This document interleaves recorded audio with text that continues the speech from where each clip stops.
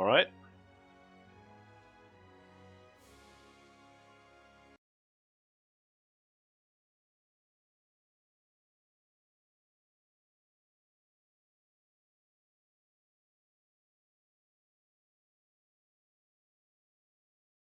My webcam is like 10 years old or something. Maybe 12.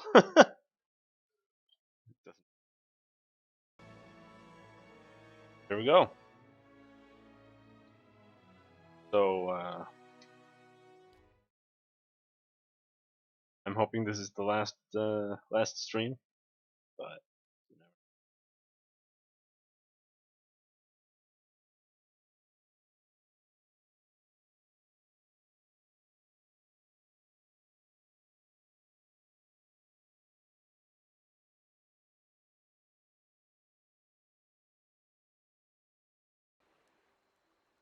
Yeah.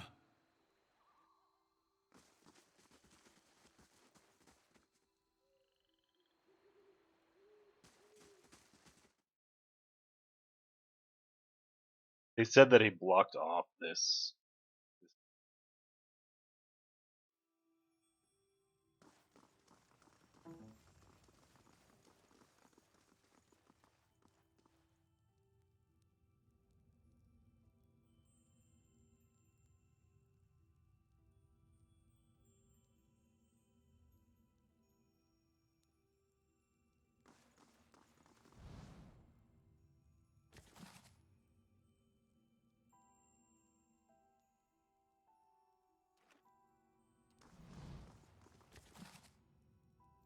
Journal of Jonas.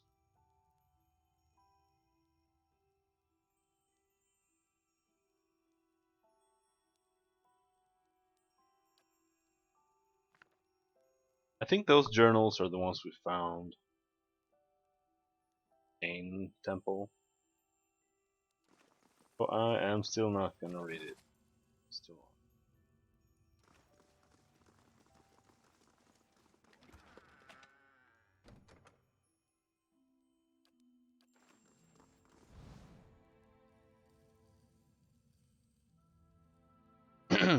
Oh, what's that?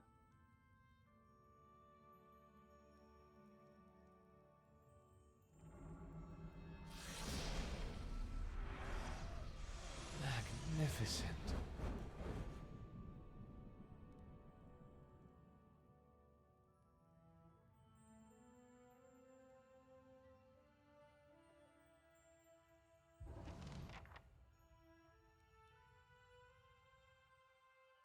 In the nearby constellation, you can make out the shape of a strange horned beast.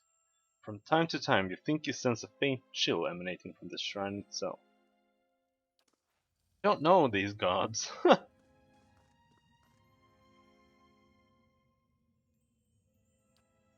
it works.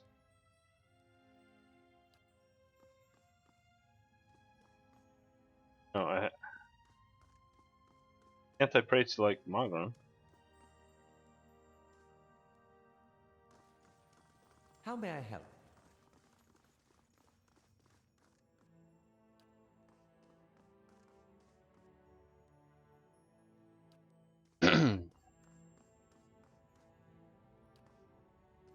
This assumes that I have like any fucking clue which god is.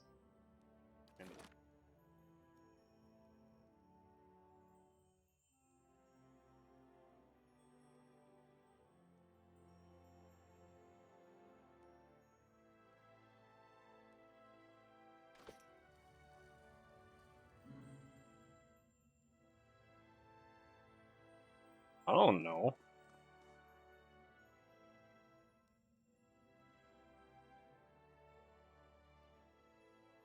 Sure.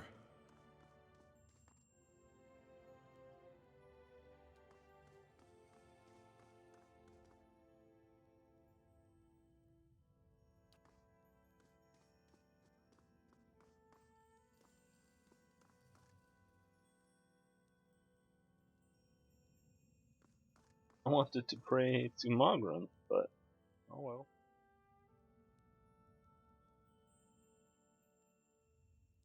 Isn't Galloway like god of the hunts or some shit.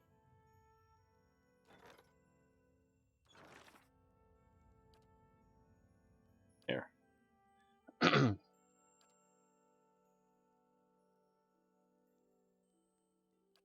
God of the hunt, assassins, pursuit, wilderness, and predatory creatures.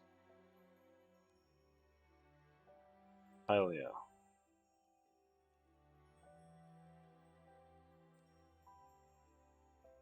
Goddess of the sky, maternity, creativity, bird, song, invention, language, and the art. God of death.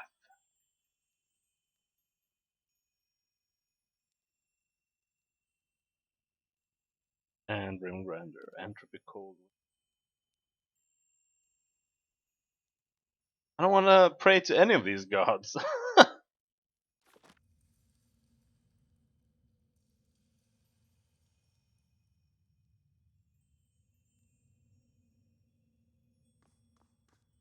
We're going to kill ourselves.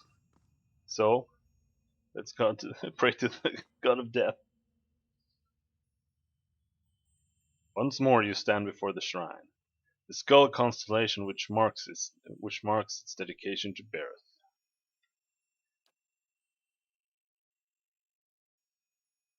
Kneel before the shrine and prepare to recite the ritual words. Oh, is that what these all about? Yes.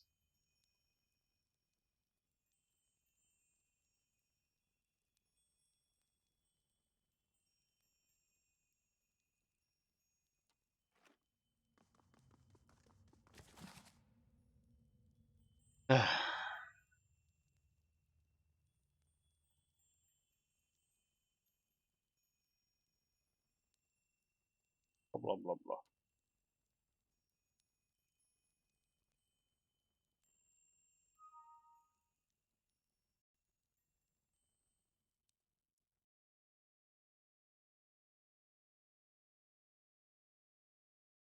Oh,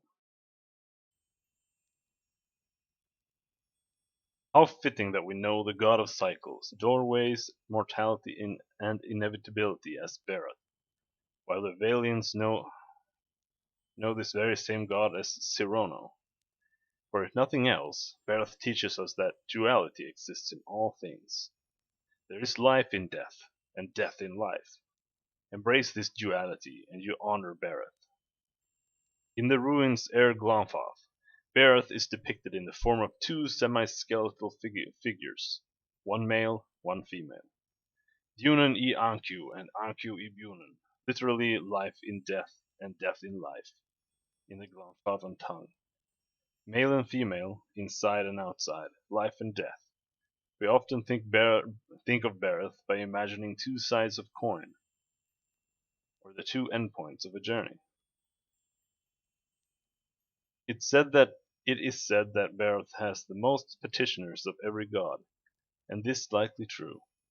Who amongst us has not prayed for the cycle to hiccup? Who has not, in a moment of sadness, yelled at Bareth to make an exception for our fallen beloved ones? Bareth may not rescue our loved ones, but it answers our prayers in its own divine way. Bareth is the god that makes life end in death, and it is also the god that makes death end in life. Bareth, Sirona, Dunani Anku, Anku, Ibunen. I hate these words. Whichever of the many names you prefer to use deserves our prayers, for it has given us promise of life's eternal renew.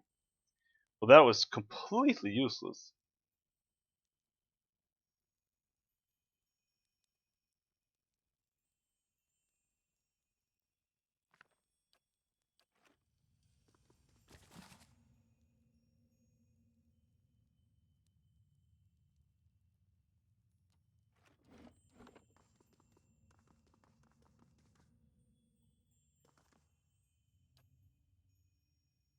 Kneel before the shrine and prepare to recite the ritual words.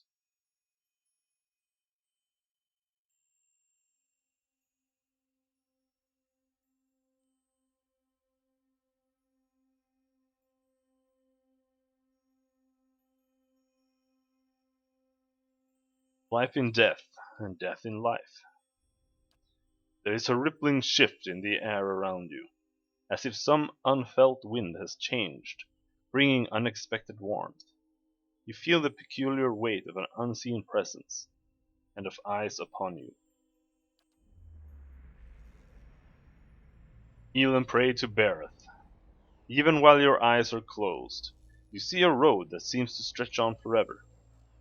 The stars wheel overhead in a clockwork rotation of constellations, disappearing over the horizon to your left, only to rise on your right.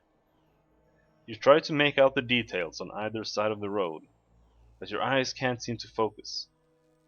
One moment you think you see a meadow, blanketed with mist, and another sheer canyon walls. For just an instant, you even see waves lapping at the edges of the road. Were you to step into the shifting landscape, you feel certain you would only end up back on the road. You know this is a vision, but the packed dirt feels firm beneath your feet. Night air cool on your face. You are walking. Your feet seem to carry you forward of their own accord. Something looms ahead of you. As you get closer, you see two stone figures that look strangely familiar. Our old friends, life in death and death in life. We're in the realm of the twinned god, and here it's two aspects. You remember the door to Cleoban Relag, right? And the two figures carved into the mountain next to it.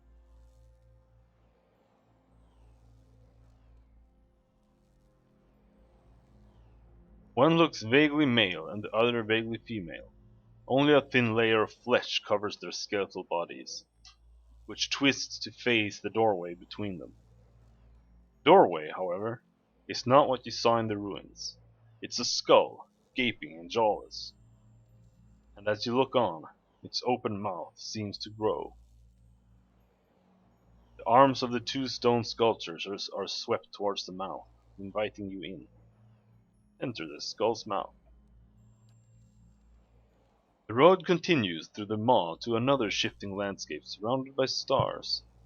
As you pass through it, you see an identical doorway in the distance. A dwarven man stands near it, unmoving.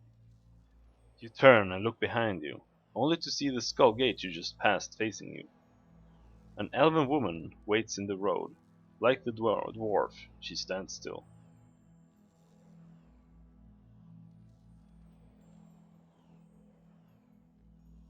Okay, so we keep going forward, so go to the dwarven man. You continue down the road toward him. He looks up as you approach, but you can't tell if he's looking at you or through you. His face is smooth but flaccid, as if the flesh has detached from the muscles underneath. As you look on, his face begins to change. Wrinkles crack at the corners of his eyes. His mouth sinks, carving deep lines from his nose to the corners of his lips. His jowls sag, and the loose flesh hangs like dough. He raises his cupped hands. They're covered in blood. He lifts them to his face and smears himself, from his newly creased forehead to the wattles of his neck. As he massages the dark, sticky fluid into his skin, the fresh wrinkles disappear. The hanging folds recede, and his flesh tightens as if re-adhering to his skull.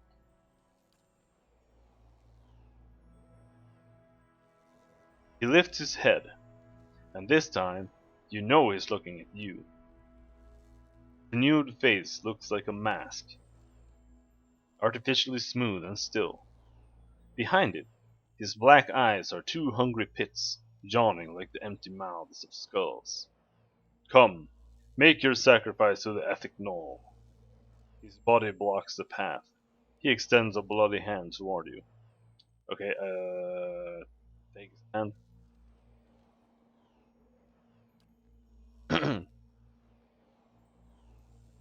Grab his hand, but his skin gives too easily under your grip. As you try to pull away, you hear a noise like dried canvas tearing. His skin splits, following a long seam that begins at his arm and stretches the length of his body, Blood gushes forth, in such quantities that you can't imagine there was ever anything else in it. Sure enough, as the dwarf empties of blood, he collapses like a desiccated husk. The blood in the path gleams with 1,000 souls worth of essence. The essence evaporates, trailing shining filaments into the night sky.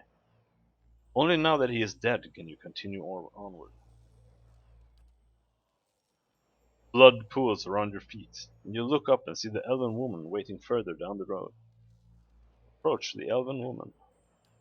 You start toward her. There's something unnatural about the way she stands. She's too still. When you get closer, you see that her legs taper into a slender trunk, and in place of her feet are gnarled, twisting roots.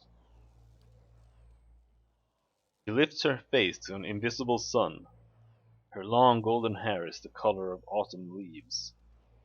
As you look more closely, you realize that her head is actually covered with tendrils and vines, sprouting brilliant yellow leaves.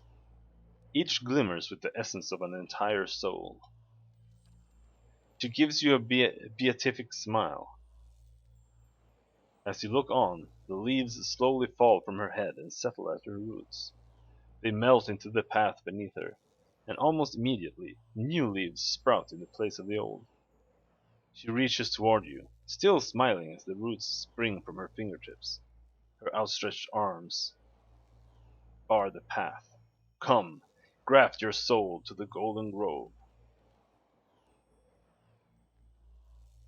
I have no idea what any of this means. Sure, okay, take her hand. Her roots twine around your fingers, and as they do, they grow rigid and cold. Her outstretched arm petrifies, and as a rough stone bark overtakes her flesh, she can only look on in horror. You break away from her brittle grasp. Her feet are rooted in place, but she twists and writhes as if trying to flee her own dying limb. The petrification reaches her shoulder and spreads down her body, freezing it in a painful arc. It creeps up her neck, and she throws her face skywards like a drowning swimmer. The grayness covers her face, freezing her gasp in stone. Now that she is still and lifeless, you can continue past her.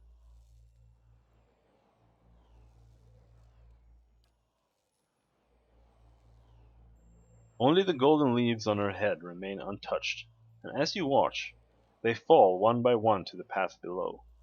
They shrivel as the shimmering essence fades from them. A voice echoes along the road, barely more than a whisper on the breeze. Return them to the wheel. You lift your gaze and see the skull gate ahead of you on the path.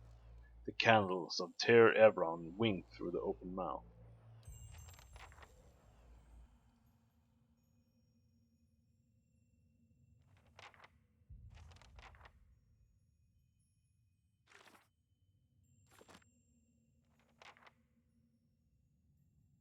Uh,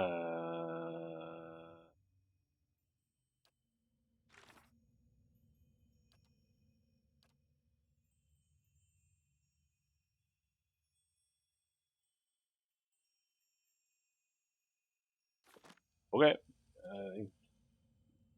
Okay. Yes.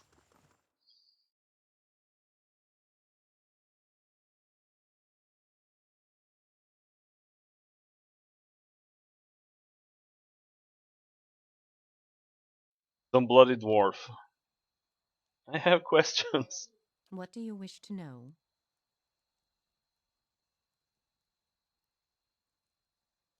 Until we meet again.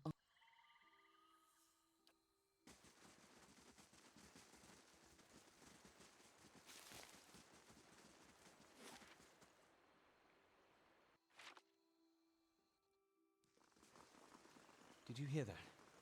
About our awakenings being permanent? If those Delamgon are right, you and I are stuck with our awakenings. Not quite the news I was hoping for. Shrug. Worrying won't change anything. Yes, if only that knowledge could prevent it. And while I hate to turn the subject back to myself, this all has me thinking about Isilmir. I'm stuck with her now. Time you dealt with this, Alf. I know. On the bright side, I've got plenty of time to figure out how to deal with her.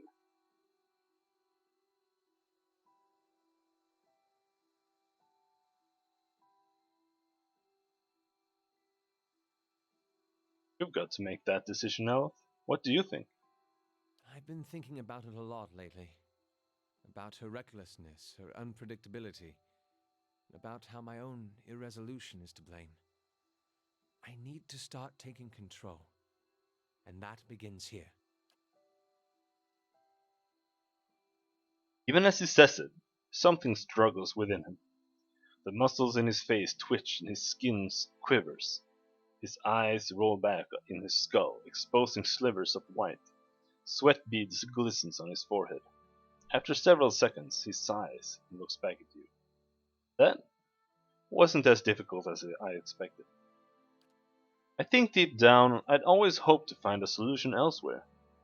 When I was a child, I always thought my mother would come home with a mysterious cure, or that my father, without knowing it, could somehow send her away just as he'd called her forth. I can't pretend that I didn't spend years of my arcane training hoping that one of my instructors would have the answers somewhere in his grimoire. When I joined the Legend Key, I hoped and believed that, with enough loyal service, I'd gain the ear of someone in the organization who could help me. Even when I met you and realized your unique talents, I hoped that you might be able to reach into my soul the way I've seen you do with so many others.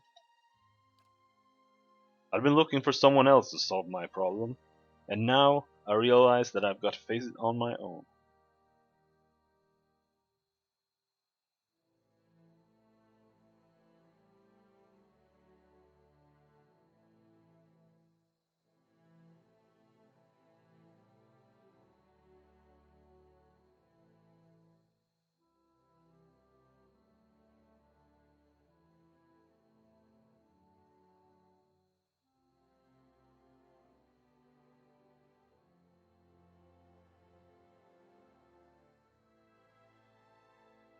Most people need that kind of guidance. You don't. You don't think so, eh? It's a comfort to imagine that all we've gone through has been for something. But it leaves me wondering where we'll be, where everyone else will be, when we finally track down Theos. That reminds me of something else the Delamgon said. About the gods not being real.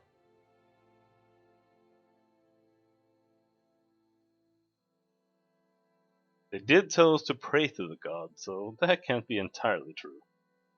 Yes, I suppose so. Still, I can't help but worry at the state we'd be in if that were somehow true. If there were no power guiding us in this life and shepherding us to the next.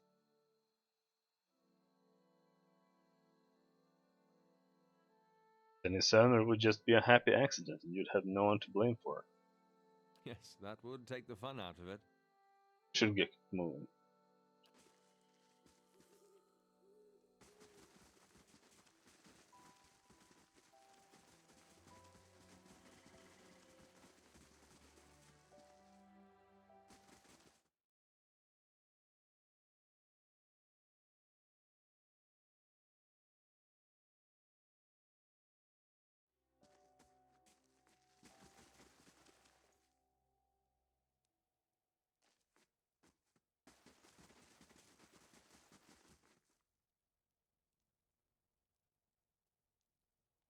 Estramore? Grizzled old elf, his hair braided and dyed, stands at one end of the hall. His arms and chest are cross-hatched with the pale seams of scars. His crooked smile looks like another.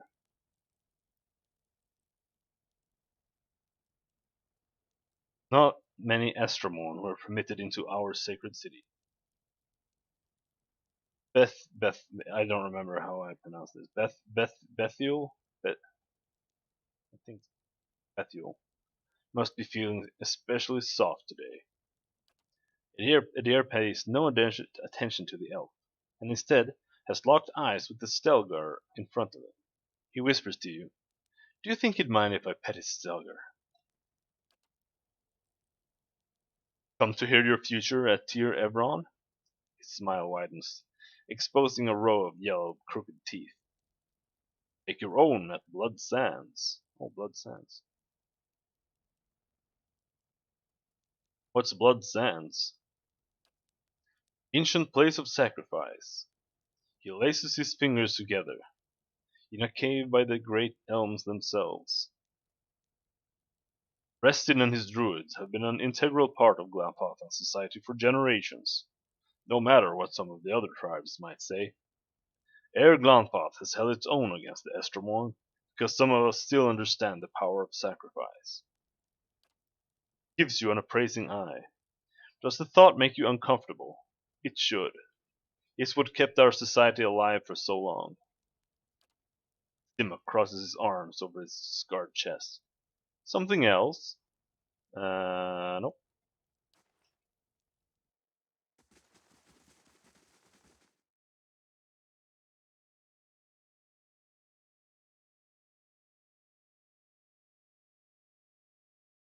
What did he say? Okay, cave.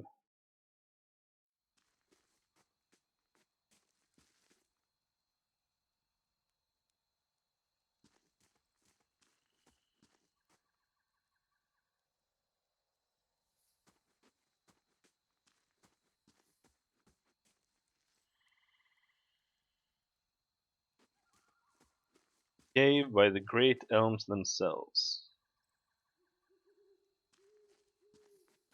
Did he just mean that? As he did? No, there's Blood Sands. Okay.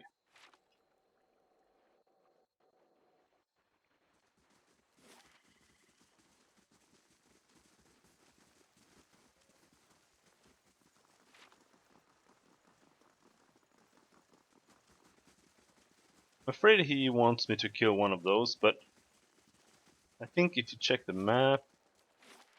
Oh, okay, I am where I thought I was supposed to go. So that might be a problem if he wants me to kill one of those.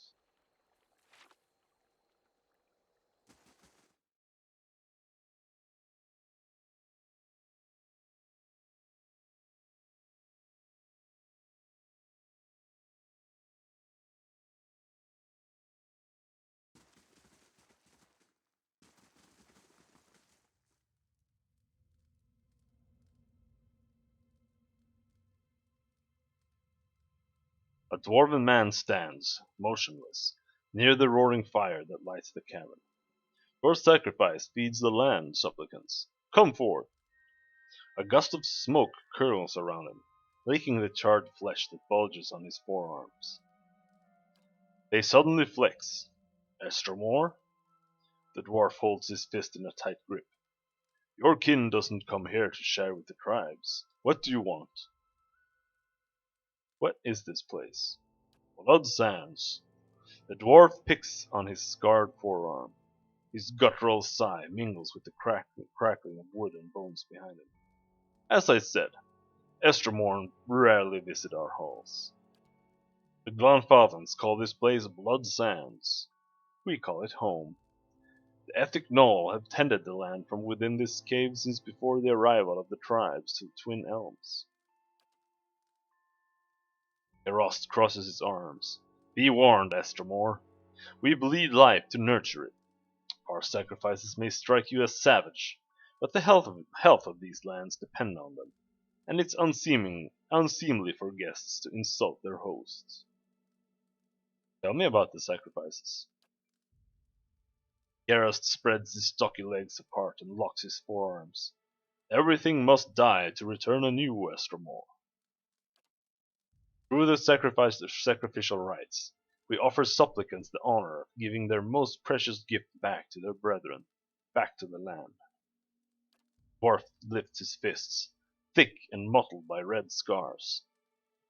The blood gives us strength. Even the Glanfathans have come to depend on the blood paint.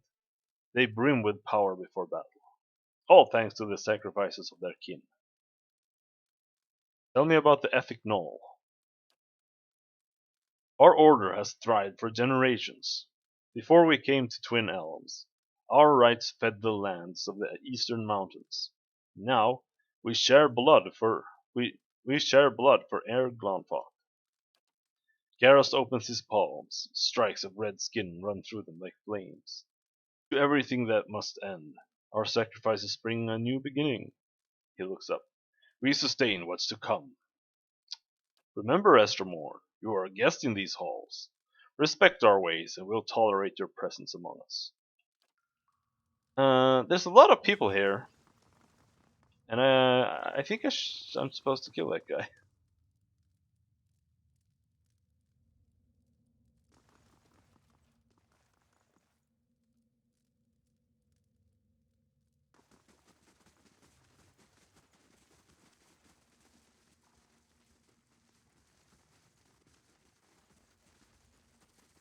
But how am I supposed to know? Oh, here's another dwarf. Estromor. Elderly dwarf blinks at you, not quite looking at you. Her eyes are pale and clouded with cataracts. Welcome to Blood Sands. It is rare that an Estromor sets foot in these caverns. Her sightless eyes fix on you as she tilts her head. What brings you here, I wonder? Here. I sell and maintain certain goods for the preservation of our order, and I perform some of our ritual sacrifices. Something more? How do these sacrifices work?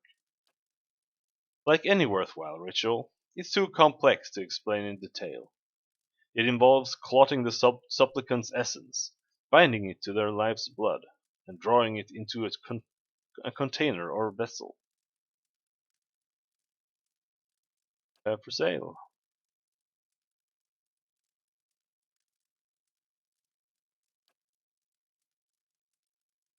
The OP buff, but whatever.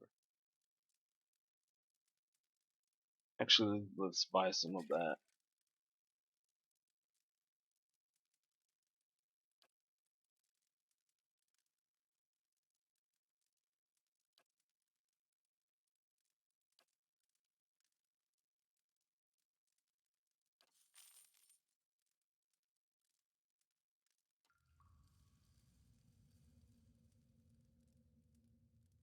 Tell me about the Blood Sands. This is the raw, bloody heart of Erglonfog, where some come to give their essence back to their people. Her dry lips bend into a sardonic grin, where others seek a noble escape from their trials. The legacy of the builders to the tribes was not merely order and stone, but a sense of community, and it's here that Glonfathans come to sacrifice what is most precious, even their own lives, to preserve it. Uh,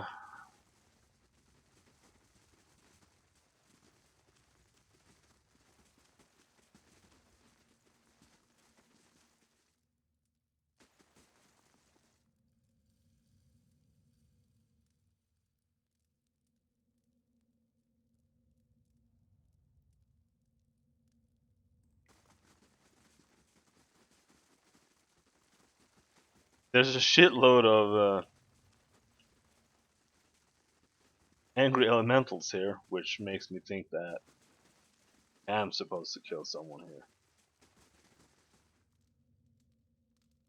here.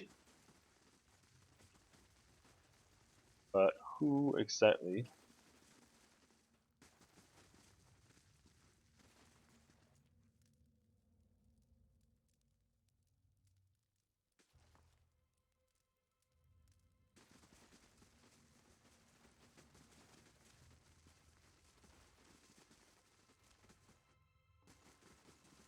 Naka.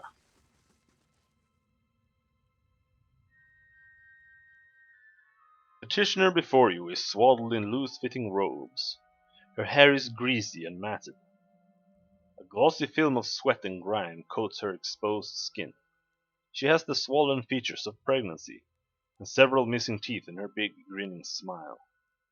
As you approach, she slowly turns to you and examines you from head to toe, smiling the entire time.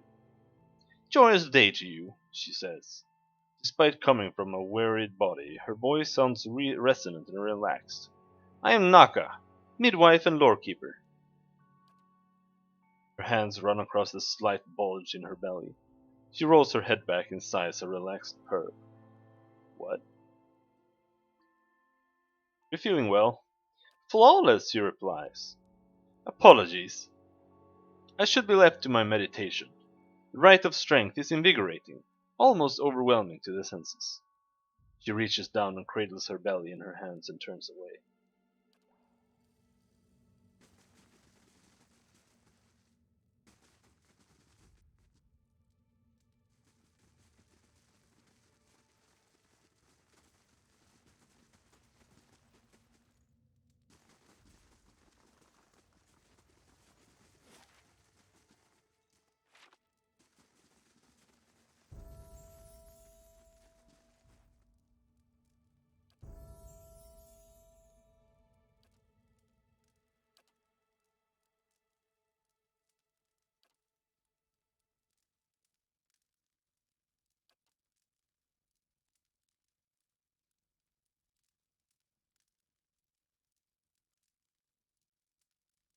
That is a lot of damage, but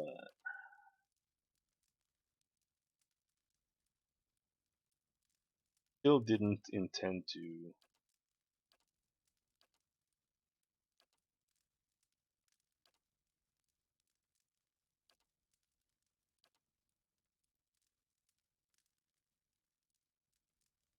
Backstab her in that sense.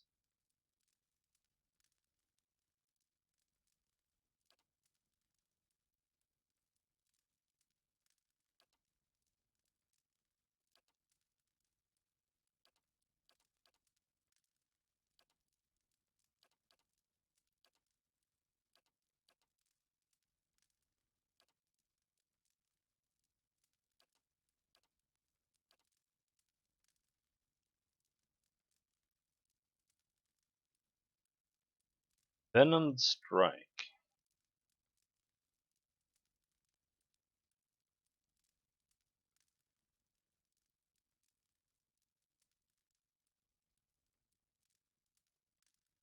That does seem to do a lot of damage, but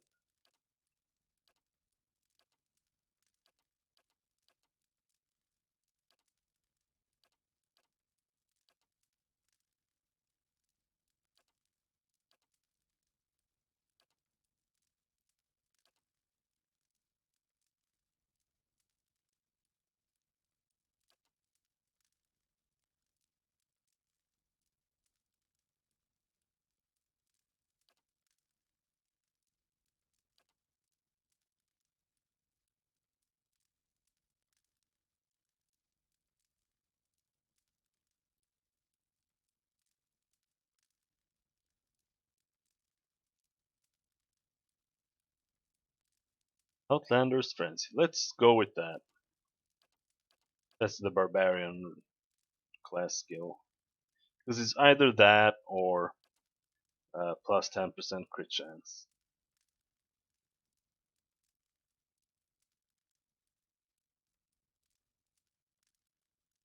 When using Dirty Fighting. That means modifies Dirty Fighting.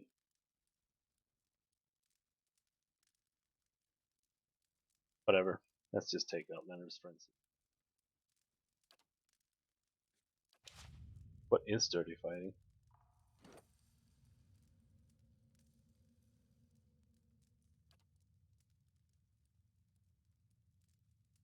When using Dirty Fighting. Okay, so it's just always. Because it's a passive. Whatever.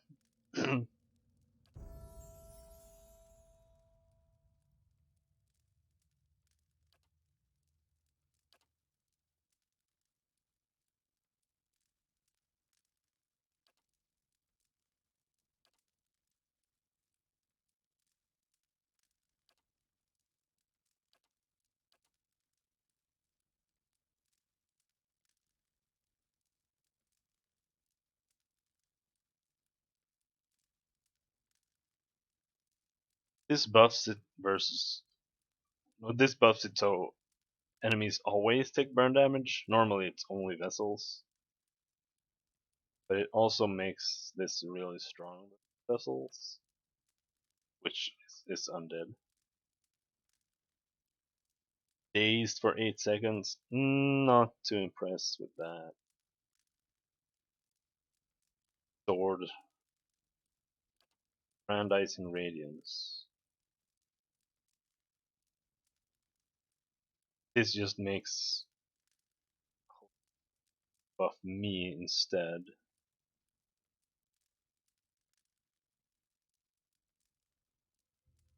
So we'll go with Brilliant Radiance.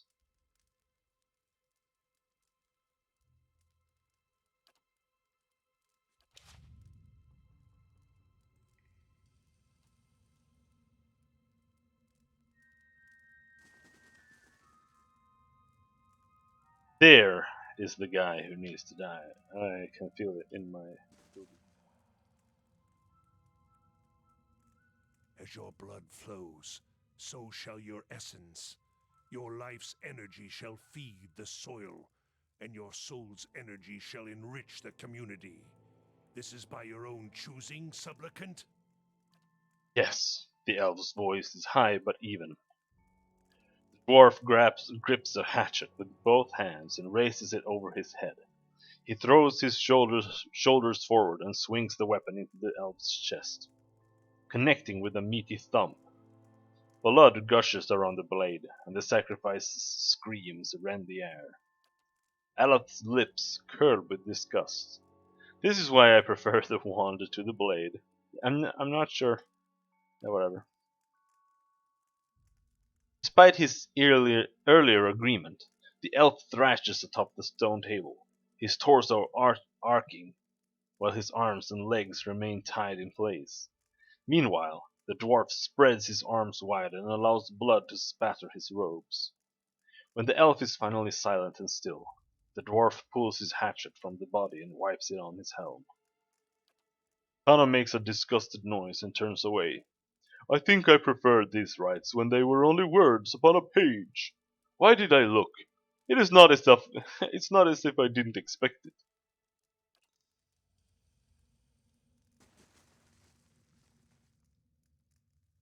Dwarf wears crimson robes that are stained and streaked with dark patches. His face is smooth but lacking youthful elasticity. It's as if the lines and wrinkles have been formed and erased many times over. He watches you with eyes like two black pits as he wipes his hatchet into his robes. Hey, Lestramore. No one comes to Blood Sands without a purpose. What is yours? Who are you? I am the Archdruid of the Ethic Null. For centuries it has been my duty to guide our rituals and guard our knowledge. It is work that requires a certain resilience, but it is not without its benefits. Tell me more about the Ethic Knoll. We are a druidic order that has been in Twin Elms since Engwithan times. Our founders came from the White March seeking a place where we might practice our beliefs in peace, as it were. Unlike most of our Glaphadan brethren, we seek answers in the world around us rather than in the teaching of the gods. Aloth looks at the druid's blood-stained robes and hatchet. I'm beginning to see why Barrett is less than fond of this fellow. We believe that all life has power, and this power can be siphoned and conducted. We are not, as some suggest, madmen and murderers. All of our rituals are conducted with willing participants, and through methods that have been tested and refined over centuries. He nods, his black eyes shining. This allows us to create the war paint for which we are respected, if not loved. I want to know more about your sacrifices. A guttural laugh rumbles from his throat. We merely believe that, in giving up something of value, the energy from that sacrifice can be diverted elsewhere. It is not so different from what folk practice all over the world. If you want to turn the soil, sail a ship, or move a cart, you must expend energy. He smooths his robes. But we're best known for our practice of kith sacrifice. This is the most potent form of sacrifice because it releases the most energy. We distill the essence of an entire soul into raw power that can strengthen the body, fortify the soul, and extend life. More than a little different from sailing a ship, Kana squirms. An interesting perspective, even so. The Glanfathans have never half-hearted their superstitions. Are, are never half-hearted in their superstitions, are they? How are you different from the Ovates of the Golden Grove? A dry laugh rasps from his throat. Golden Grove! I remember when Arona came up with that name. He gives you a darkly gleeful look. Used to be as green as the rest of the forest, you know. More similar than they'd like to admit. We both believe in achieving power without the double-edged aid of the gods. But their fantasy is pure creation.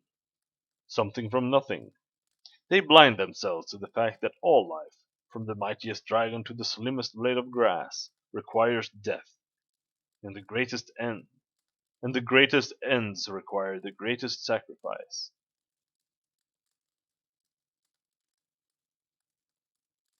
Interesting thought.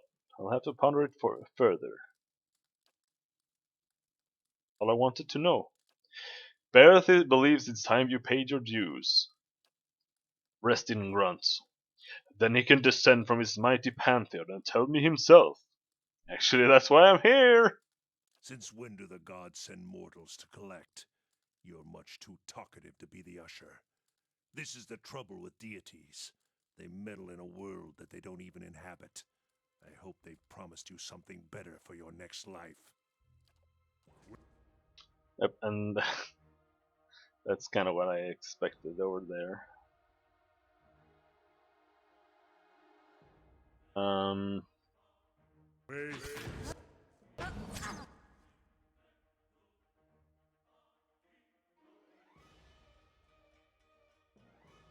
Spirit.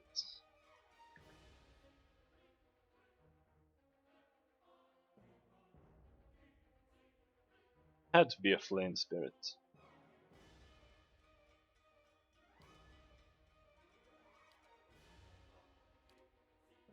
Summon some good old tentacles.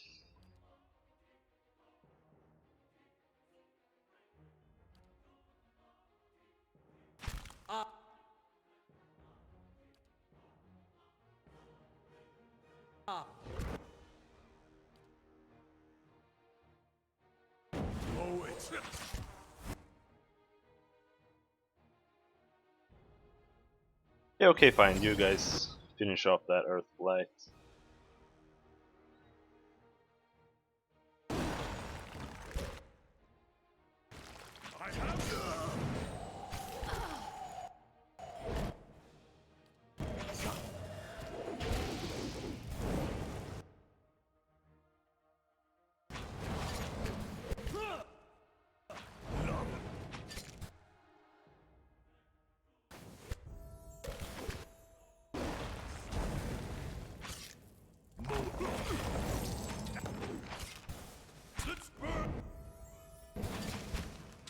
Wait, didn't you just die? Why are you back alive? Indeed. Maybe he shapeshifted or something. Holy ouch!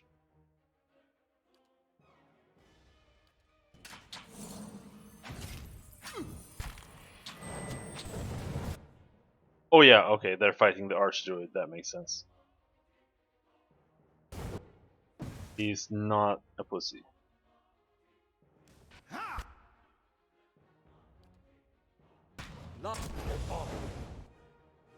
And he is wrong weapon.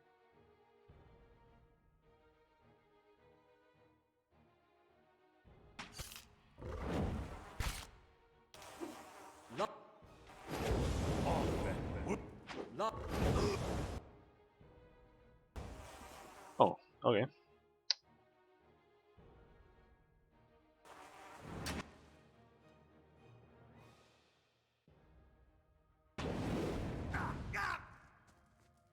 Dominated. Why does he keep getting dominated? By what? By who? Purgatory.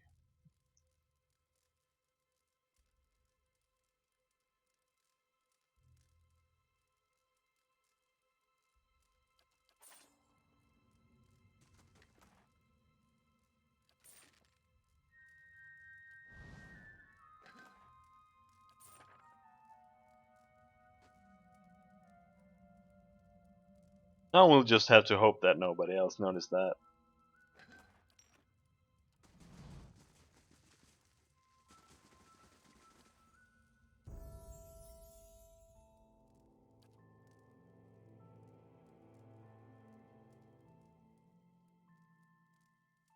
I don't know if there's any point to having lore this high,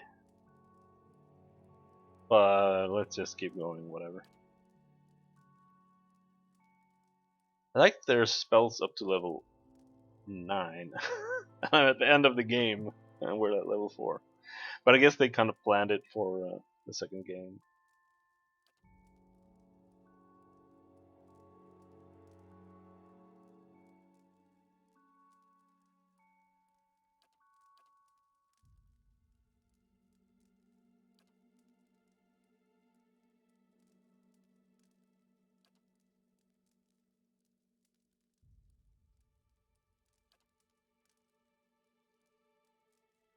Confused for 10 seconds.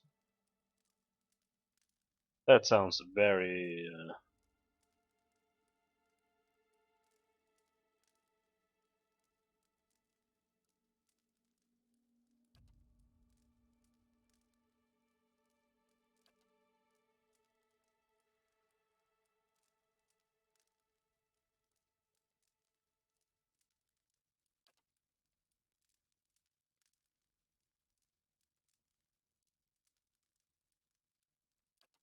let's just go with Iron Skin.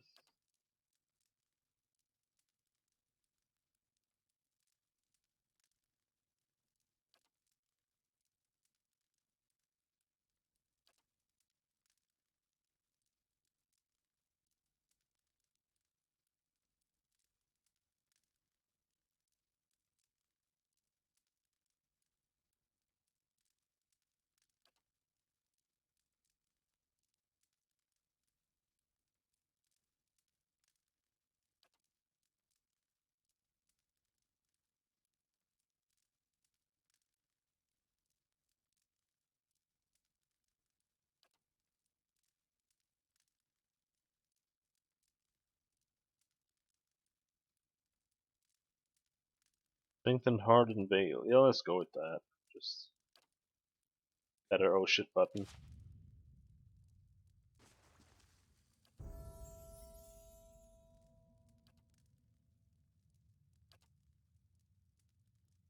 Here, here we're still on the... Are you serious?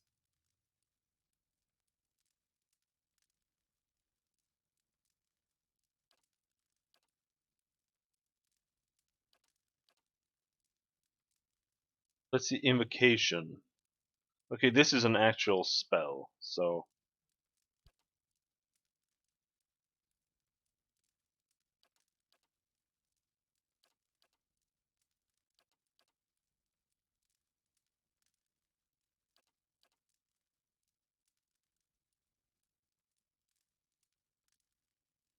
Here we can charm enemies.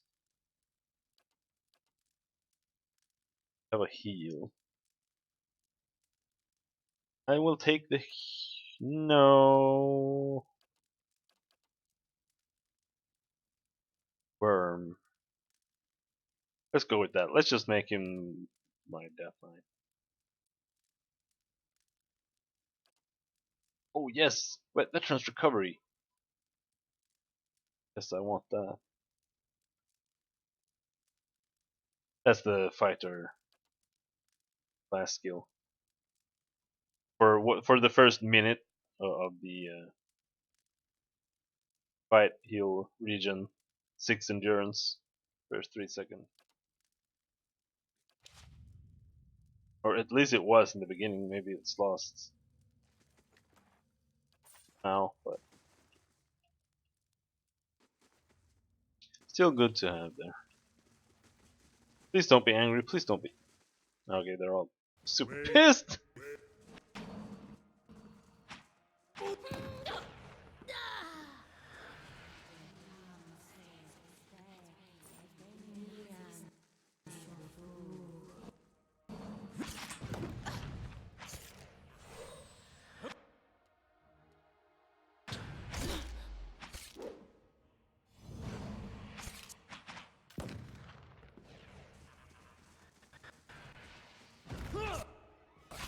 Let's go.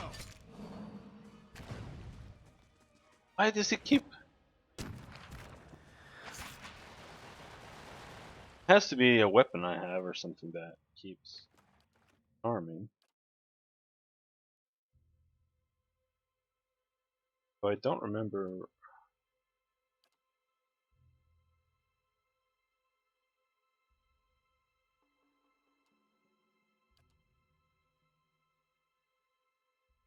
Chance?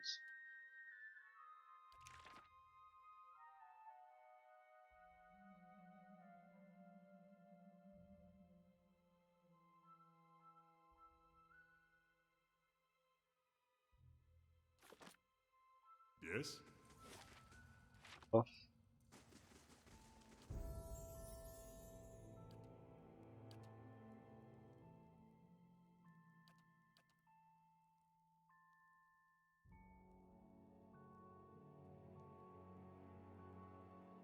Okay.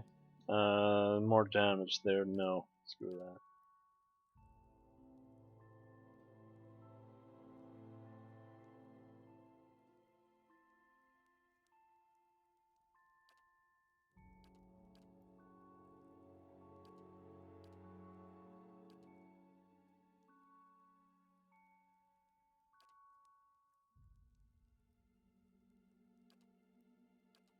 +1 enemies engaged, maybe?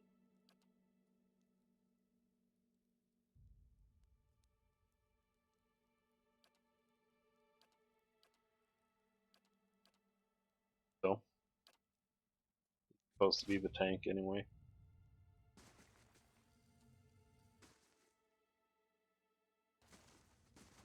Wait.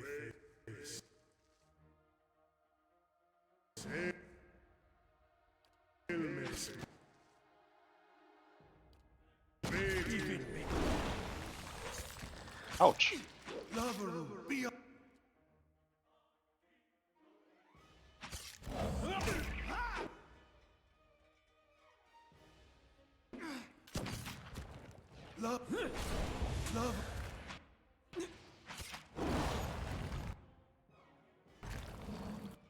Aye?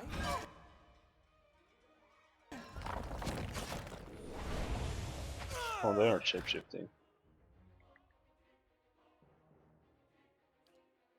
Lavaru.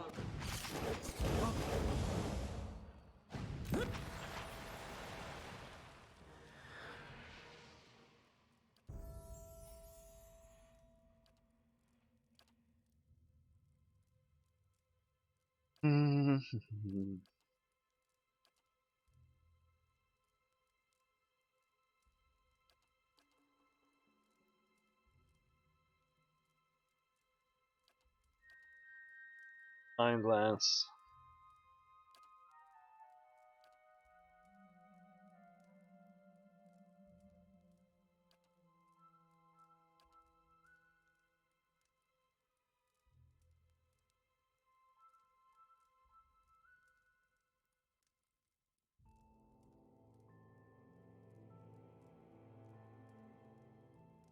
Like, this sounds good,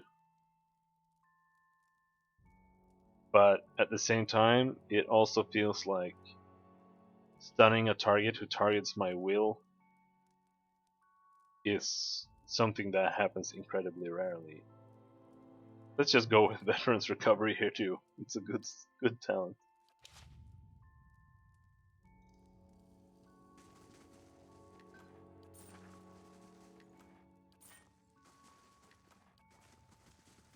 Yeah, it doesn't necessarily actually stun either, yeah.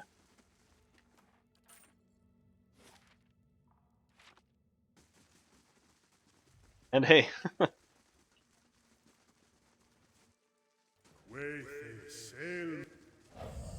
I didn't want to slaughter all of you, but you're not giving me any choice here.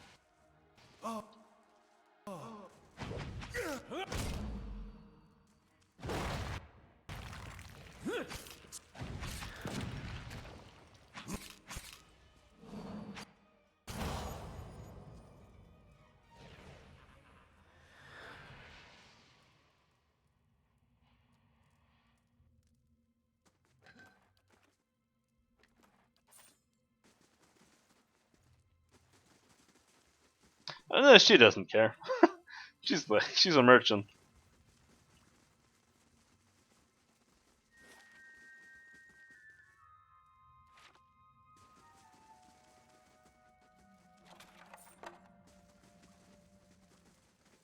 Oh, fellas. Wayface.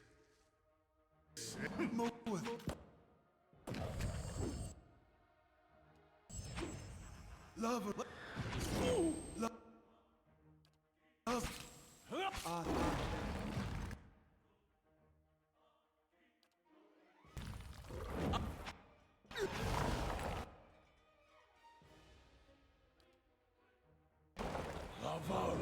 Whoopsie.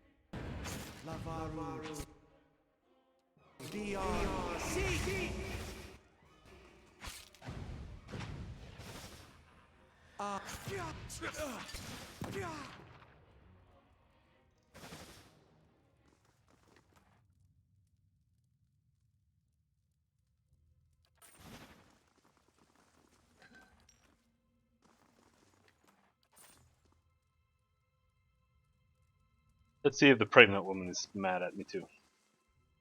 Wayface. Oh yeah, she is.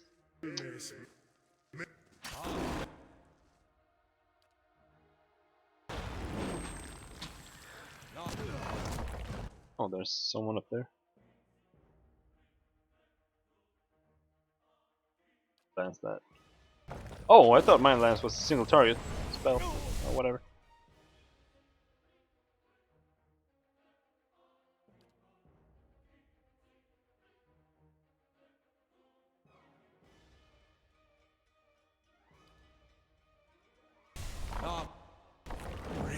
Oh, holy shit!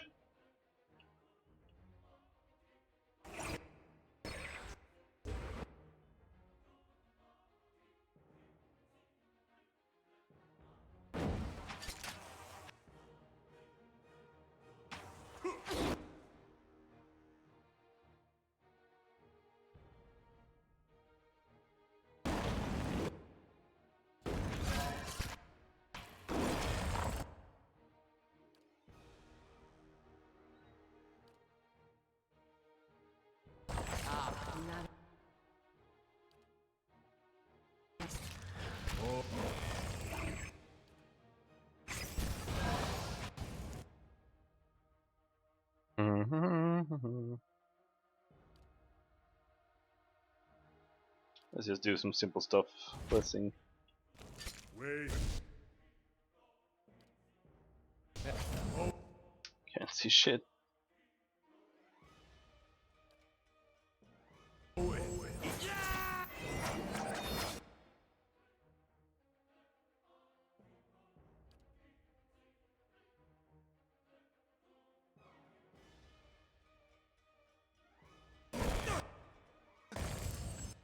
Down.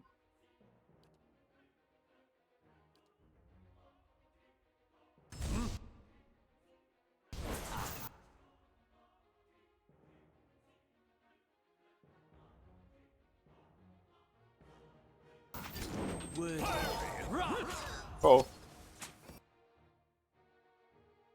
No, paralyzed.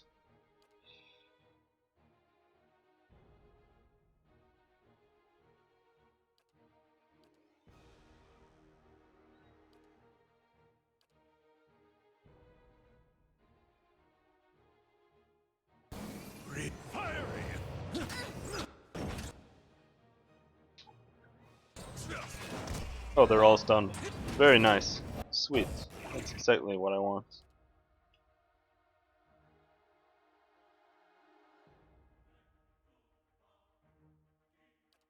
For how much longer?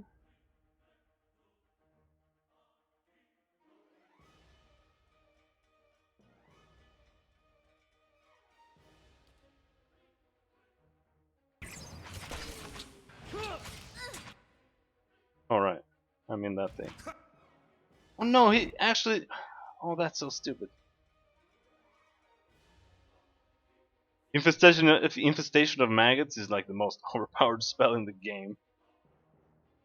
Just killed me through withdraw, which is just...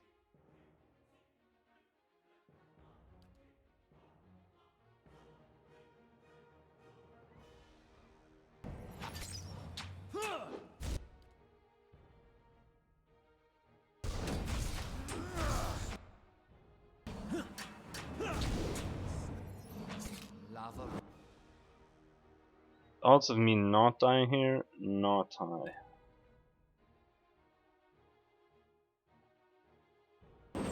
Beyond seek.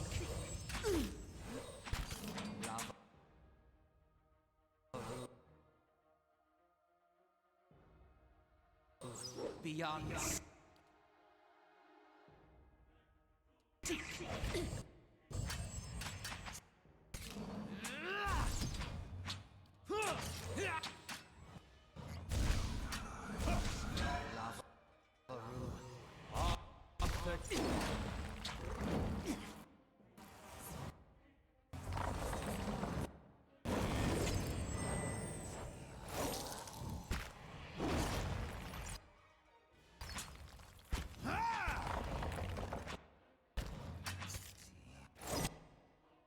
I didn't expect all of those assholes to come from up there.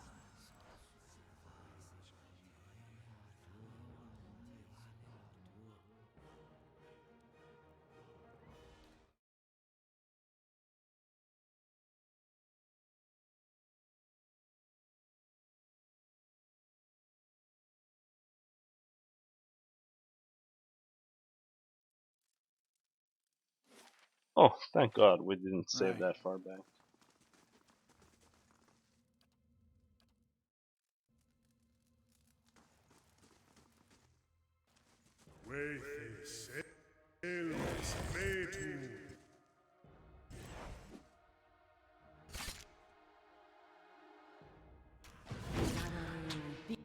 Beyond seek.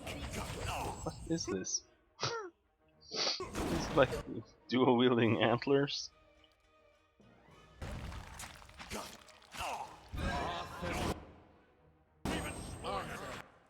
Okay, so I'm completely dead now.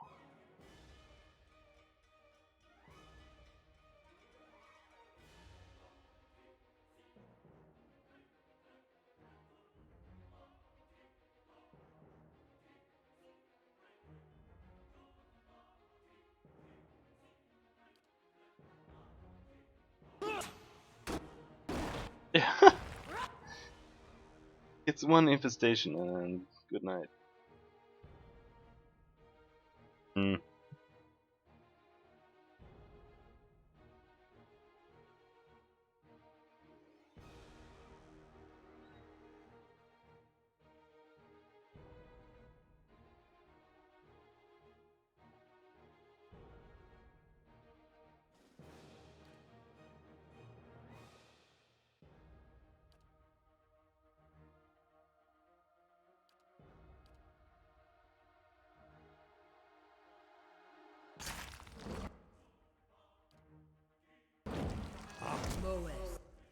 Ixi. You're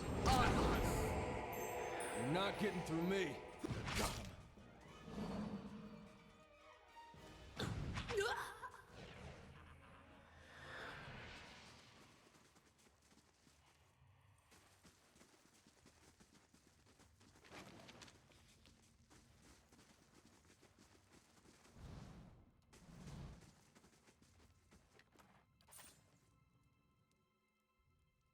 Save.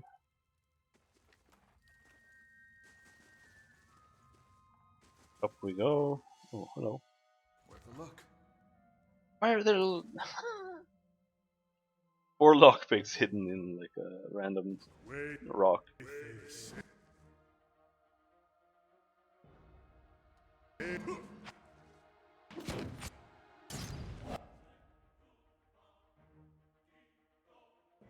Now we need to get ahead of the super turbo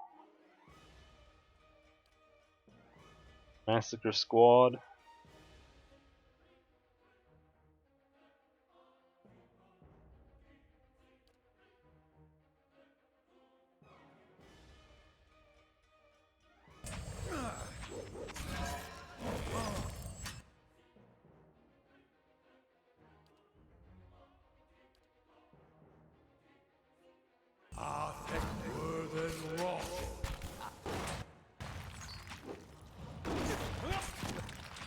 Oh, he got knocked out.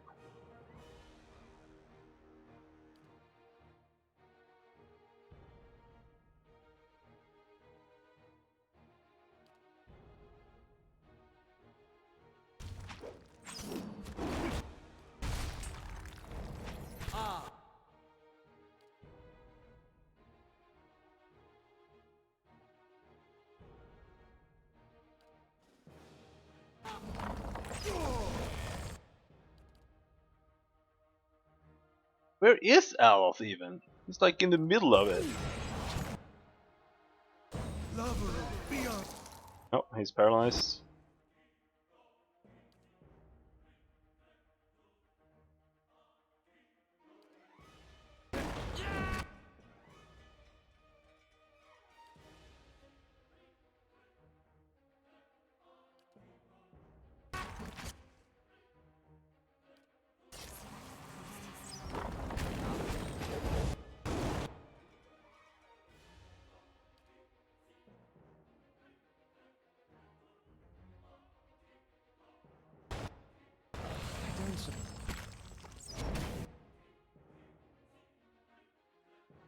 I can't even tell what anything here is. That's a chanter. That's a chanter. He is prone. He is also prone.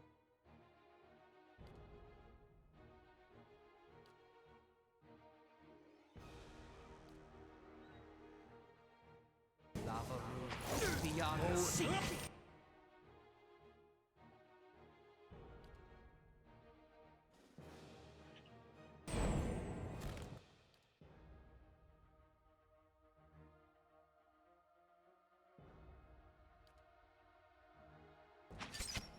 Wait.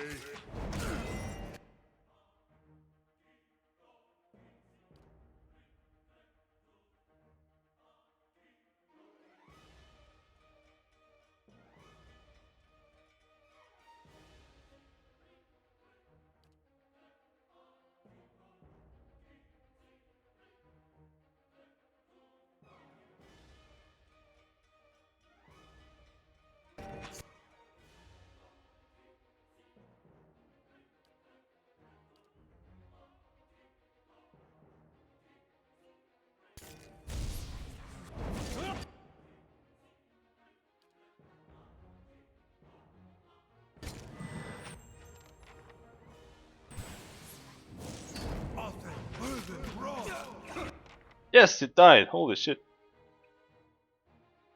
I said couldn't walk between that.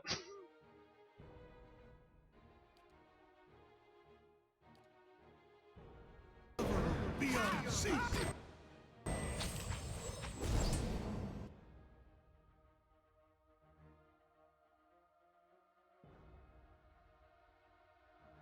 That thing with little health. Holy shit, where is this coming from? Oh, yeah, he has maggots on him. That'll do it.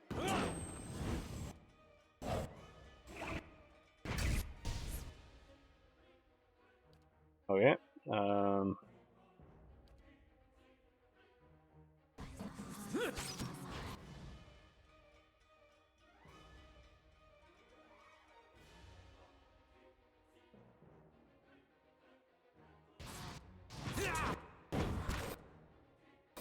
Oh, are these guys ranged?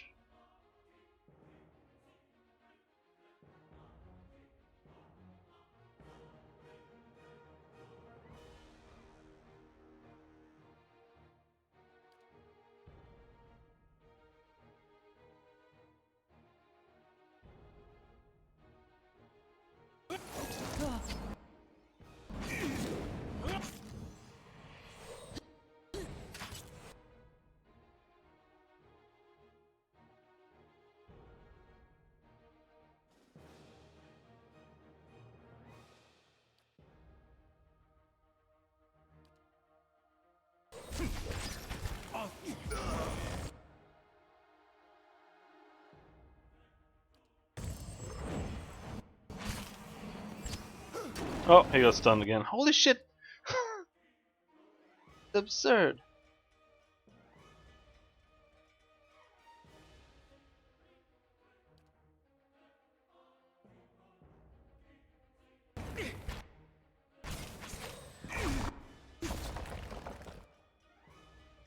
And these guys are not taking any damage.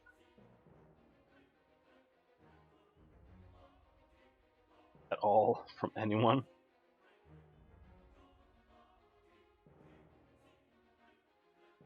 Hey.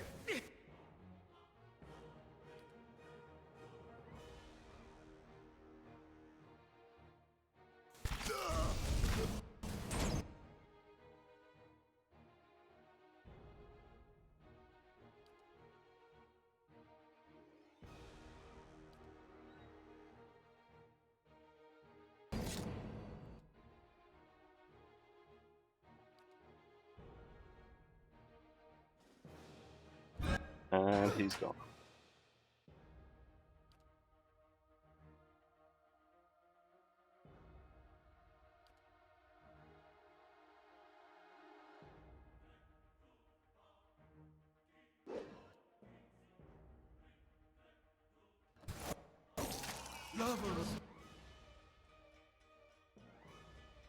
Paralyzed. Like, what is causing that?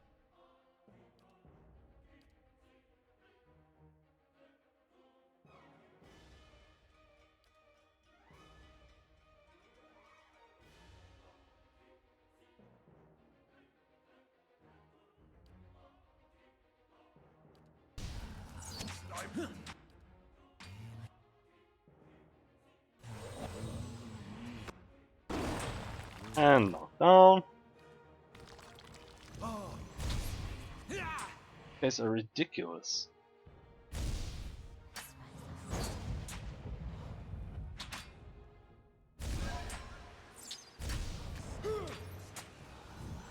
It doesn't even feel like they're casting anything. Things just happen.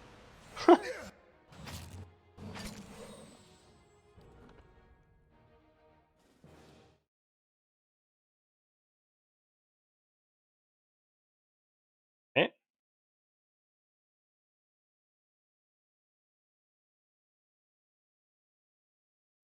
Next try.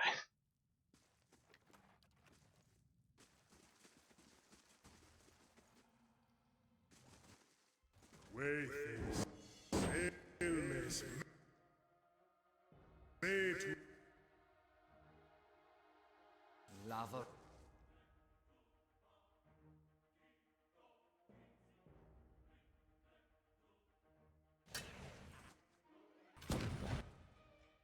Going.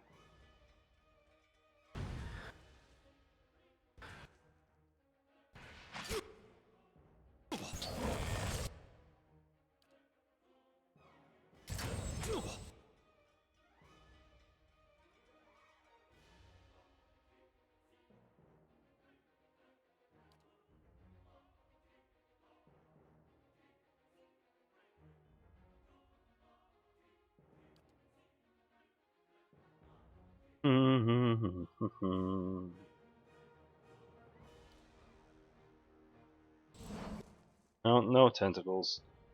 Just try to nuke them.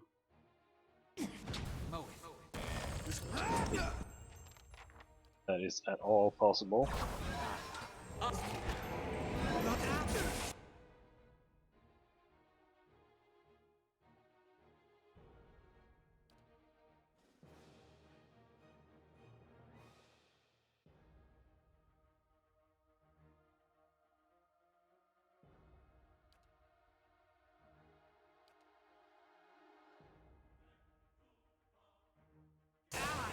Oh, no, no, no, no, no, no, no! Retard.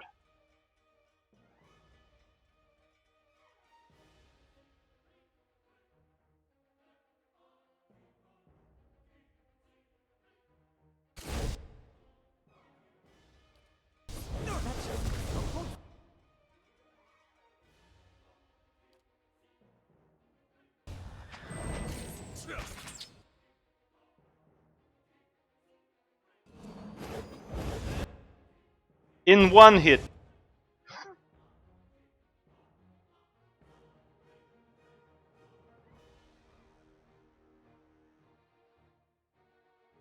Keeper crits Grieving Mother for 48 pierce damage. What?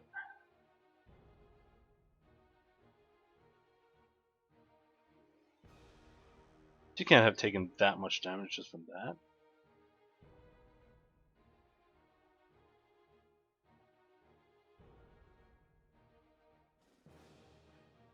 I don't fucking know, man.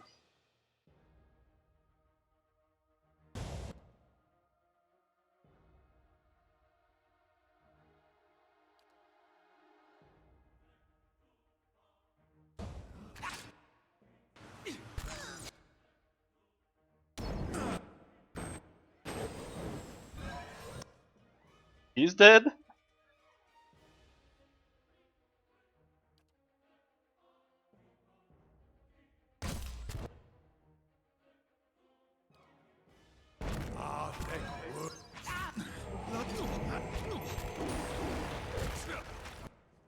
He's petrified.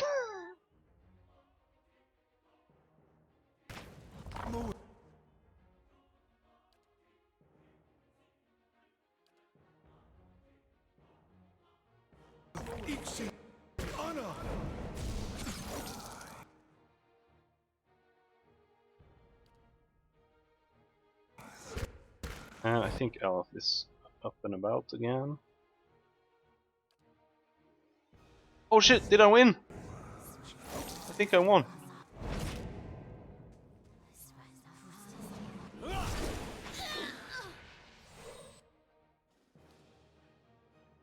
Lava. See, Lava. all of these like defense and heal spells and whatever, they're not worth using. All you should do is just nuke as hard as you possibly can.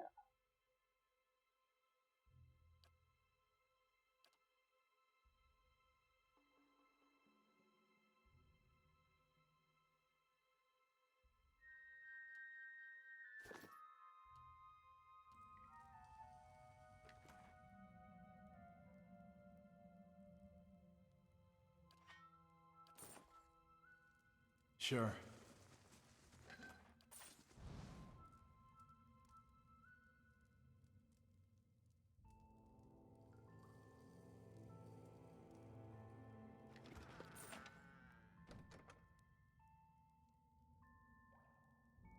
I've got it.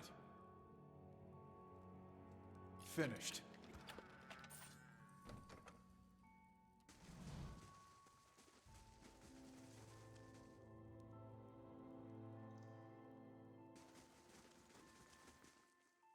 Wayface.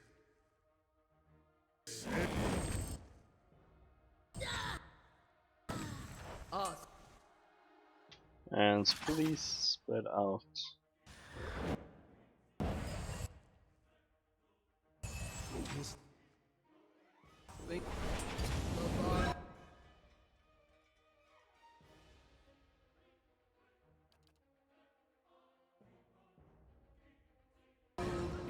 Beyond. Down.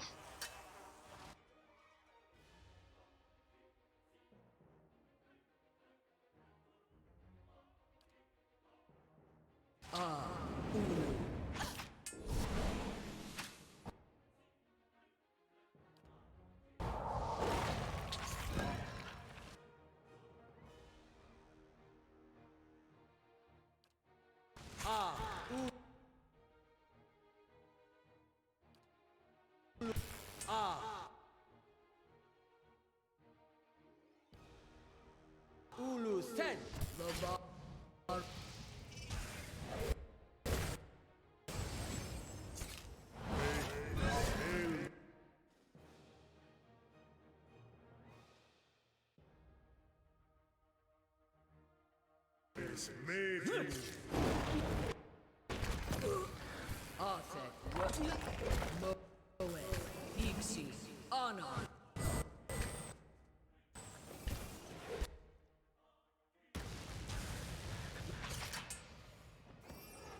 I shall.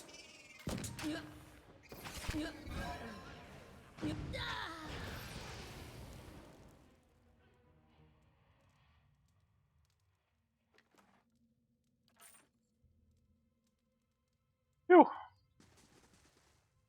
Broken ribs. Concussion. Whatever. Let's keep going.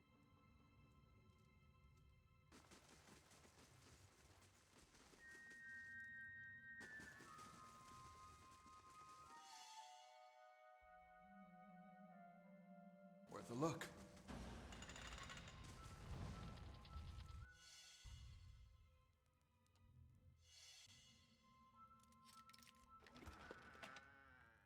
Bonus melee damage from wounds. Huh? Oh, by monk. Okay.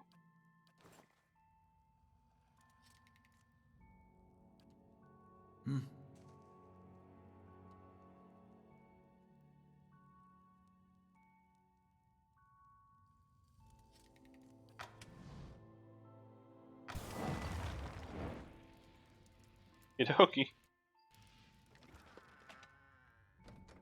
Plus 15% attack speed. Okay. Yeah.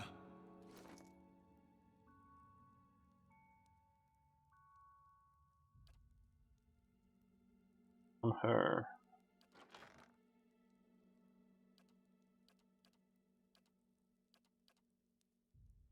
Because 15% attack speed.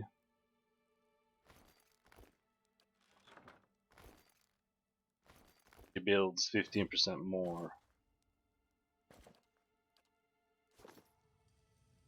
Focus. Right.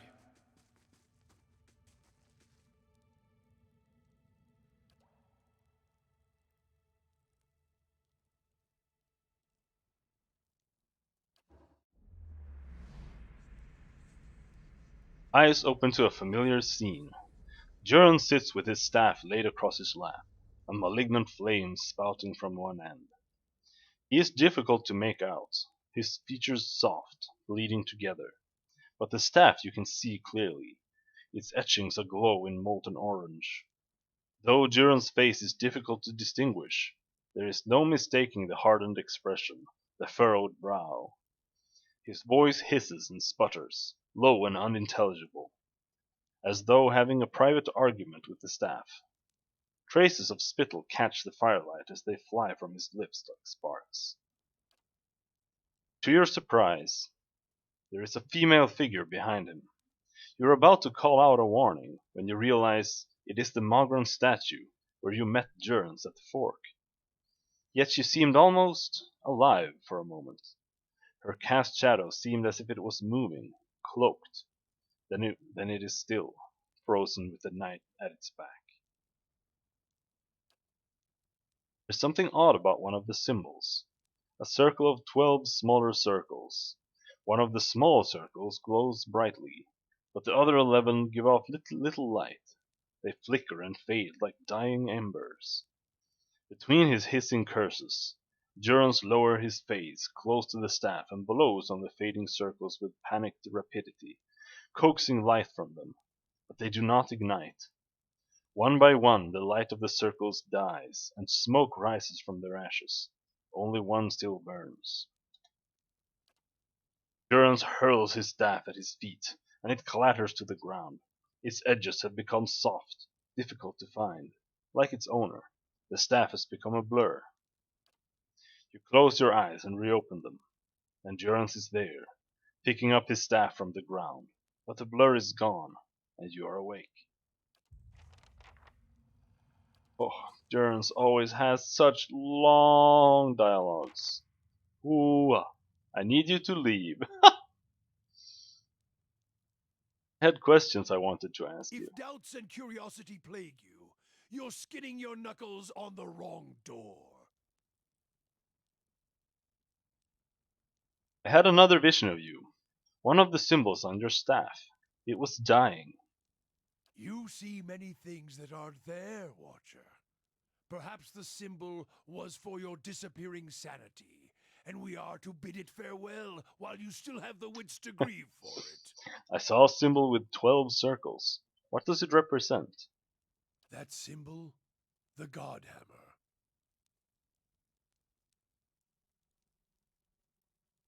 What was the God Hammer? It was a weapon of Deerwood's people, a symbol of their independence. It saved the Deerwood. I already talked about that. The cost of troubling me, you see many things that aren't there. No riddle there, Watcher. It took 12 of us to build the God Hammer. Afterward, I took my leave of all of them to see what Margaret had in store for me. I've seen none of them since. Are you sure there isn't more to that story?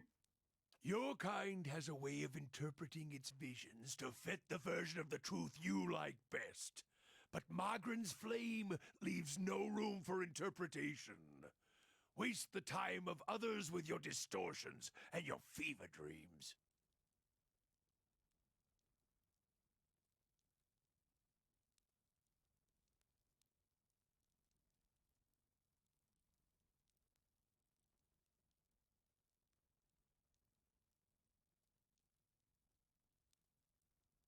Oh, what I saw.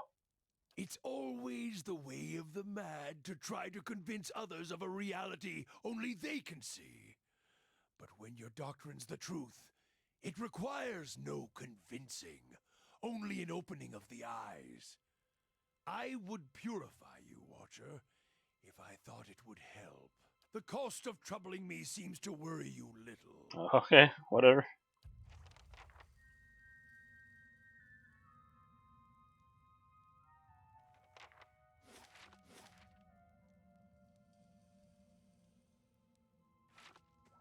I think we have slaughtered every innocent person in here now. Even the pregnant lady.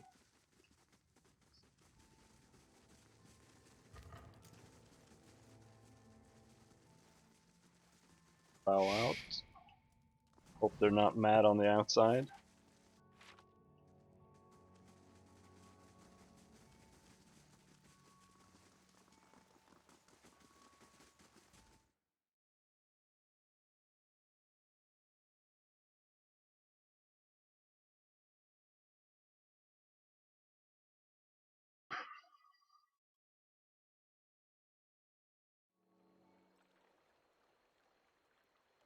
Or not.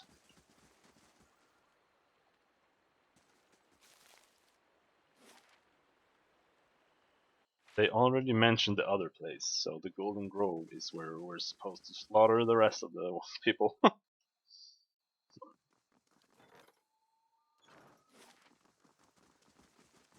So I wouldn't mind finding a store.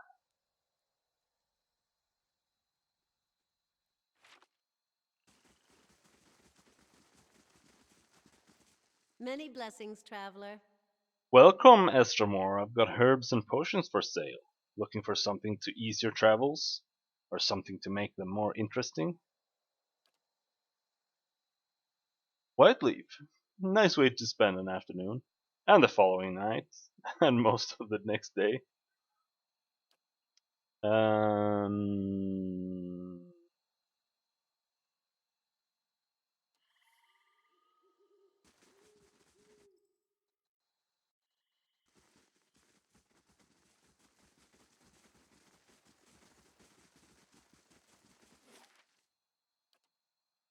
I just want to restock on campfire or camp supplies. Oh,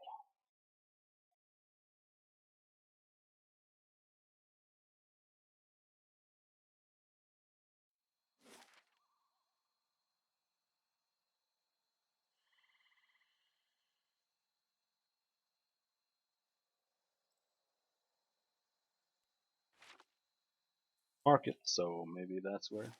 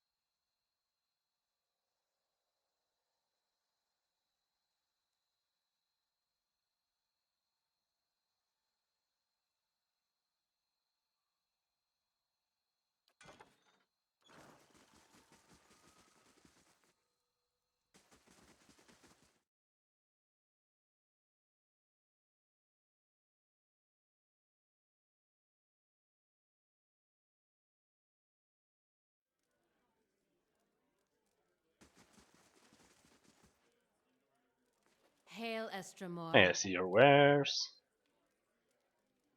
Oh, Builder's wisdom to you. see your wares.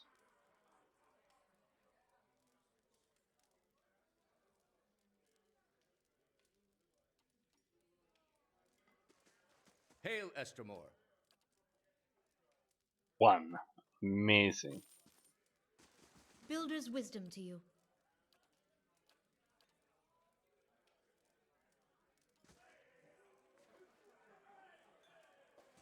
What brings you here? There we go. More.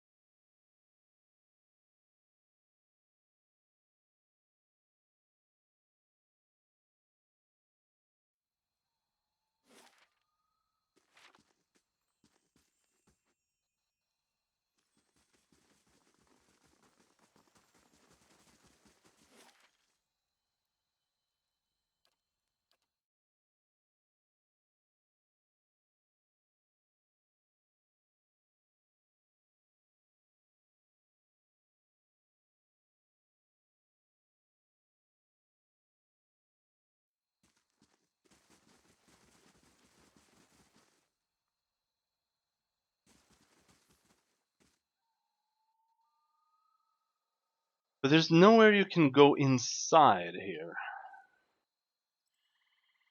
That kind of leaves me worried.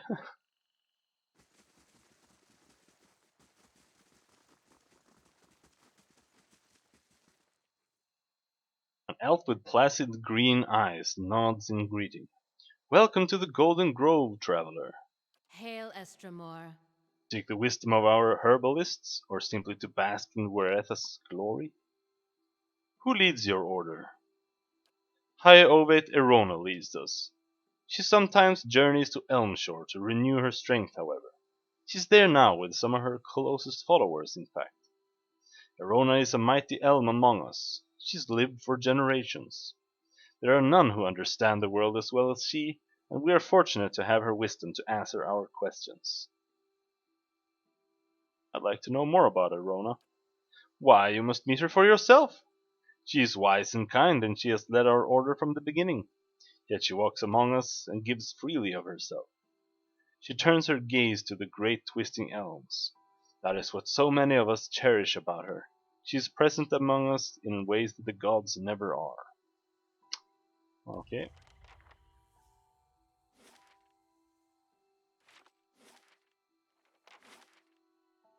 Home shore. Oh, do I have to go and fight those?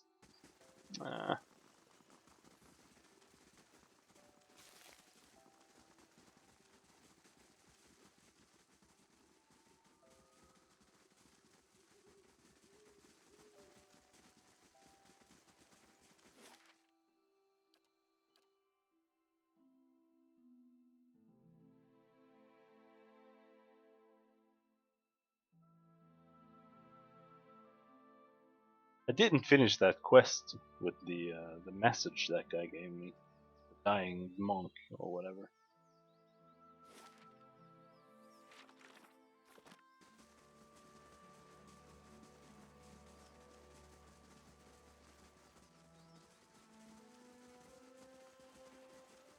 Assume that she is? Yes, of course she is. Down where those monsters we couldn't kill were. Odds of her being anywhere else.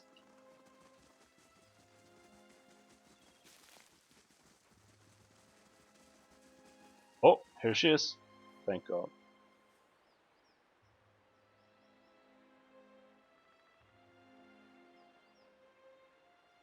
An elf stands on a dais in the middle of a clearing. The ground is blanketed with leaves in various shades of russet and gold. Her eyes are closed, and her arms folded in front of her. A curtain of autumnal yellow hair hangs in front of her face. As you draw near, she lifts her chin and looks at you with shifting hazel eyes. Greetings, Estremor. You are among the Ovates of the Golden Grove. And you are...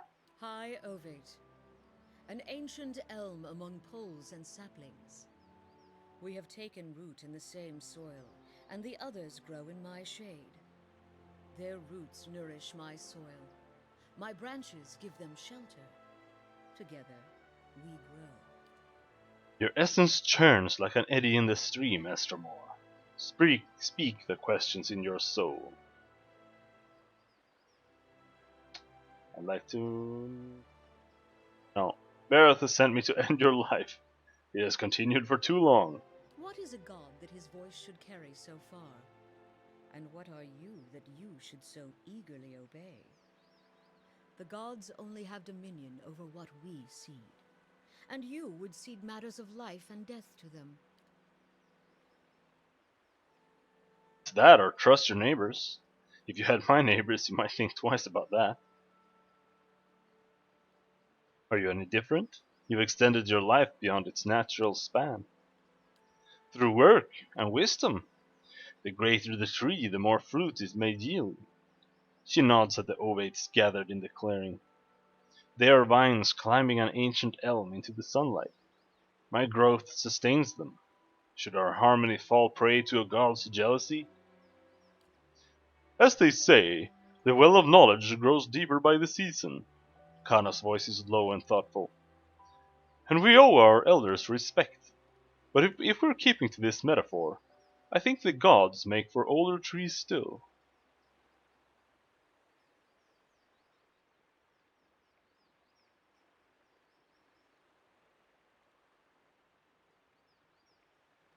Need Barrett's aid, and this is what he's asked of me. She shakes her head. It's a shame we could not come to an accord. Wait.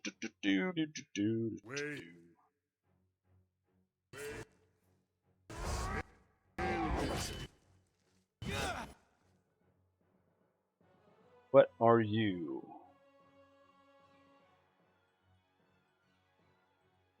Let's target that guy.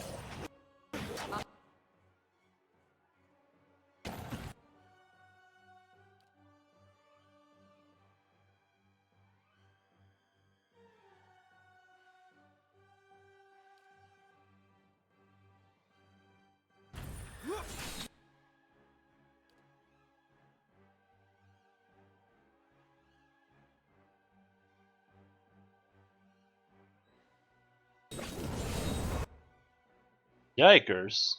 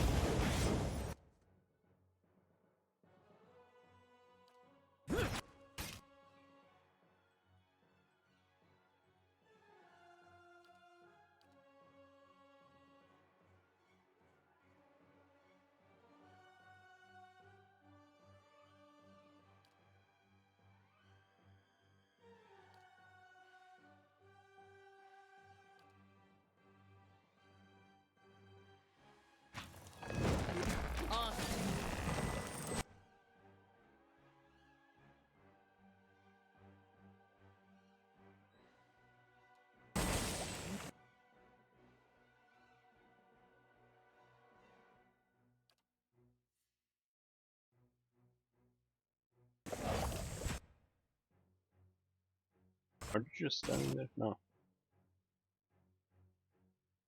What is he even come from?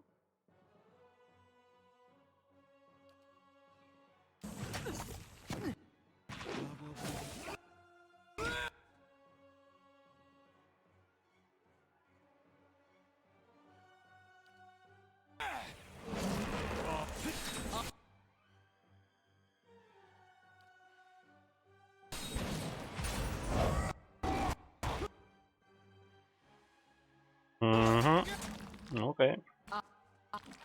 Mow. Okay, okay.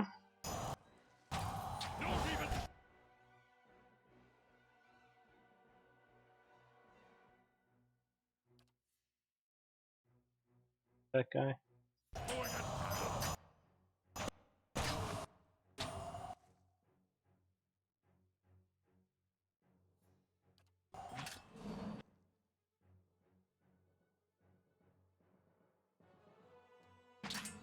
Mow.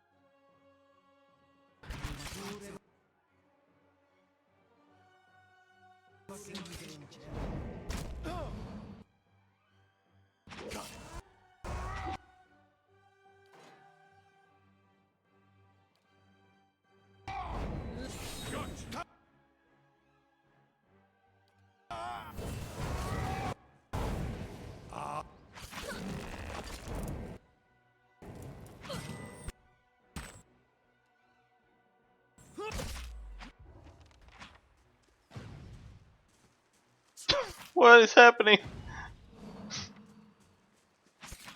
Oh, the pathfinding. What was that?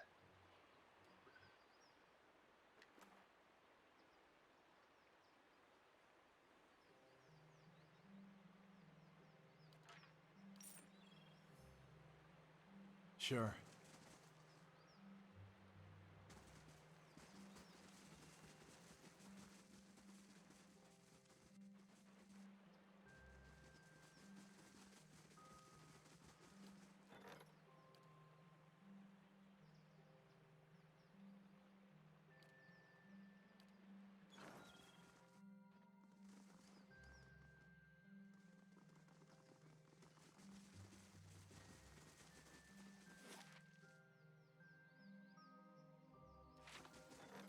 Just find my J key.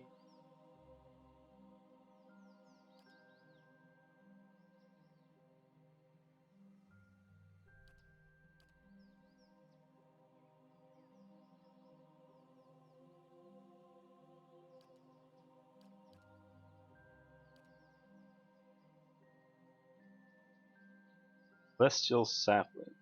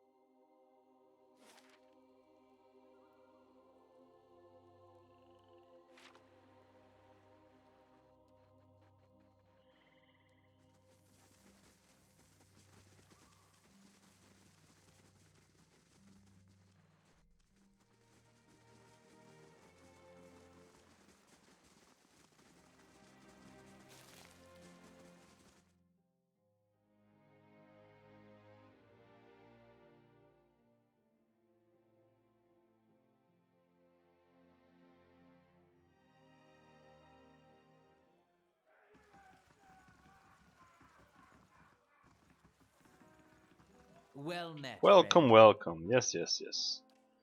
I wanna sleep.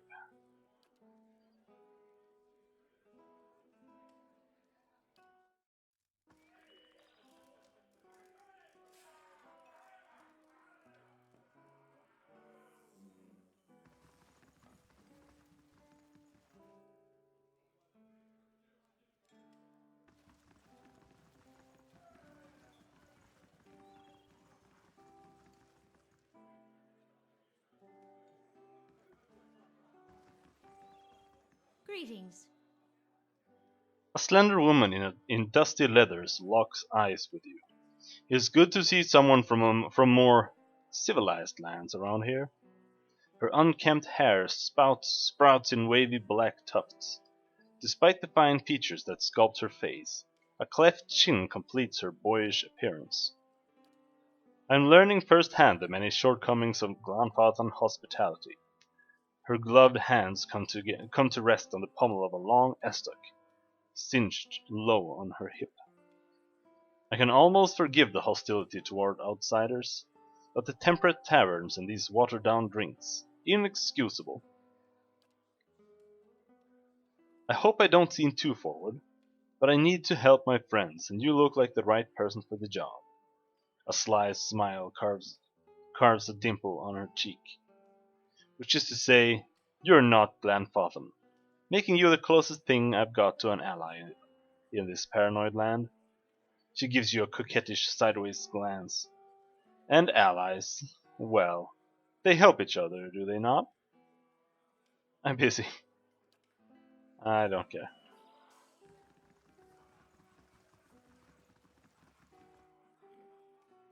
I'm trying to find some people already. Not you. Not you. Not you. How do you do? I met another monk. The monk massages his temples, his face buried in his palm. As you approach, he looks up. This room needs a proper door, he mutters. My brothers and I rented this space that we may have some measure of privacy in this foreign land. Perhaps you could find another room here in the inn. I met another monk in robes like your own. He died of his wounds right after I found him. The monk's eyes widen, his fists curl in crackling barrage of popping joints. Robes like ours, you say? Was he carrying anything? Did he tell you anything? Hand you anything? Please! We've been waiting for another of our order to meet us here. And if you found him? All eyes fall to the floor as the monks begin to whisper chants in unison to their fallen friend. Show him the message. He gave me this missive. Hand me that! The monk exclaims as he snatches the missive from your grasp. Almost immediately, his face turns red. I mean, please, this is of great importance. Breaking the seals, the monk unrolls the handwritten scroll contained within and quickly reads the message, his lips breathlessly mouthing the text. He turns to address his brothers. My brethren, the arch-martyr has sent word. At long last we now have what we need. Thank you, stranger, the monk says, folding his hands in front of him as he bows deeply. Your honest soul is to be applauded. I admit I was surprised. When you handed me the message, I expected the seals to be broken. The monk turns red, his face smiling for the first time. I am glad to see common decency is not yet lost from this world. He reaches into the fold of his robes. Here, your honesty must be rewarded.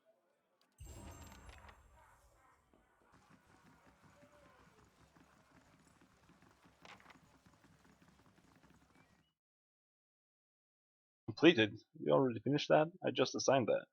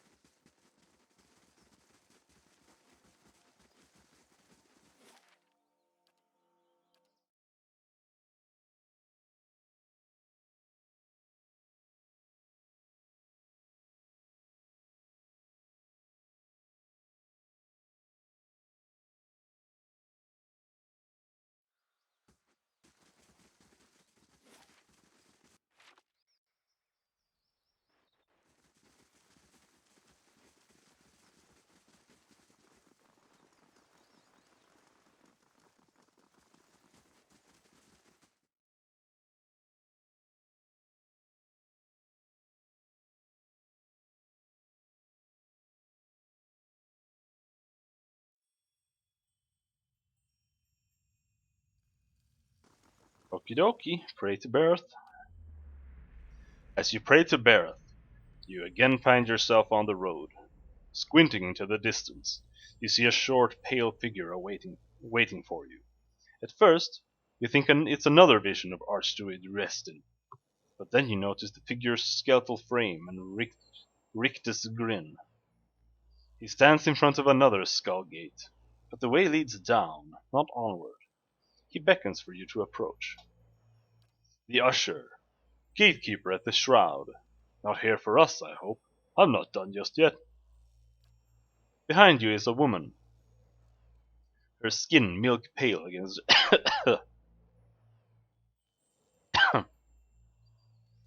skin milk pale against her black hair.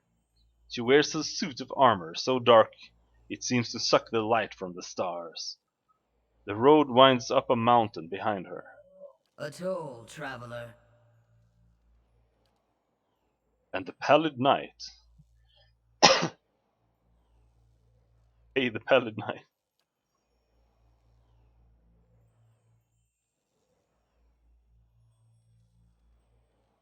Drop a few coppers into her hands, and she closes her fist around the coins. You instantly feel a small weight added to your purse. The Lord of the Road demands a toll of all, but he lends generously that he might travel his road again. That all might travel his road again. Behind her, the usher grins his lipless smile and waits. The road bores into the mountain. and you find yourself in a gigantic cavern. The ceiling curves up and away, and it's dotted with moisture. At this distance, the shining beads look like stars, clustered and scattered in constellations.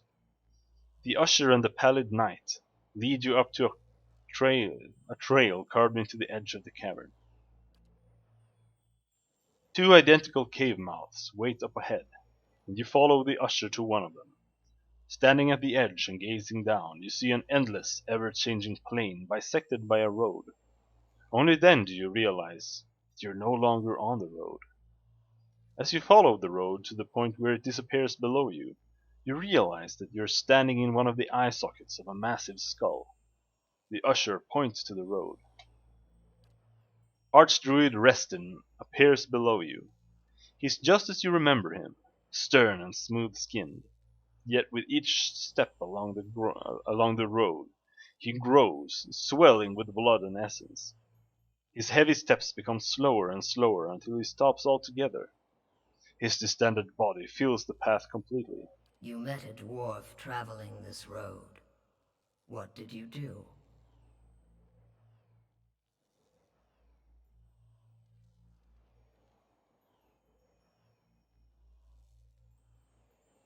Restin had stood in place for too long. I merely set him moving again. The pallid knight's flesh is taut against her skull. She nods once, barely dipping her chin. Life is kinetic. Forward motion. 100 beginnings and endings nested within 1,000,000 more. As Restin's swollen body ruptures, the effect is like a dam bursting. Ghostly figures, as hazy and indistinct as wisps of smoke, continue along the cleared path. Some tumble and rush along, while others amble and drift, but all continue forward. The usher directs your attention to another figure moving down the path. This time, you see high ovate Erona. As she follows the road, her movements become slow and erratic. Her legs creak with each step, and her feet grow long, thick roots that burrow into the ground. She finally stops, rooted in place. You found a tree that had lived for centuries. Its roots were deep, and its boughs sheltered many. Why did you cut it down?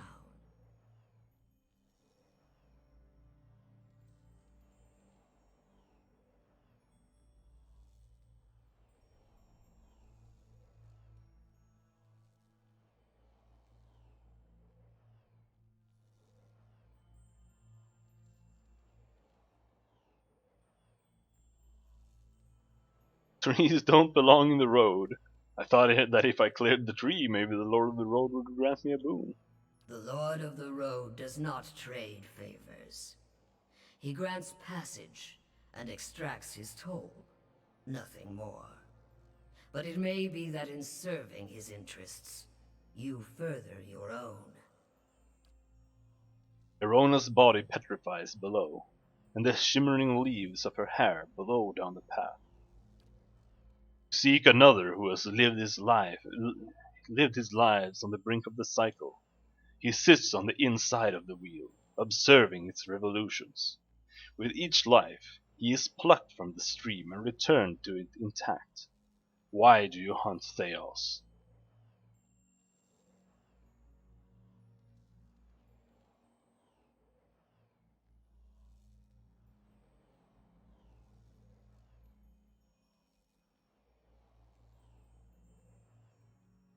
I don't know.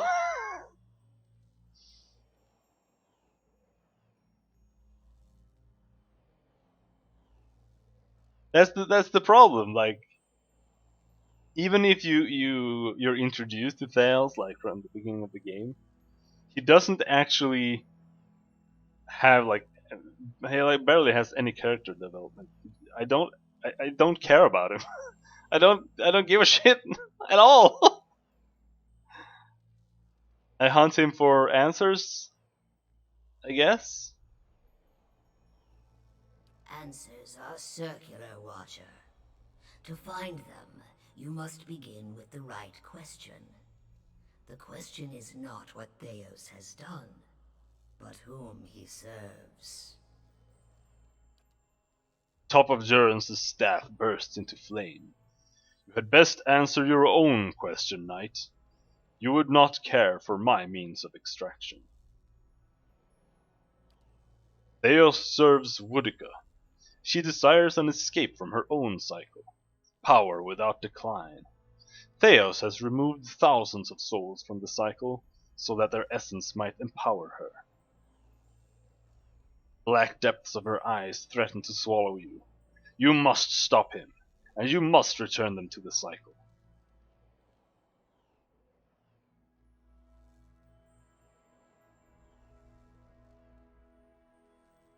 Why does Woodica even need Theos' help? And why do you need mine, for that matter? Gods guide souls through the cycle of death and rebirth, but Eora is the domain of mortals. We stand aside, weights and counterweights. Were one to alter the tides of Kith, all would follow. We would tip this world from its axis. That is why Woodica directs a mortal to do her bidding, and why any who would stop Theos must be mortal as well. What end would it serve to send the souls back into the cycle? Attending to these souls is a question of stability, Watcher, of maintaining the natural order of the world and the ebb and flow of essence. Couldn't they be returned to Hollowborn? As battered, burdened things, do you mix soured wine with fresh? The kindness you seek lies in giving them a new beginning, not in shackling them to this life. If Theos has meddled with these souls, perhaps it would be better to destroy them.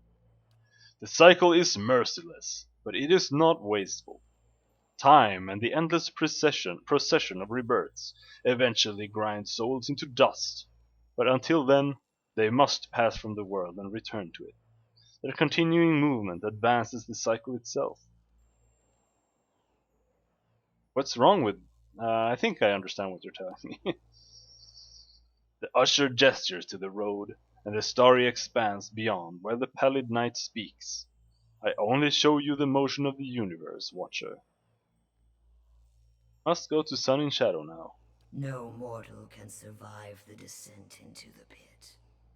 But there are souls on the burial isle that are pledged to me. I will grant them to you, and they shall bear you down safely, as well as light the way beyond. Altitude appears at the other end of the road, raising their voices and kicking up dust as they make their way toward you. Turn them to the cycle, Watcher. Promise that you will, and I will give you power befitting a champion of death. The pallid knight raises a finger. Accept my favor, however, and I will demand this decision as your due. I collect from all mortals in time. I promise to return the soul to the cycle. So be it, Watcher. Do not forget your promise. The usher reaches out and places a bony hand on your forehead. His touch overwhelms you and you feel yourself expand. Blinded, you reach out, only to find another grasping hand of the same size and shape as yours reaching back. When at last you open your eyes again, you are standing in Tir Evron, filled with Bareth's power.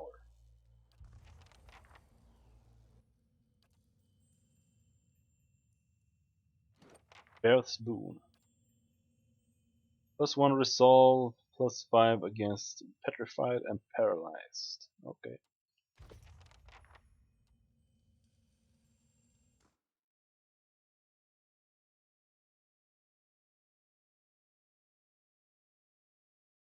Now let's see if we have to do like 55 million side quests in Old Song. Oh shit.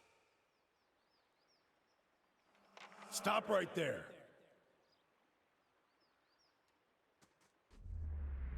You're in the wrong city, Inquisitor. Did you think you wouldn't be recognized here in your old home? I've seen your trials with my own eyes.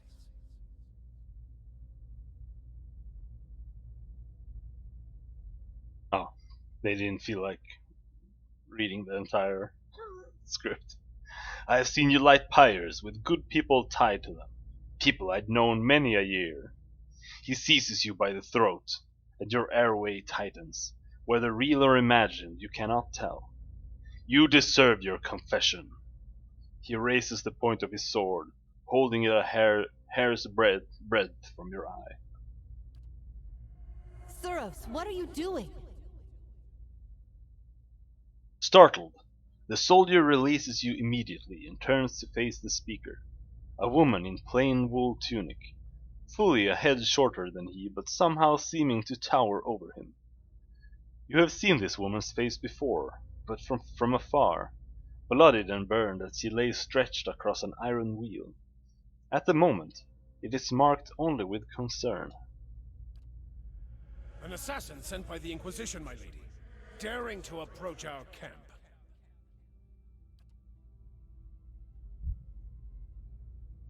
If he is so poor an assassin to approach an armed guard in daylight, I should have nothing to fear. I will hear what this man has to say. She stares him down until he can no longer face her. He turns away, sour-faced, watching you through sidelong glances, his knuckles white around the pommel of his sword. Surely this is some trick of my mind. I did not expect to see you again.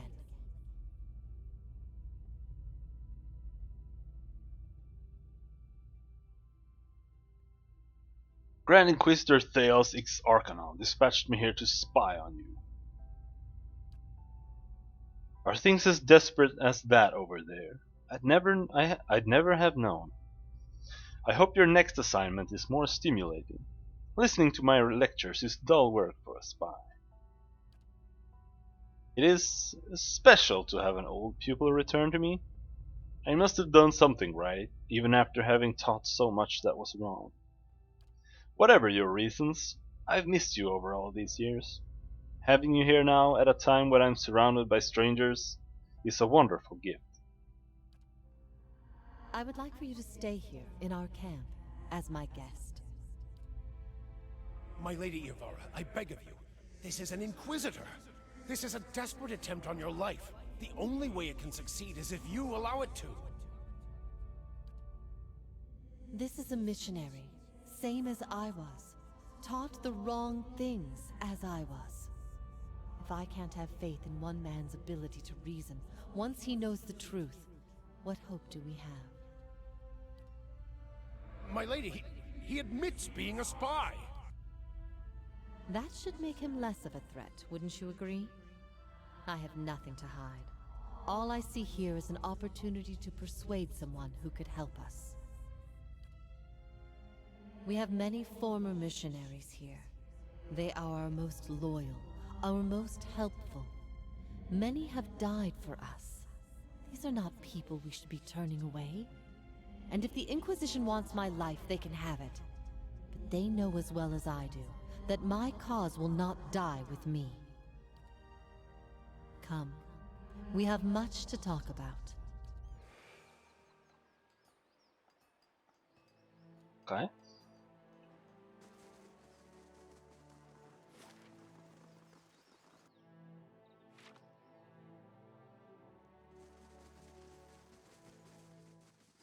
Durans want something? What is it, Watcher? Does what we learned about Woodica trouble you? It stinks of her. It is justice, but if her greater purpose was to think Margaret would fall prey to such deceit. And Aethys. Widewind had always claimed to be invading Deerwood to free it. What if it were true? What if he had come to stop Woodica's plot before it began? Surely Aethys earned his death at Godhammer Citadel, but not for those reasons. Not to keep him silent. If such a thing has brought about this chaos. Durans tilts his head, as if listening to an inner voice. Then he frowns, the frown deepening as he speaks. Must we always be tools of gods? If Woodica and Margrin, if they are the cause of this, the Hollowborn, if the purges were never necessary, if Aethys was fighting back Then your Godhammer didn't save Durwood. It doomed it. So many lies. And Woodica, perhaps she is the next god to fall beneath the Godhammer. Would it have been better had you been spared this knowledge? No, I am glad to have walked this far with you, seen this truth. Perhaps it was what I was meant to see, with a watcher's eyes. All these dances of words and intrigues, machines of men, twisted, ripping the souls of children, and by the gods, the goddess of justice. If I could end her like Aethys, Margaret burned her once. One can do so again. Woodica, she must answer to her own justice. Justice? Or revenge? Anyone with a shred of spirit seeks both justice and punishment. It burns in the heart of anyone who lives. All seek it. If the world does not balance, we all drown in the oceans. And the gods would not care. Margaret, she must be redeemed, and punishing Woodica, that will serve.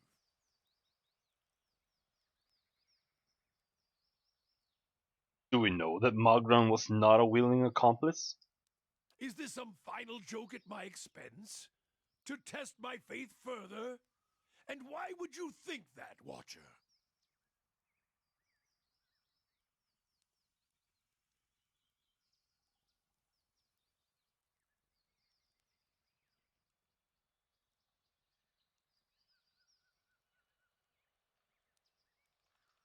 Others who made the Godhammer, they all died, didn't they? That's why I saw their symbols fade from your staff. If all you have are questions, then I have enough of those. She is a bitch of a goddess, to be sure, but even a whore only goes so far in crossing those she serves. Because she didn't want anyone to know that how the Godhammer had been made. No one knows how it came to be, except few among Magron, like yourself. You answer a question with a question. Then why did I feel her disappointment at Halgot? Why were we shamed? Because I think she tried to kill you there. Kill me? She is a goddess. I still drink from her burning breasts, Watcher. If she wished me dead, she could trace me to my source and kill me. I'm not certain, it's just a feeling I have. That is all you have, a feeling. If feelings provoked me to say every thought that crossed my mind, get gone and leave me to my Get thoughts. gone. Oh, sorry, dude. Oh, stingy.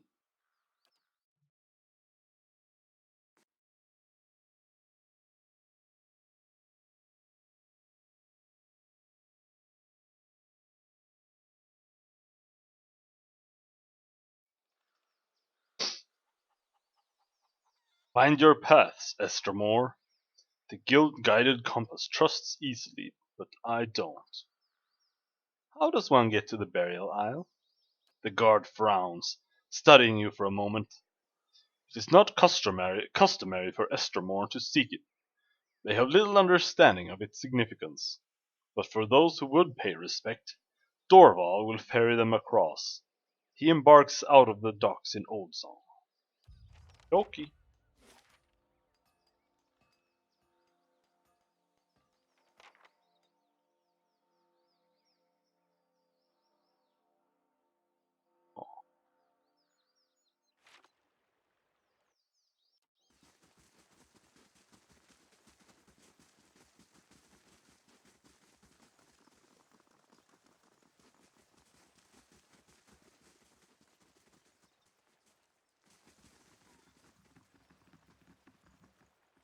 Hail, Estremor. Thin ragged man stands waiting on the barge, leaning on the oar. A smile of greeting splits his weathered features. It has been a very long time since an outsider sought passage to the burial isle. What is this burial isle? Blah, blah, take me across.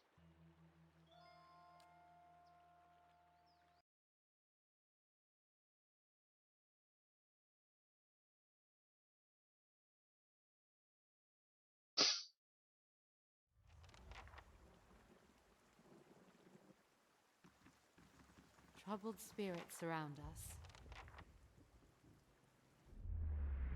I remember when I was a girl, and the missionaries came and told us about the gods. They said we could see them in the stars. I remember when I heard that, I snuck out at night and climbed the watchtower in the old fort because I wanted to see them better.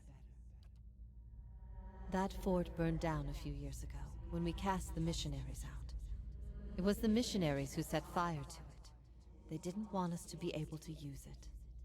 Shame. There was history in that fort.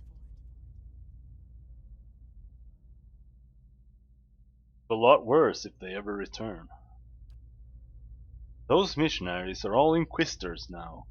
Strange to think that they're the same people underneath. But I suppose you would know. Called this place home once. Do you worry about it? Our being here puts Kratom at risk.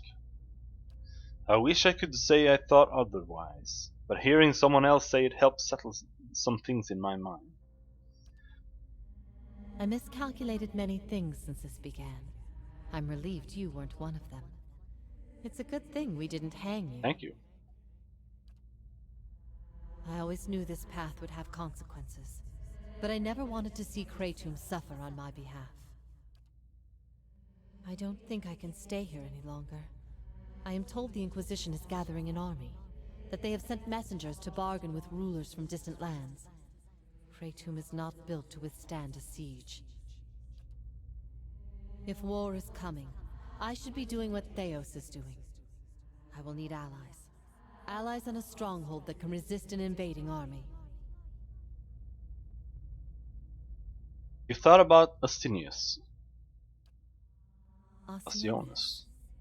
They have held off many would-be invaders, and their king has no love of the Inquisition's faith. I wonder, would he listen?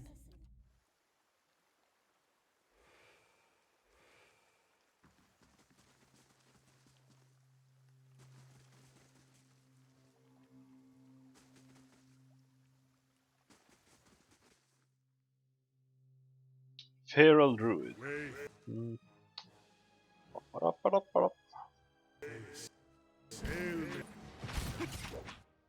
And here we have a bunch of vessels.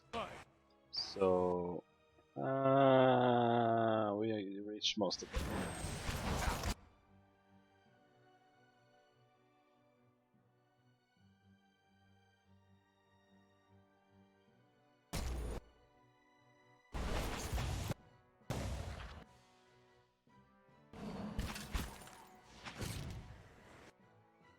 Yeah?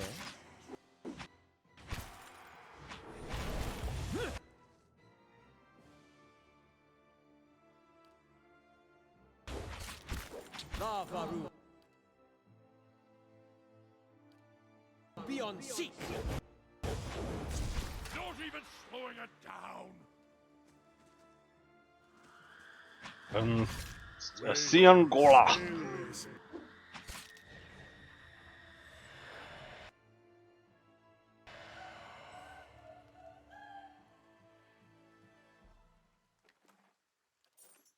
Right.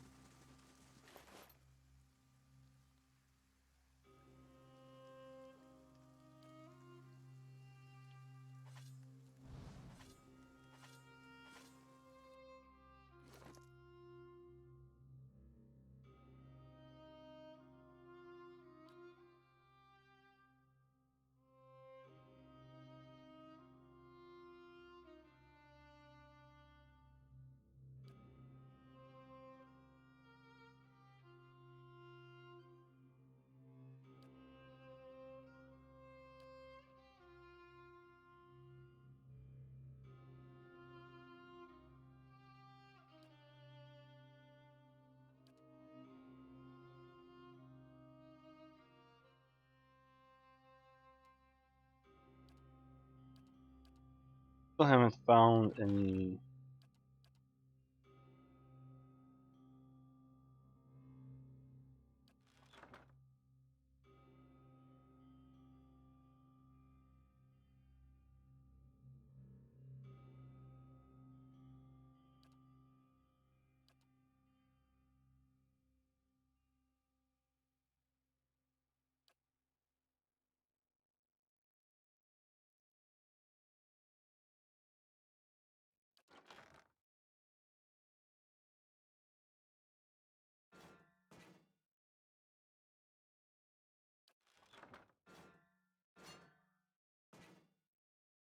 About blue plate mail?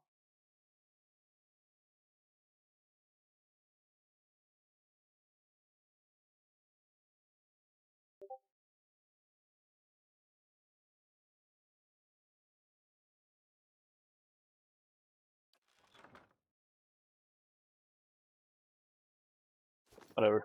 Gear in this game is such trash. Just annoying to deal with.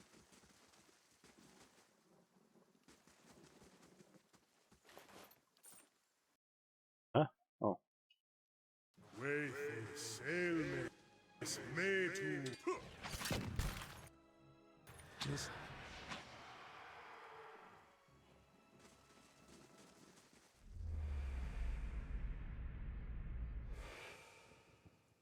Okie dokie.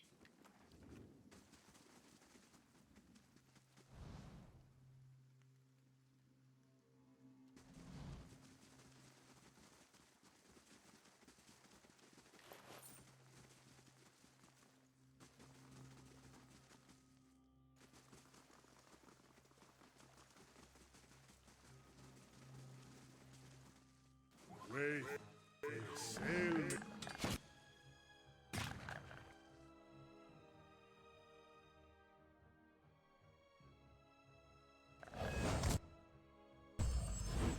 Let's go!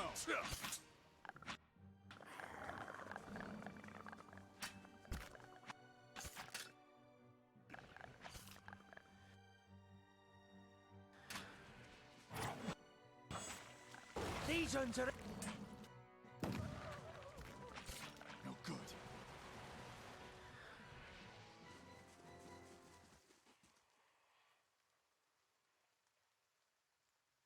Venture through a doorway into an underground tunnel.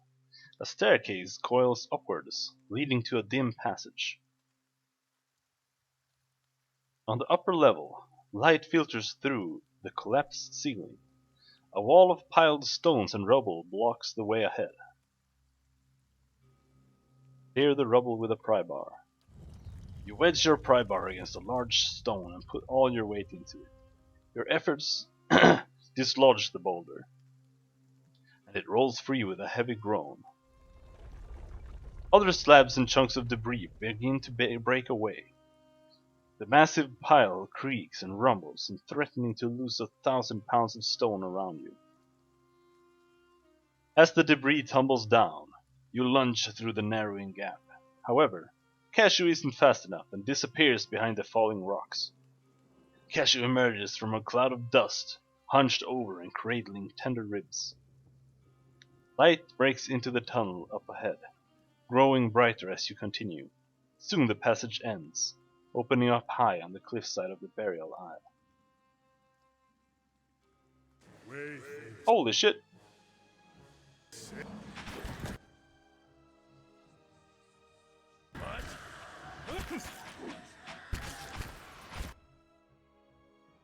A lot of broskies.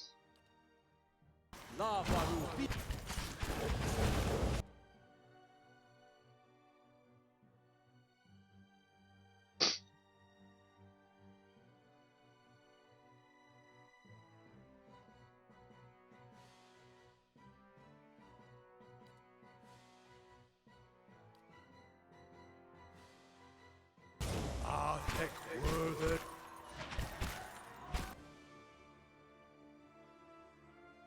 You got paralyzed like the millisecond you cast the fucking spells, too.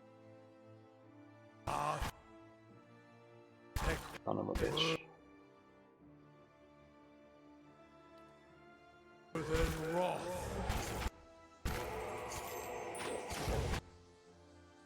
I fear we've lost the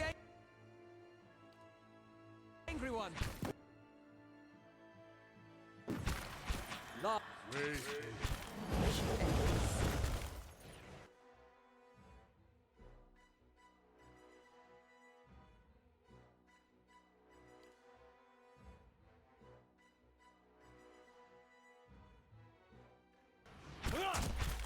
Suck it through.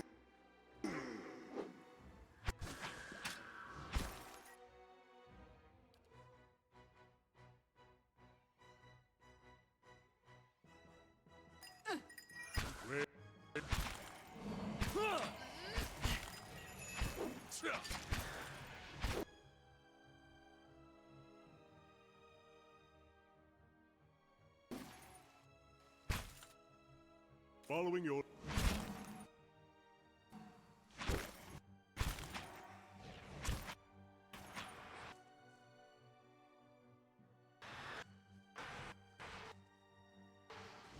Well, I'm glad I have a lot of camping Spirit supplies. reigns.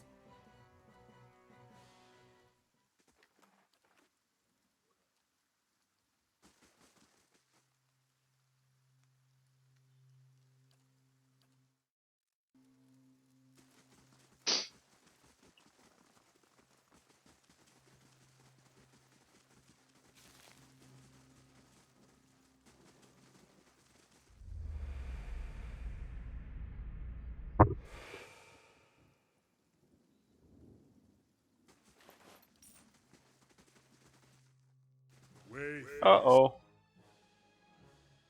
Dopey.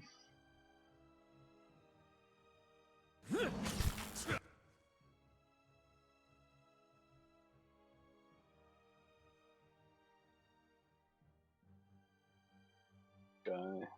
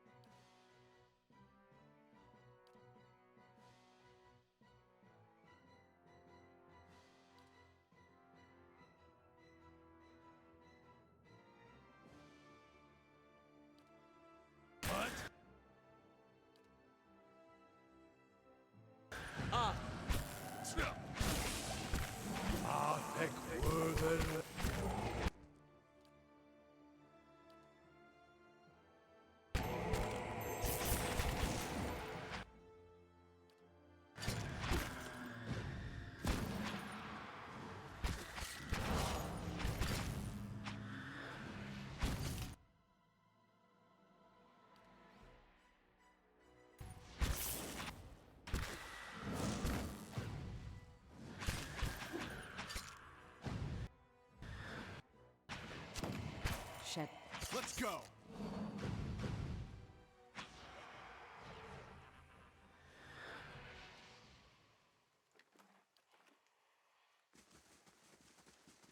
nice and quiet.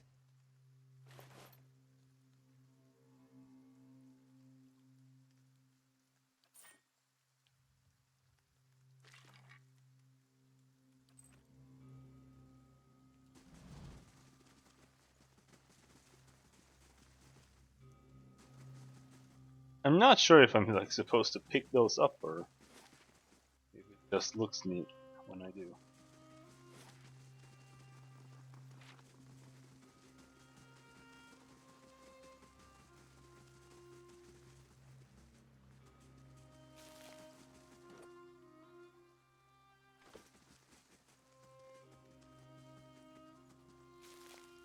Laying low. Found something.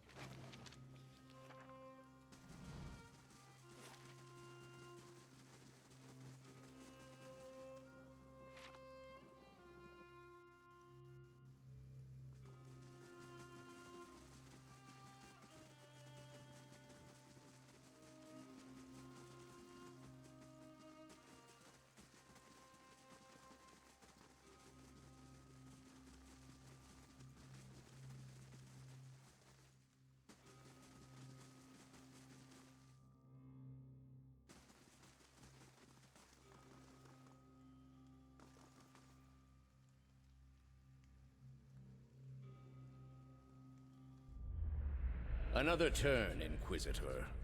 Thales signals some unseen attendant standing beside a large crank.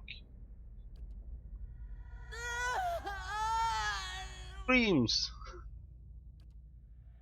I ask again, Jovara Ixensios, do you confess to these heresies of which you stand accused?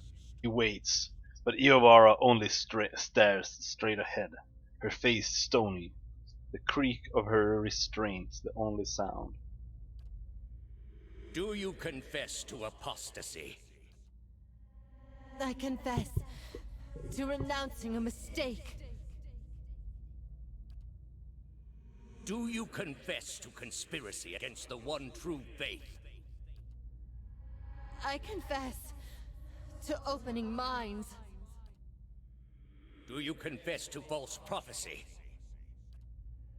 I confess to following a false prophet. Indeed.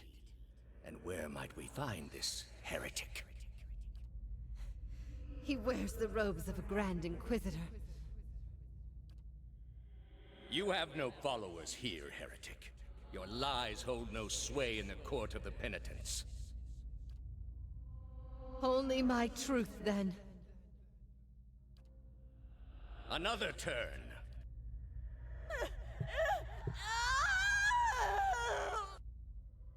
No! Wait! Wait! I'm ready.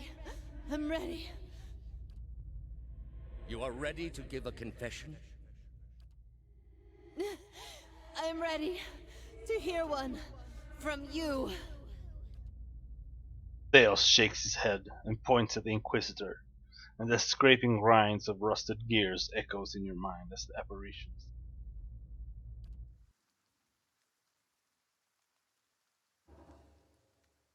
No They shall time see to nothing lose while nerve I now, see Watcher. much.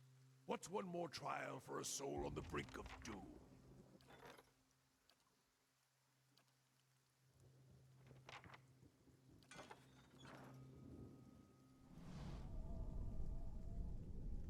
A great pit lies in the shadow of the statue of Woodica. No light from the surface reaches the bottom, but even so, you catch flickers of a ghostly glow in the depths. A wind from the pit buffets you. Isn't cold, but it raises goose flesh. Goose flesh? Is that what it's called? It raises goose flesh along your arms. The wind carries a whisper, low and sibilant. You look into the pit. Souls gather around you. They encase you in a cloud of essence that swirls around your body while you consider your next move. Jump into the pit. You jump, trusting in the premise of the gods, and the power of the souls to bear you safely down.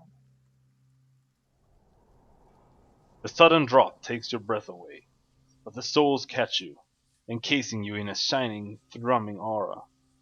But while they slow your descent, you can still feel that you are falling faster than you should. The essence flowing around you is strong, but chaotic. You find yourself drifting towards the wall. Mind the wall, Cashew! They'll leave all kinds of marks. Reach for a companion. You reach out and feel a hand, strong and sure, wrap around your forearm. It tugs you away from the wall, just as you feel your toe graze something. You manage to spread your arms and legs into an X, steadying your position and the rate of your descent. You reach the court of the penitents. Millennia-old stones safely under your feet.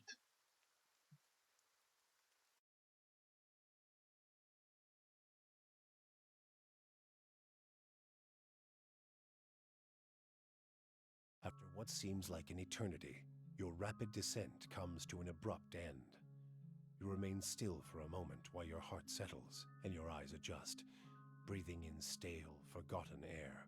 Before you, a narrow and eroded walkway becomes faintly visible in the dim light, cutting a winding path through a cavern so expansive it seems a world unto itself. In the distance, you can make out the cold gleam of living Adra veins that spike and fork in and out of view from the murky depths beneath.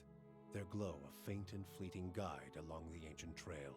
You look above at the opening you jumped through, now barely a speck of light like some distant star alone in the cosmos and forever out of reach. Your only way lies ahead.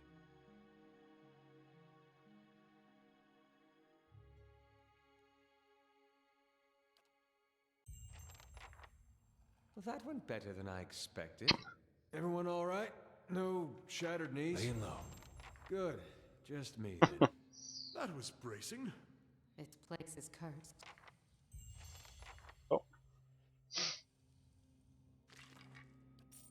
Oh. Campfire.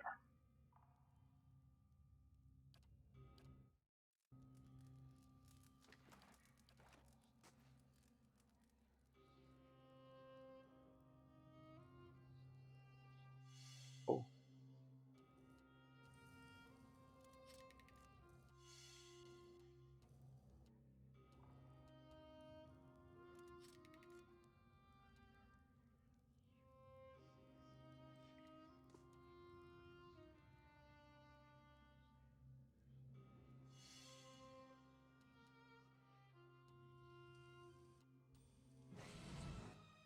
Let's go.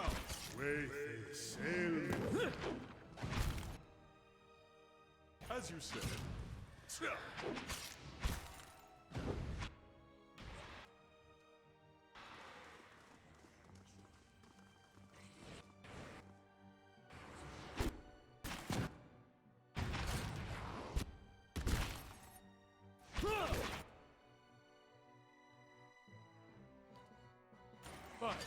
Stunned? Okay.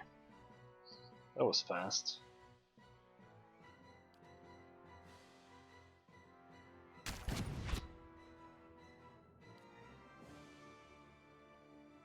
I shall. Laugh.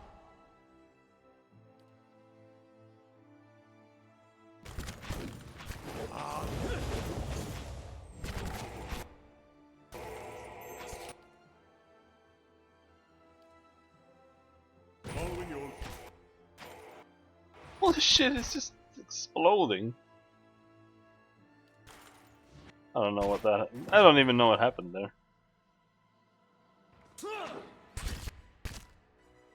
Why are you dying? This thing isn't doing the job.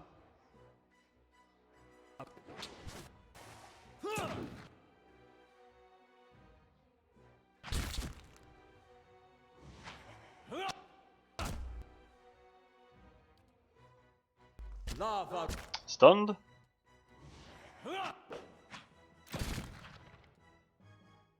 Please.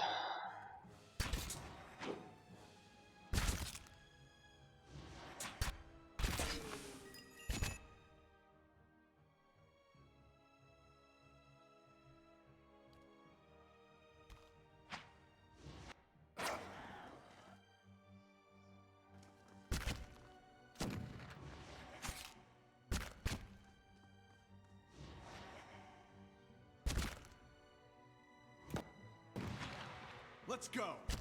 Oh, do they like explode?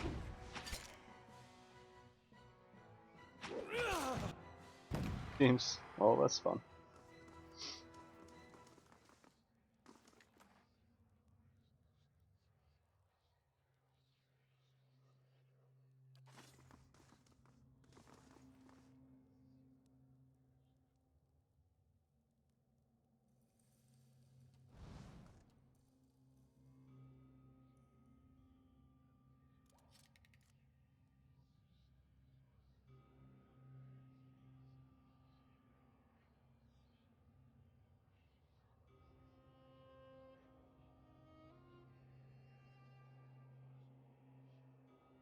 Or there were no more traps.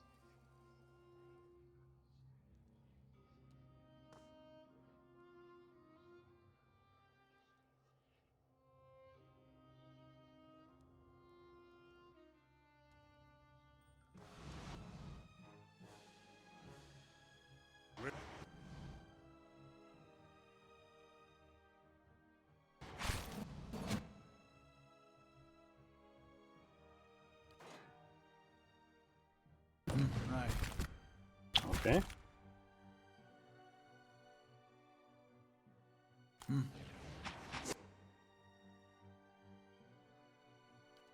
Stand still. Okay.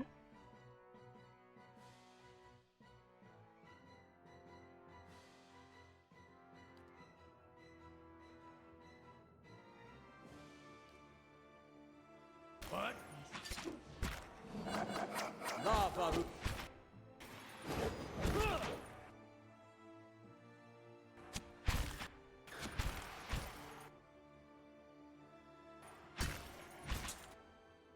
What? You got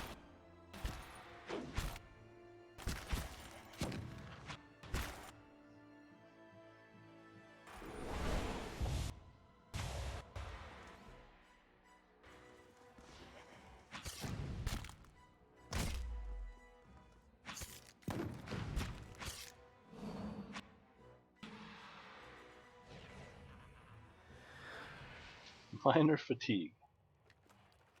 Slept like 2 seconds ago.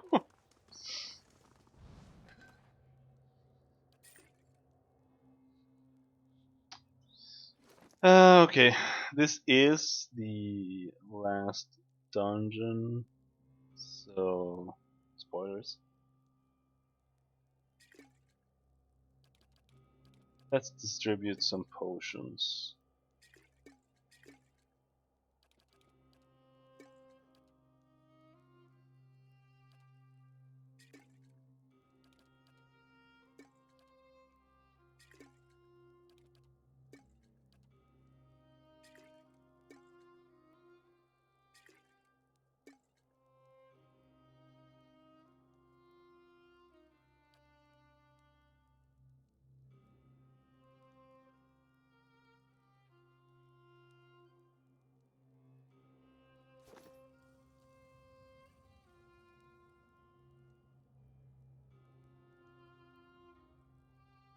M.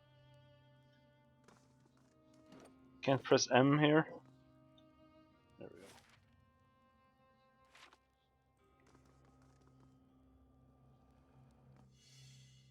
Found something.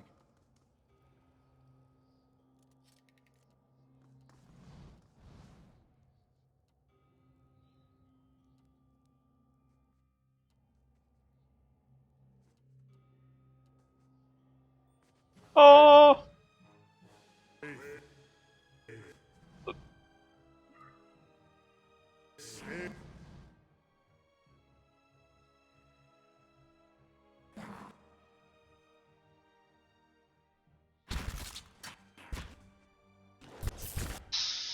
Oh, lordy. Yeah, these count as vessels as well. Ouch!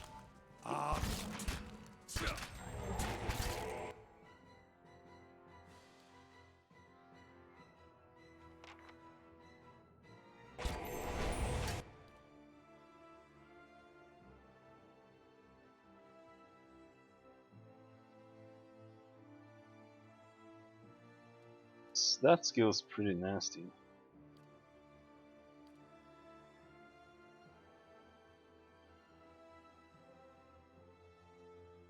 I don't get it. Why does it say that it hits more?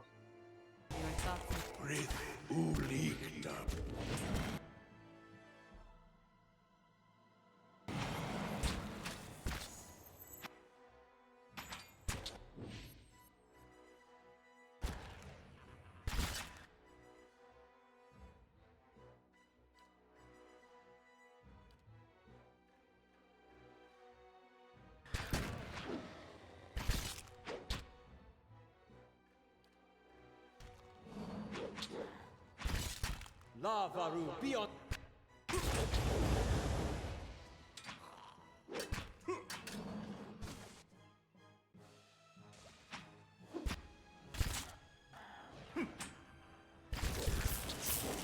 I thought it. Gonna knock him down? He's just standing there. Do Do it! Stupid? Nice. In action bug. Very cool.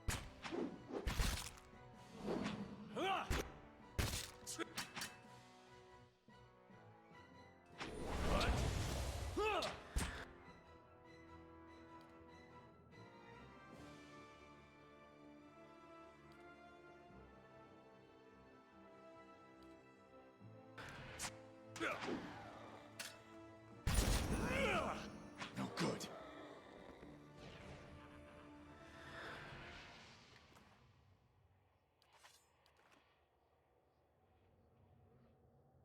Now it's time to rest.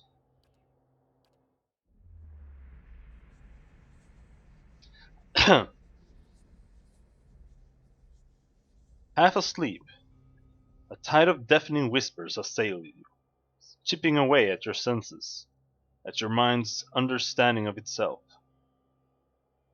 Their roar is louder with each passing night, their attacks more brazen, less confined to your subconscious. A familiar voice fights its way through the din, calling out to you. Hey! Hey! Oh, You gotta stop it with that.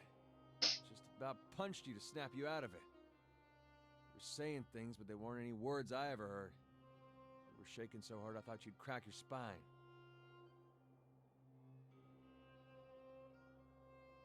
what happened to the bucket of cold water? The deer shrugs and looks away, concealing his smile poorly. I do without a friend to punch me. Well, it's nice to feel needed. I'd have woke you sooner, but I thought it'd be nice for you to be able to close your eyes a bit. Folks don't last long without sleep. You're twitchy these days. Reminds me of Mayorwald more than I'd like. Anything I can do, you just let me know. We're close on this one. Hang on a little longer. We'll get you fixed up.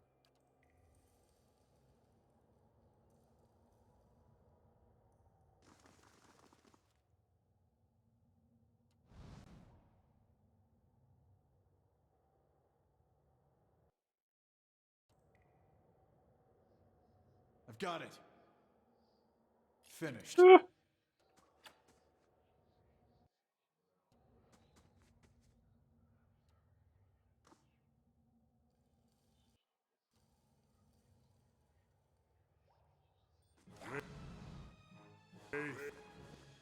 This isn't work. I realize that it probably isn't working. Let's. That's because one-handed weapons is fucking trash in this game.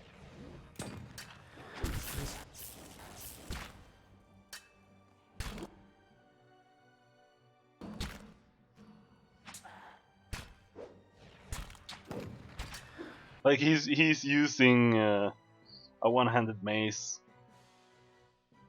versus enemies who are mostly strong against slashing and pierce, and still can't do damage.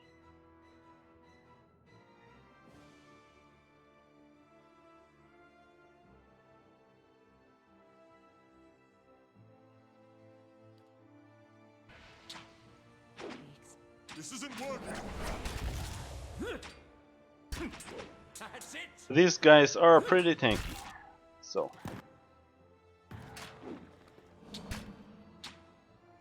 could be expected. Not even slowing it down.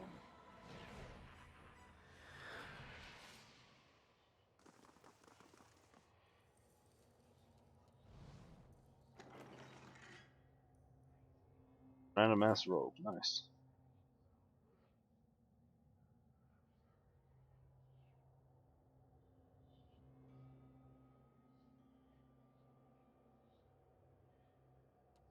Okay.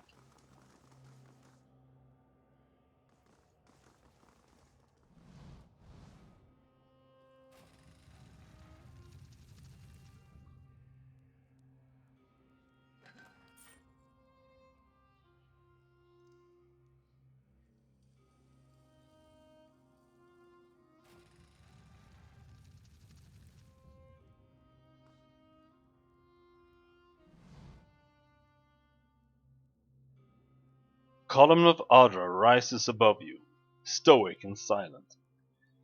Its ridged layers a measuring stick for the passing of ages. It feels to you as a thick block of ice, and you perceive buried deep in its core a dim flickering flame, all but extinguished, yet preserved against the ravages of the elements. At your approach, the flame seems to steady and draw strength, and the layers separating it from you melt away, and you are bathed in its glow, a bright beacon in the gloom. The gloom seems to fade, as though you had adjusted to its intensity, and where it was, Iovara seeps into existence, an Aedolic shade hovering above the moist prison floor. Though ageless, she appears somehow different to you now.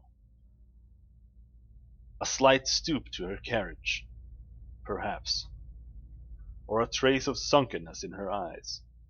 There is a broad scar across her face, fibrous, whatever that means, and wormy, where flames once left, unhealed even in death. My old pupil. You are a welcome sight, but a worrying one as well. Do you still wander lost in the darkness after all these many years? You are so different now from who you were then, yet much remains the same. Old troubles with a new face. What is it that has brought you here?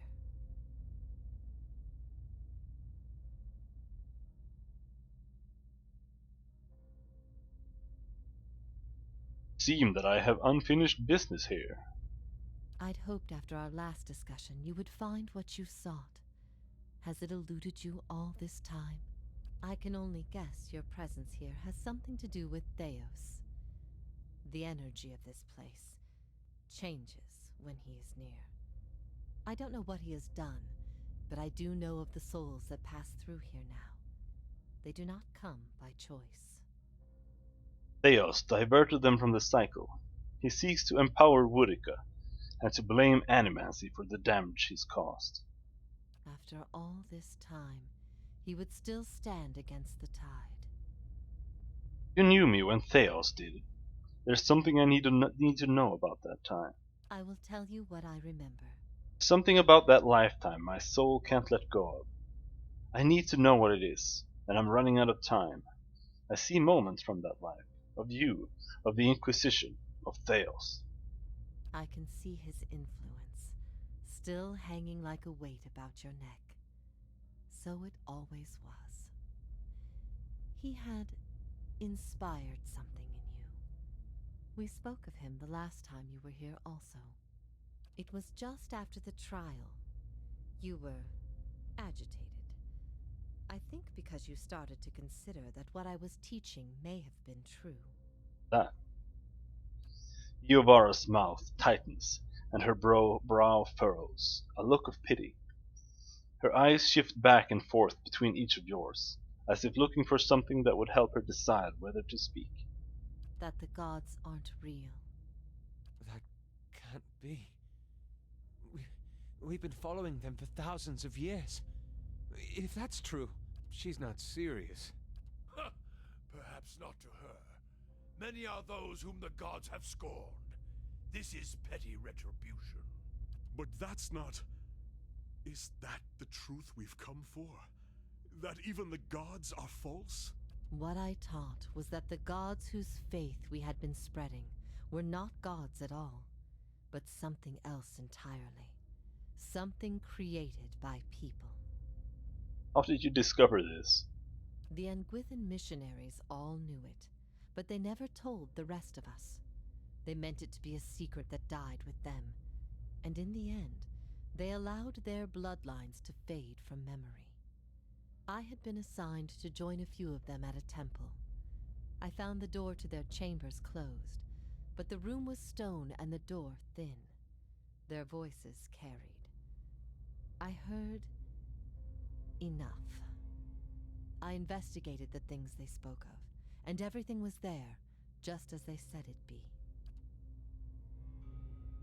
Later on, after I left the Order, a few Engwithans found my words persuasive and joined my cause. They revealed what I did not already know. Who created these gods, and for what? They were conceived by Engwith, a society of high minds and broad concerns. Theos' people. In their time, every people worshipped its own gods. Sometimes they warred over it. After a few wars of their own, the Engwithans sought an end to it. They devoted all their energy to finding the true creators. Generation after generation, they prodded and worked the stitching of the world and unlocked its secrets. One day, they found an answer. Except the answer was no answer at all. There were no gods to be found. Or if there ever were, they were gone. It shook them, this finding. If they could discover this on their own, how long until others would? How long before war and chaos reigned over a world without consequence? But they had mastered many things in their pursuit of these answers. And with their mastery, they crafted their own gods to fill the void, and sent missionaries to the corners of the world to spread their faith. That's why you started your own faith?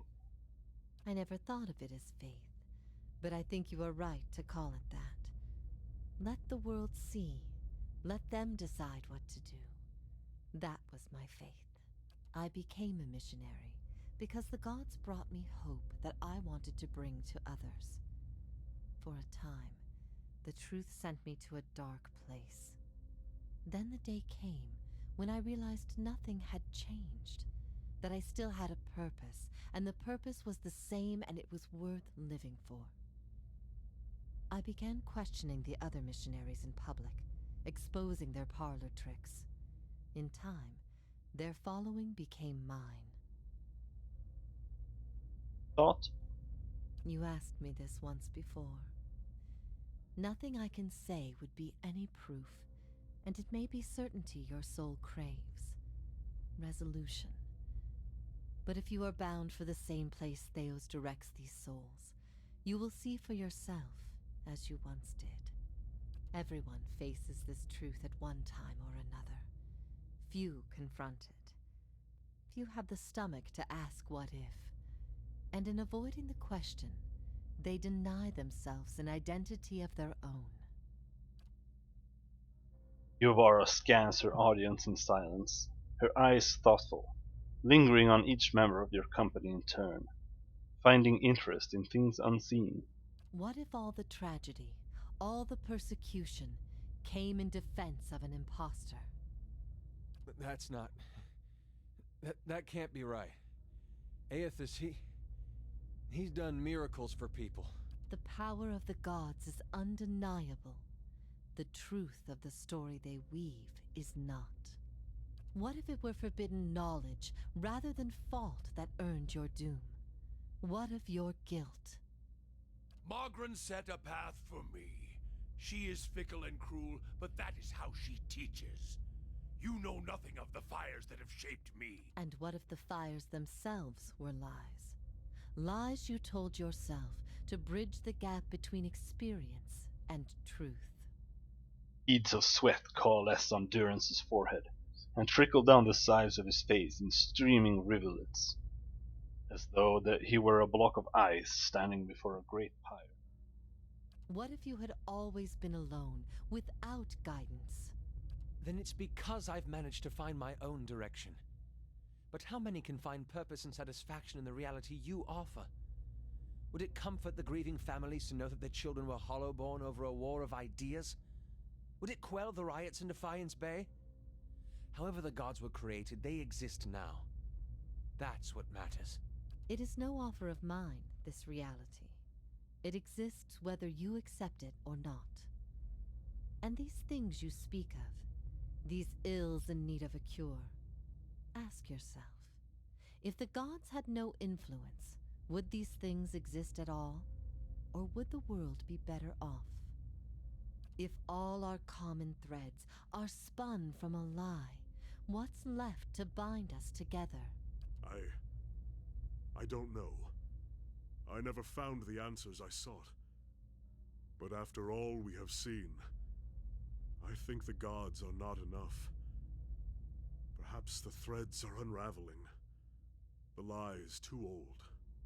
I think maybe we are all meant to be divided. Every effort, every search for a single truth will end in failure, because there is no single truth. We seek simple answers where there are none.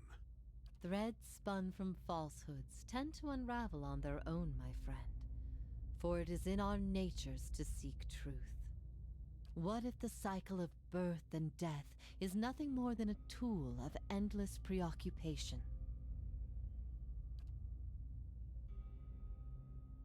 Grieving mother returns Iovara's gaze, nodding her head almost imperceptibly. For a moment, all is silent. Iovara nods back, seemingly moved by some unspoken understanding. Feel the weight of Iovara's translucent eyes upon your soul. What if we can be assured of nothing?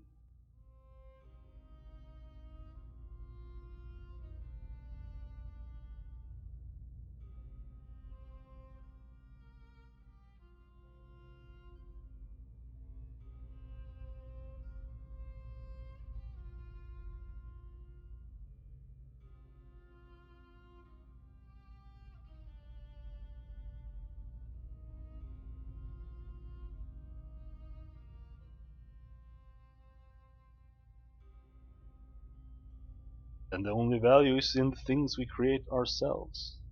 And in the lives we create, is this not the essence of motherhood? To create, cherish, nurture, to give of yourself for the sake of another. There is bliss to be found in the things we create, but sorrow as well. Every creation bears the imperfections of its creator, and its creator's creator. Art and song are creations, but so are weapons and lies. We must be careful that our creations do not consume us. I ask these things not to trouble you, but to show why they must be confronted. No answer is simple, but somewhere between them all lies a truth so beautiful, not even a god could conceive it. Do we not owe ourselves a chance to find our part in it?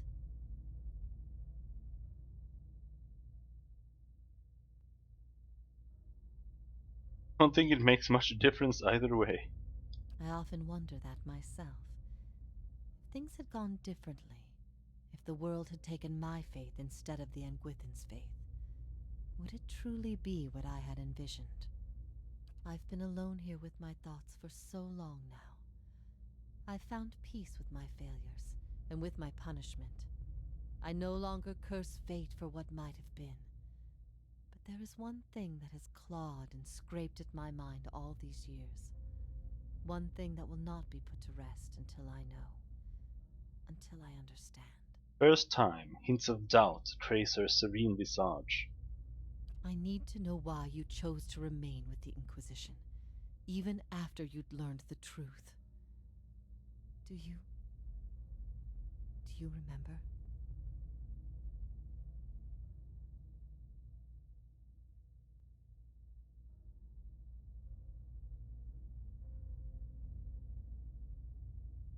Sorry, there are no assurances.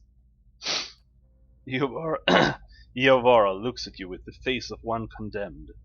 Her mouth moves, but she speaks no words. Her eyes glaze, focused no longer on you, but some invisible, crushing vision before her. Did my opinion matter so much to you? You were a blank slate to me once. A blank slate that I had taught the wrong things. I'd given you a false faith. I had to know I could undo what I had done, redirect you to embrace the truth. You had heard both sides, seen everything. If not you, then who?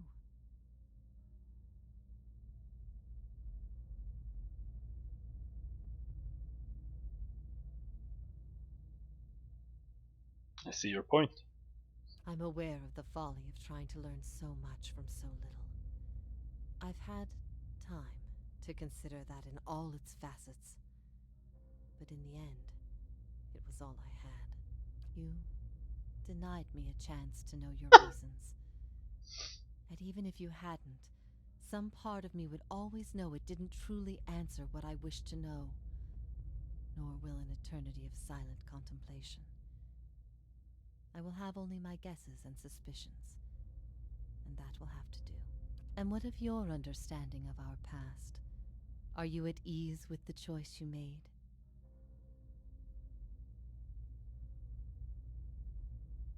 It wasn't me who made that choice. I bear no responsibility for it. At first I thought this might be the source of your soul's anguish, but now I see I was mistaken.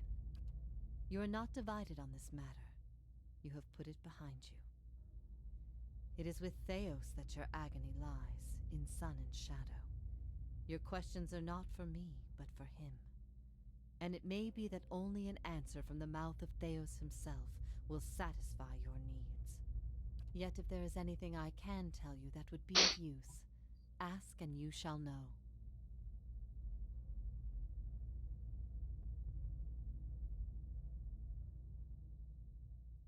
Why has Theos done all this? He cares only for the secret he keeps locked away. He destroys anyone who might discover it, no matter their chances. That's why he's always favored Woodica. It isn't in her love of promises or justice. It's her disregard for the rules. Her willingness to do what is necessary. To Theos, she's not a deity, but an ally with which to conspire. When her power waxes, she does as she pleases with this realm, as well as hers. And she wants that secret guarded as much as he. If Theos succeeds, there will be a shift in the balance of power among the gods. Woodica was vanquished once, when the other gods decided she had gone too far, and her power diminished. With this infusion, there is no telling what she will do. The only certainty is that there will be chaos in their realm, as well as ours. This place, Sun and Shadow, what is it? I could tell you what I believe, but again, it would be no proof. I have only what I have seen and what others have told me about it. There is only one man who can tell you now, who knows it to a certainty, and you shall face him soon enough. I will leave you to see it for yourself, and make your own judgments. Better for your soul that way, I think. How can I get Theos to tell me what I need to know? You will not find a more resolute being on all of Eora. There is no offer you could make, nor spell you could cast, nor pain you could inflict that would make him reveal what he hides. But I see you have become a watcher in this life. Perhaps in defeat, when he can no longer defend himself, you might learn something from him. Bound here until the end of time? In a matter of speaking. This is Braeth Yamen, the court of the penitents. Souls are confined here until they repent. They must beg the forgiveness of a god, pledge their soul to them, and they will be lifted from this place to the world above. In truth, they receive leniency, but not true mercy.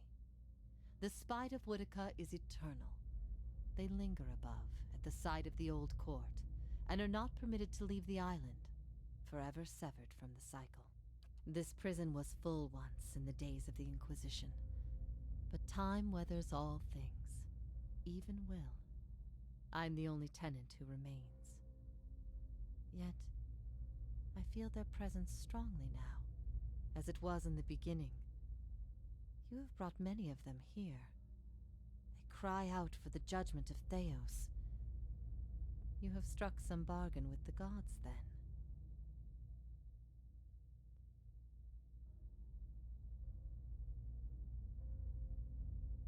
Better to be on their side than Woodica's. Better to be on no side at all. Woodica may be the most dangerous of the gods, but make no mistake. Engwith built gods from ideals, and an ideal on its own is a grotesque and vicious thing.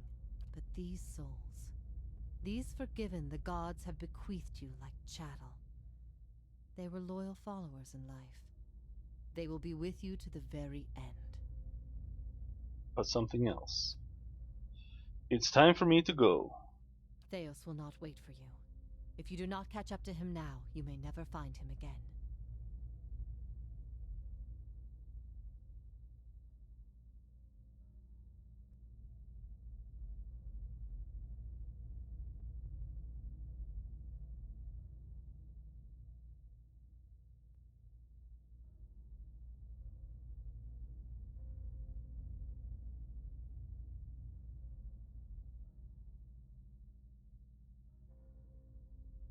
Gods have given me the souls of their forgiven. If you repent, you could join with them. Help me strike the final blow against Theos. If I repent, all I have done has meant nothing. Then I will waste no more time. Farewell, Yovara. For my part in leading you to Theos in the very beginning, I hope you can forgive me. I hope whatever final guidance I've given you here proves more useful. If ever we should meet again, in this life or any other, I hope to find you at peace.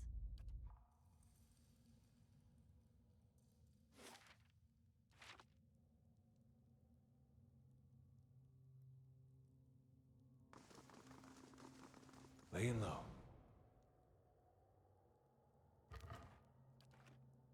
So, it's true. The gods are a sham that people have followed for thousands of years.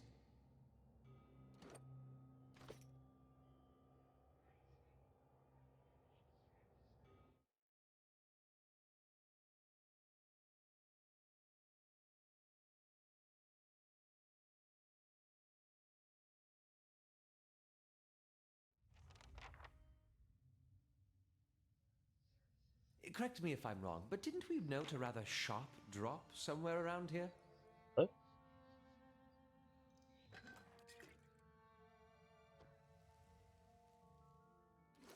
Ring of Searing Flames.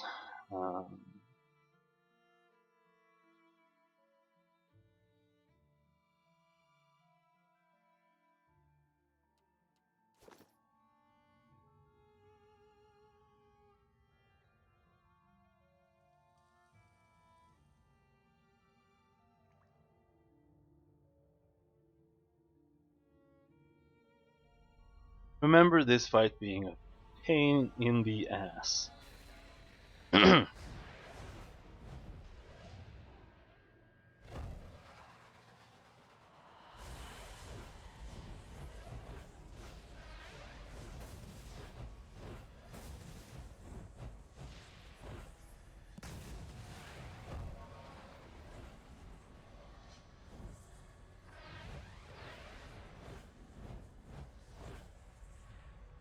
Full of surprises, aren't you?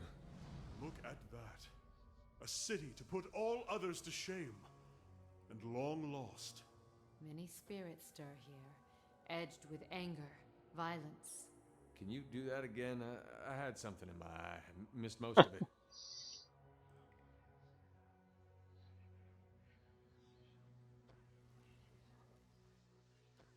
Hello there.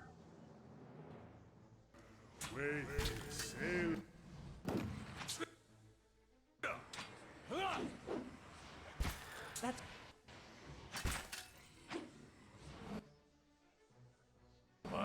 Are spirits? That's not a vessel.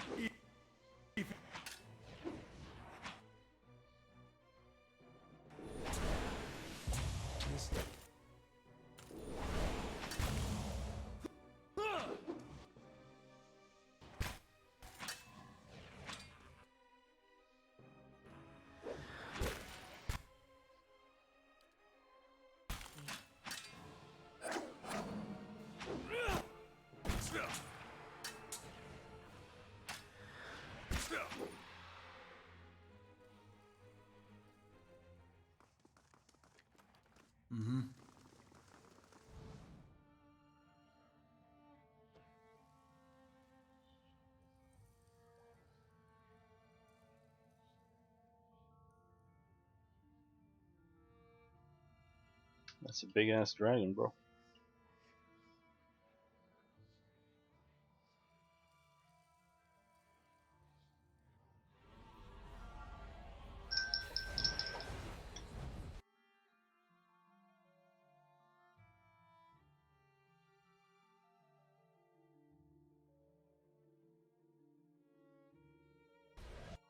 Shadow Drake. Okay.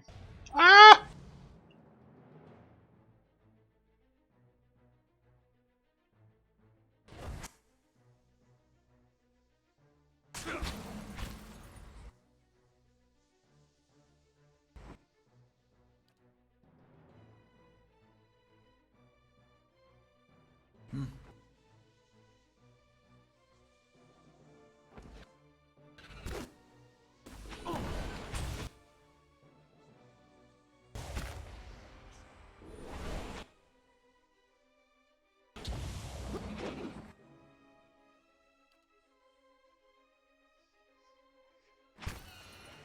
That's not.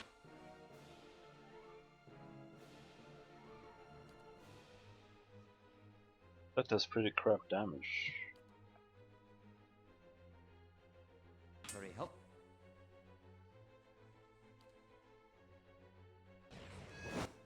Ah, heck.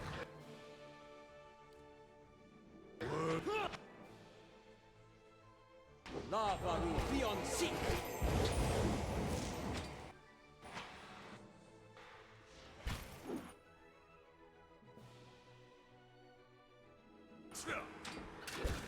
Almost. Lava will be on sea.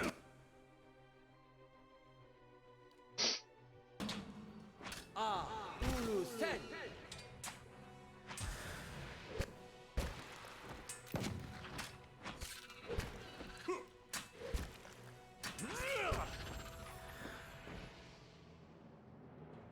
What? Level up? Holy shit. I was like super far away.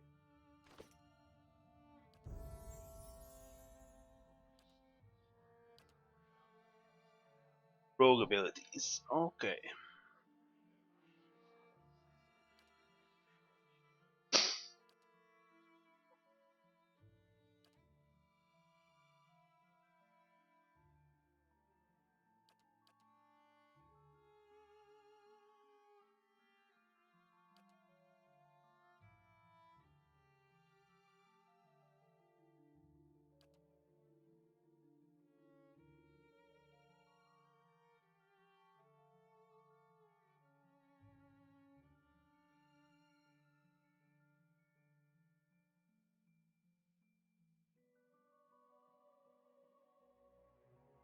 This skill feels like more of a dual wielding thing because what it's doing, it's doing 14 extra damage every swing. Guess that's kind of much. It's like a 20% increase.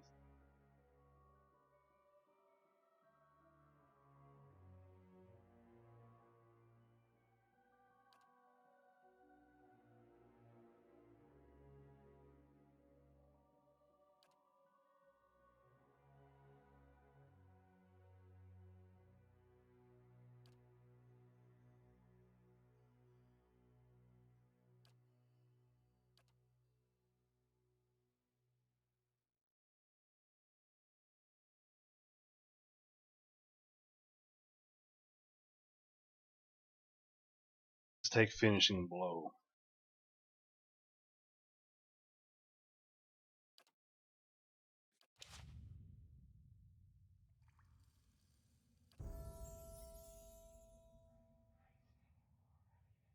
Keep smashing.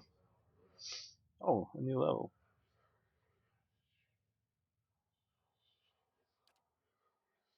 Yeah.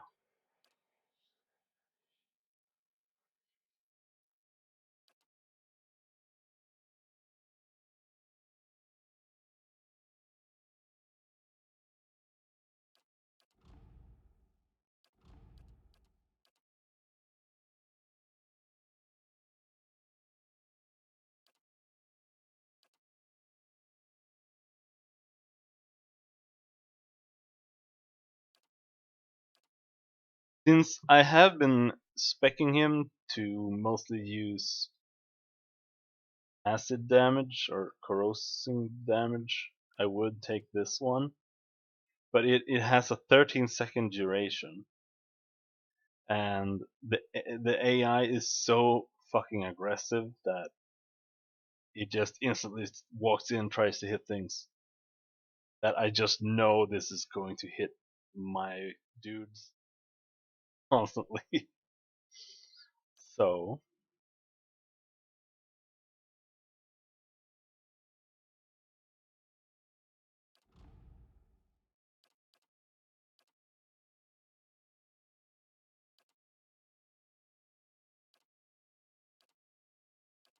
one slumber.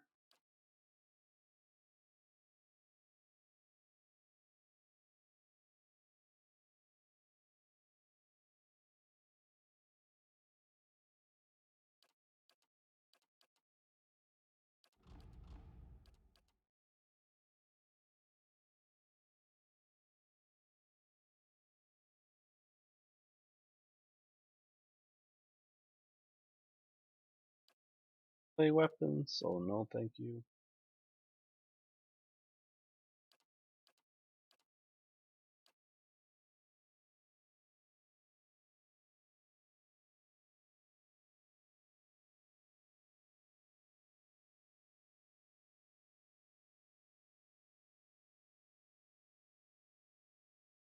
Take that. Sleep and terrify. Uh, spell mastery. What does that mean?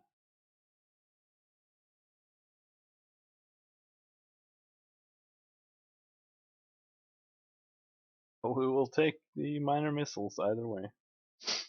Whatever that means.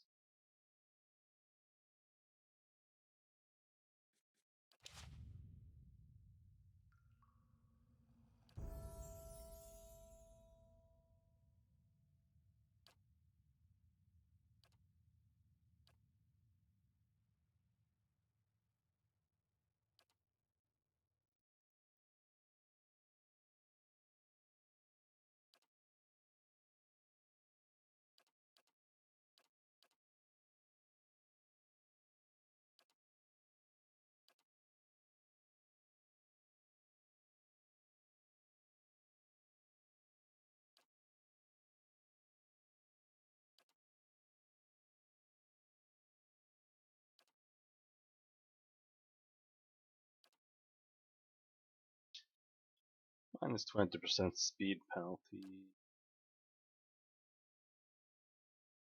Only like 50%, 10% more attack speed. Whatever. I don't want to bother with the other ones. There's a bunch of on-rest bullshit.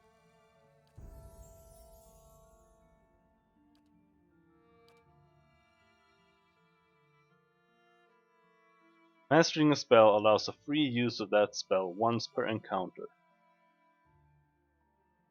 I,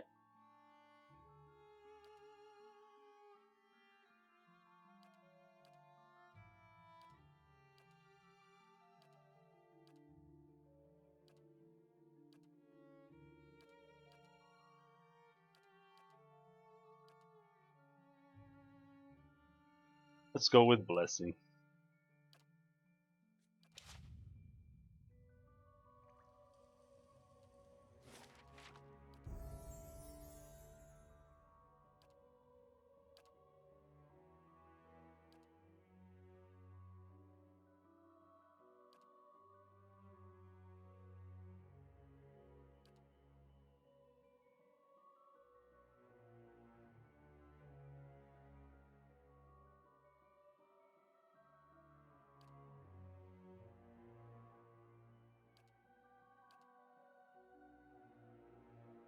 Broken.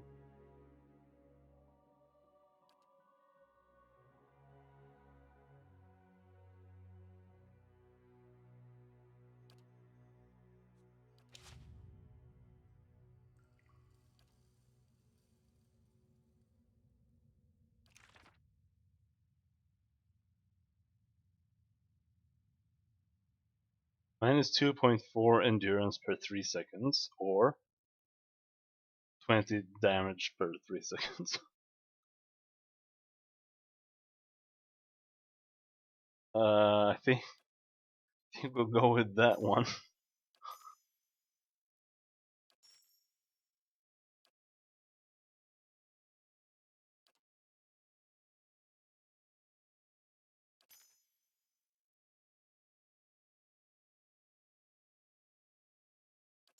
But we can combine both.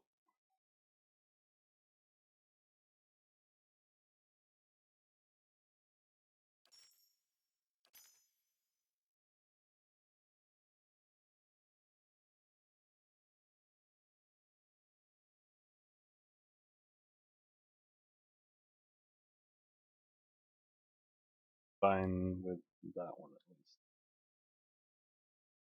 So, let's do that. Lots wants to chat. We've been lied to. Our whole lives, and many lives before that. And it's led us to put our faith in a pantheon of gods that never deserved it in the first place.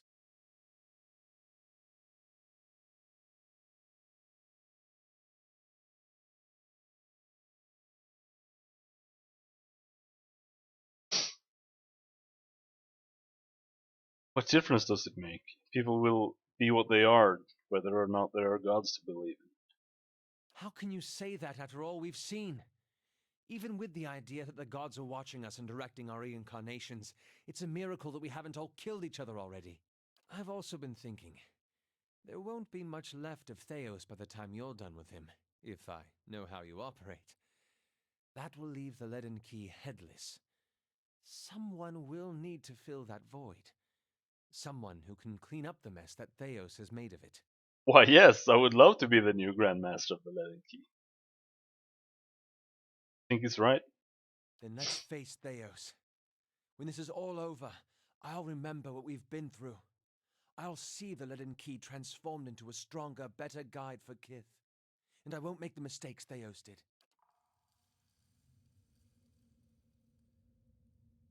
She did not level up. She will in like...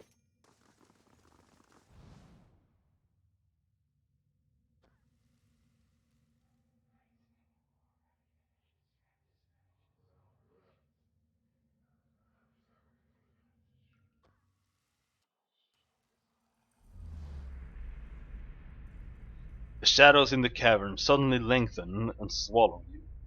When your eyes adjust to the darkness, you find yourself in the midst of what must be another vision. You are surrounded by mists.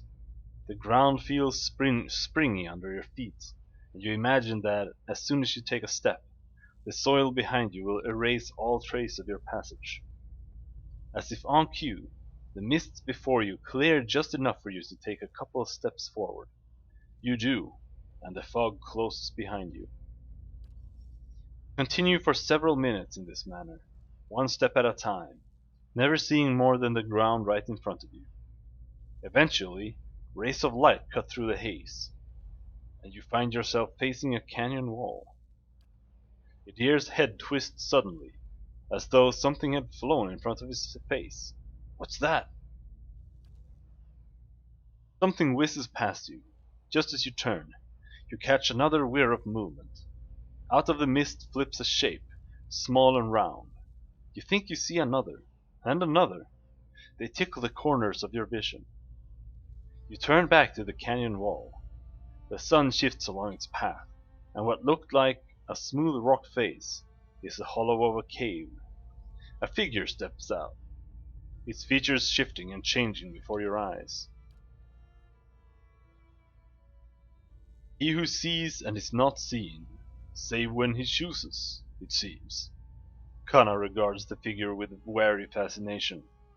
I thought the god of mysteries my chief enemy at times, but one cannot seek out answers if the questions aren't there.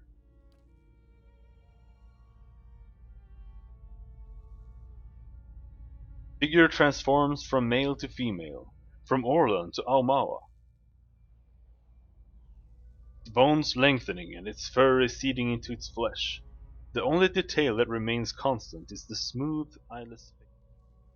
The whizzing, rushing shapes from the mist converge on the figure, and as they form a spinning cloud, you realize that they are eyes. Your very past is a mystery. You bury it deep, reinventing yourself with each new path. You unravel a thread, Watcher. One you have lost and discovered over generations. And following it to its end has only brought you back to the beginning. What are you talking about? Whale giggles. A strangely modulated sound that rises and falls as the god shifts form from one to the next. You seek and search while your foe obscures, and even your quest for answers to your past has only led you to another mystery, and one grander still.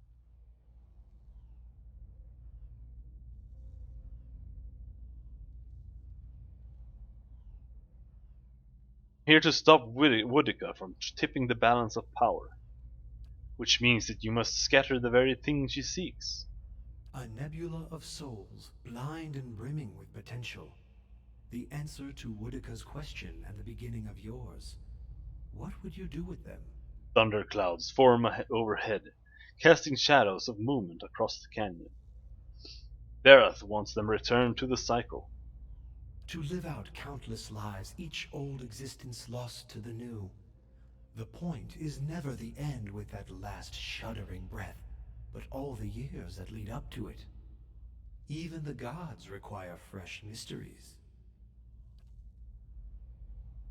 Clouds break and the torrent of rain washes Whale's features clean. His blank face molds itself again, taking on the shape of something you've never seen before. Do not consign the souls to the fate of some god's choosing. You have found them. Now scatter them across existence, their destination known to neither god nor mortal. Let them be lost again, new answers to new riddles. Behind him, the sudden downpour has carved new caves into the canyon. What end would that serve? No end, Watcher. That is the purpose. What would happen to the souls? None know. They could end up anywhere in the realms of gods or mortals, whole or divided. Discovering them again and charting their course through the ether will be a new mystery. Farewell, Whale. That is a word for endings, and this is but a crossroads. Even I do not know what you would choose. Shadows from the new caves melt and spread across the landscape, covering you in darkness. When the light returns, the vision is gone. Okay. Margren's fire casts light in dark places. Hmm. One segment of the bridge rises over the ruins of an ancient city. It looks stable enough, but the wide gap leaves little room for error. Jump to the freestanding segment. Cashew gets a running start and leaps over the gap.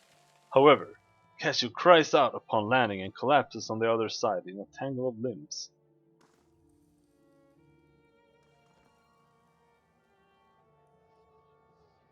Of overseeing. Area of effects.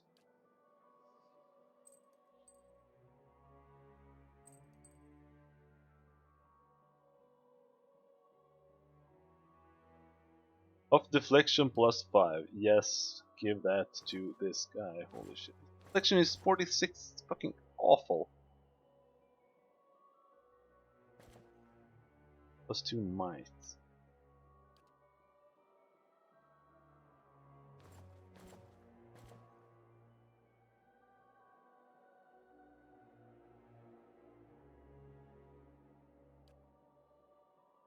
Plus 3 move speed. Holy shit.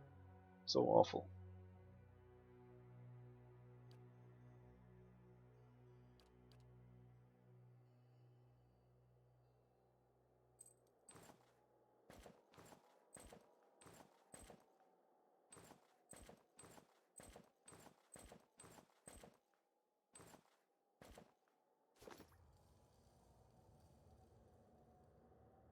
Jump to the other side. I have a twisted ankle and a sprained wrist. Nice. Don't think we need to rest just yet.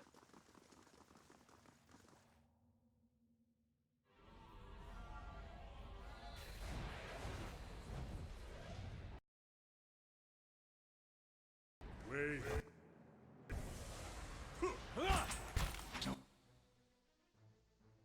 Good. Oh, another Shadow Drake. How cool. How nice. Arr!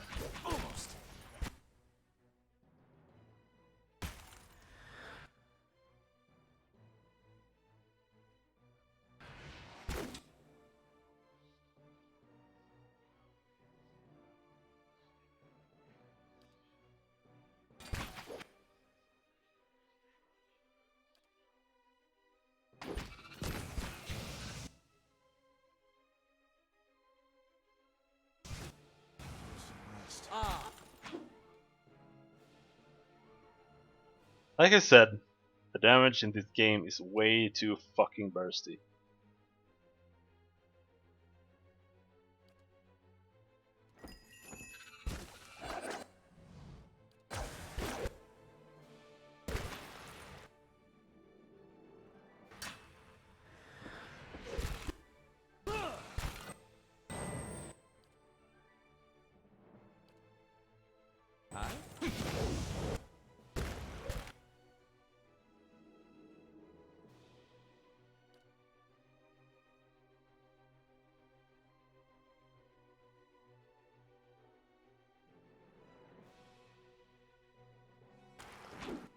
Lava will be on seek.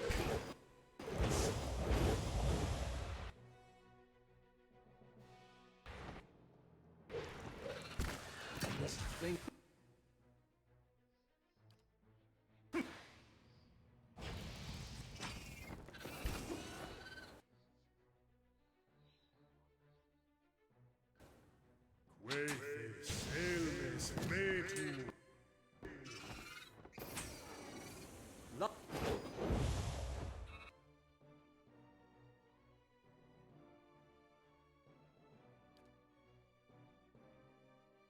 I think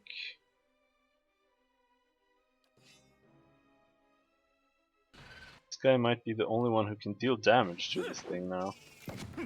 And now he's gonna die again.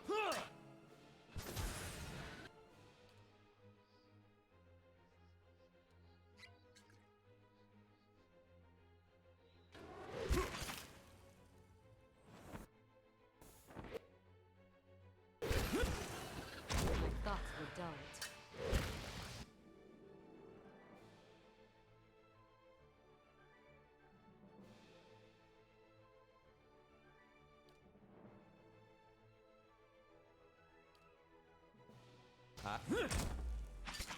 Lava will be on seek.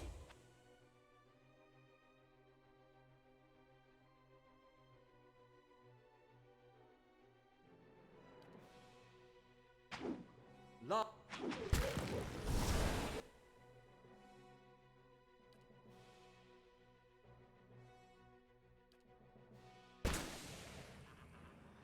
Lava will.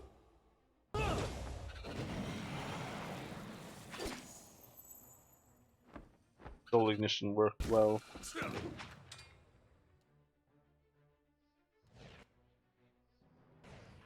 Oh damn it. He could aim it.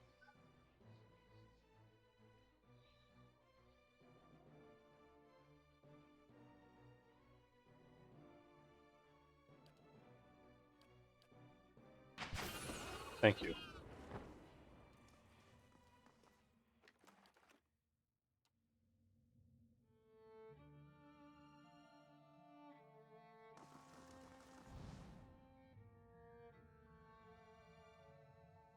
How did you not level up from that?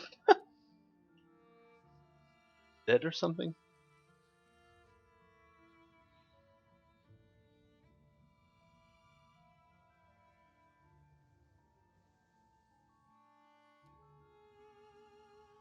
Wait.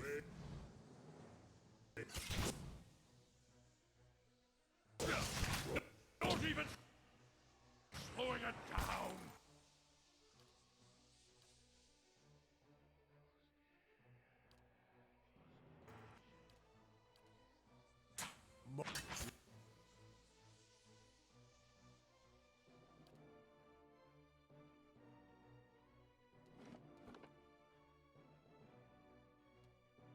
Lava will be on seek.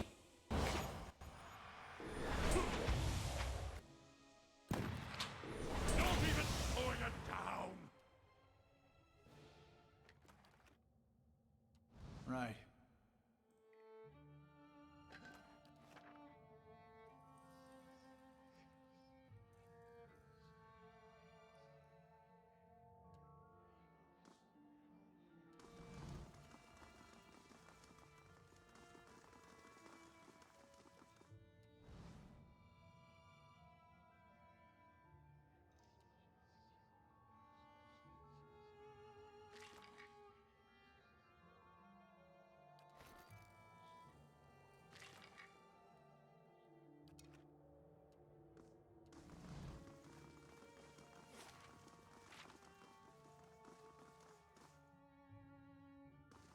Nice and quiet.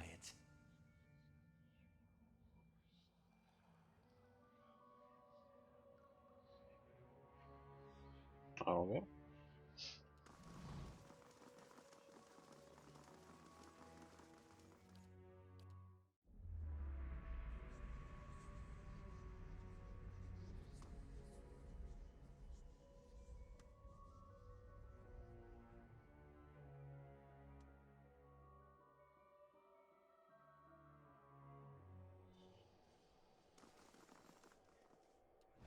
Quiet as a calm sea, which is nothing.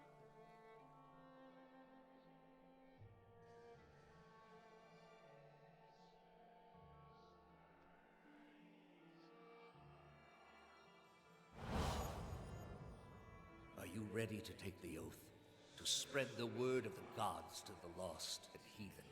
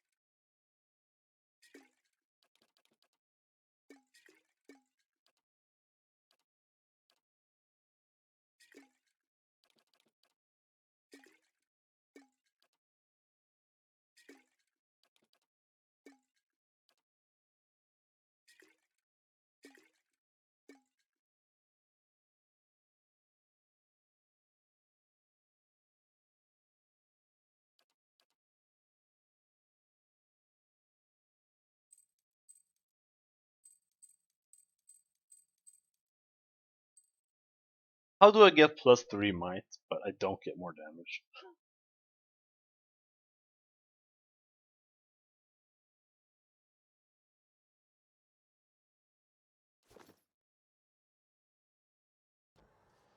I am trusting you to remain loyal to the gods in this. If you do not, you will have greater powers than me to answer to. But you will answer to me as well. Oh, belt of power. Holy shit. Stop giving me gear! Might of resolve.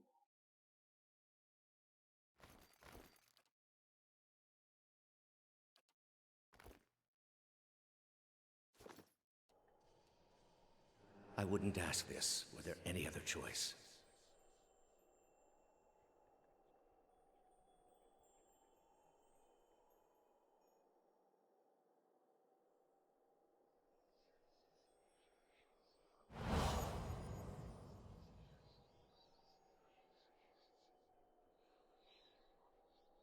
This is a missionary, same as I was. Taught the wrong things, as I was.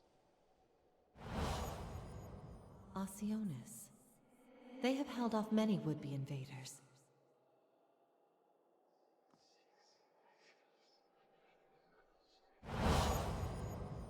You are ready to give a confession? I'm ready to hear one from you.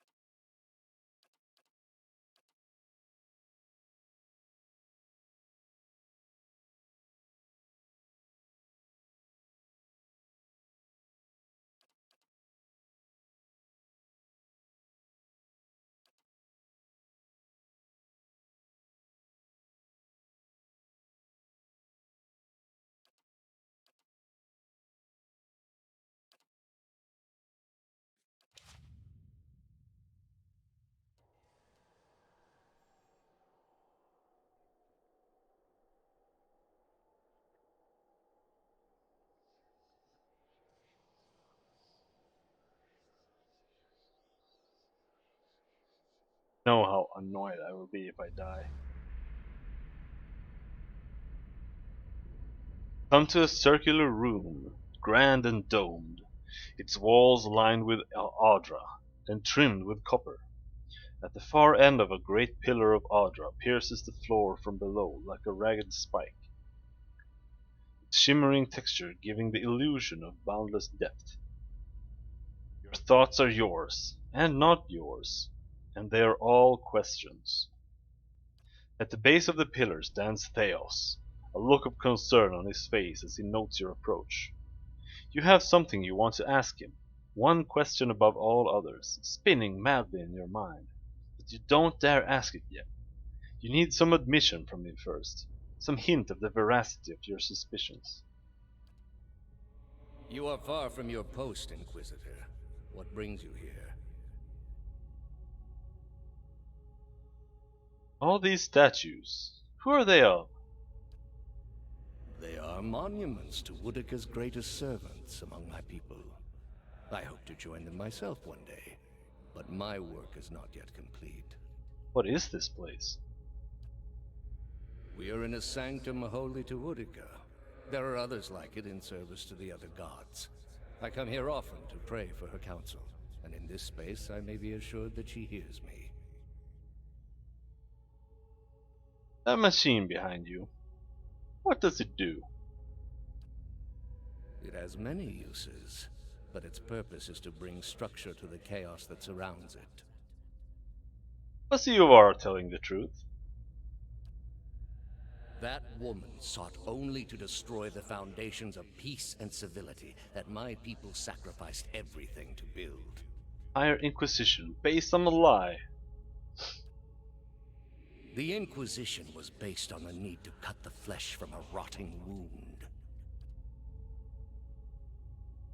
You are shaking now, having lost all patience for tact. No more evasions. You have to know. Everything you believed, everything you have done for the gods. You lied to me when you said the gods could end suffering. Theos says nothing. Are there no gods? What is a god? A higher power? A rewarder of good deeds and punisher of the wicked? Something men can turn to in their darkest moments when their days seem only like bridges from one tragedy to the next. Our gods are all these things. With Theos' every word, you find yourself losing control of a boiling cauldron of rage, and doubt, and fear, and hopelessness, until you can take it no more. Are there no gods? We are in a sacred place within earshot of the gods themselves. This is not the time. You've been through much these past few months. You will return home and you will rest. When you feel you have recovered, you may rejoin us at the trials. The Inquisition is far from over, and I will have need of you. There are many who continue to spread the lies of the apostate. The Inquisition will not end until we have pronounced judgment on all of them. Eyes linger on you, and there is no mistake the threat behind it, and your rage shrinks at the image of an iron wheel in your mind, monolithic and caked with the dried blood of thousands. You do not ask your question again.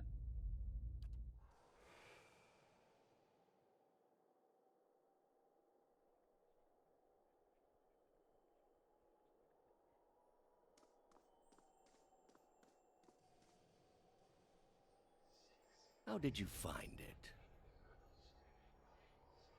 Attack! I didn't. It was Lady Webb. Another in a string of acts of petty defiance. For all her knowledge, she always preferred spite over reason. Loved you. Then she should have obeyed. I ask one thing of all my followers. She was incapable. A waste of rare talent and intellect. Blind obedience is a lot to ask of someone with a mind of their own. What of your cohorts, then? They have followed you to their deaths. Is it loyalty that brings them here? Or is it, as my agents suggest, that they have no direction of their own? You worshipped Aethys, did you not? Your spies are good. What gave me away? The cape? Yet when your god needed you the most, you chose your country. We were being invaded, not by anyone who was acting like a god. Then I should think your hometown gave you a hero's welcome when you returned. They gave me one. It didn't last, but what does? Neither faith nor loyalty in your case, I think. Your god deserved better from his follower. Gear's body tenses, but he catches himself. He shrugs, but bitterness is draped across his face. You have devoted yourself to studying the work of my people. Why? Because I believe we can learn from the past and use that knowledge to better ourselves. I wanted Rauatai to surpass the Anguithins, build upon what they knew. And did you ever consider that these were things you were never meant to understand? That their comprehension is beyond you? I don't need to understand. I've seen what's become of your people. That's all the lesson I need. You are living in the time of my people, Amawa. You owe them more than you will ever comprehend, and so it shall ever be. Greater civilizations than yours have attempted to reclaim what we buried. The greater their successes, the worse their fates in the end. I have seen to it. Duran stares at Theos with a beast's snarl. Theos watches him calmly. You built a weapon that delivered exactly as promised. I served my goddess as you did yours. Yet the other builders were slain, 11 of a dozen. Why not you? Were you somehow different? Redeemable in your god's sight? There was a message there, whether she meant it or not. Or was it merely that your goddess wanted you dead as well, and your delusions of importance prevented you from seeing the obvious? A whore's beguiling charms, nothing more. But the spell's broke now, Theos. The trial's over. I know friend from foe, and I've come here now to see a foe repaid. You were able to destroy a god because another god wished it. Without her hand to guide you, you could not strike at a god any more than you could strike the sky. You are impotent, and not just from the pox. State your name and purpose, young acolyte. My name belongs to the gods, in my hand to their service. And I'm going to purge it of your stain. You serve none but yourself. Without contact with your order, you can have no higher purpose. Only the base concerns of the flesh. You have cast yourself from our ranks. No. I've risen above them. I'll take the leaden key and lead in a way that you, who remained nothing more than a slave to the gods, never could. A leader without insight, directing an organization that does not question. Quite a vision, Initiate. You are here because you are lost. The gods cannot reach everyone, I'm afraid. May you fare better in your next lives. He didn't talk to the grieving mother. I gather you have had your soul awakened. Why else would you shadow my footsteps like some stray mongrel? You think I have something to offer you, but our business was concluded long ago.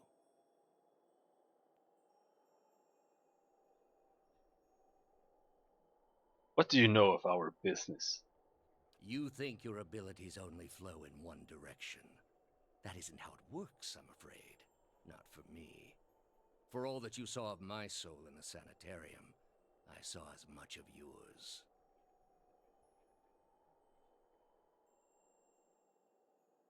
One of us is going to die in this room.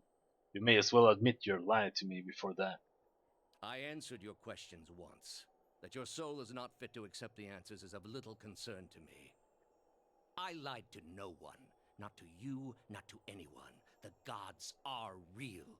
They are everything we need them to be, and the world is better for it. Deny the generation its place in the world. The heart of this country has skipped a beat. Nothing more. I have done far worse. I plunged the peaceful kingdom of Telosus into civil war. I slew the monarch of Desantio, whose people never knew hardship under his rule, and replaced him with a cruel despot who brought them to ruin. When plague arrived at the great city of Arborensis, I saw to it that the cure did not.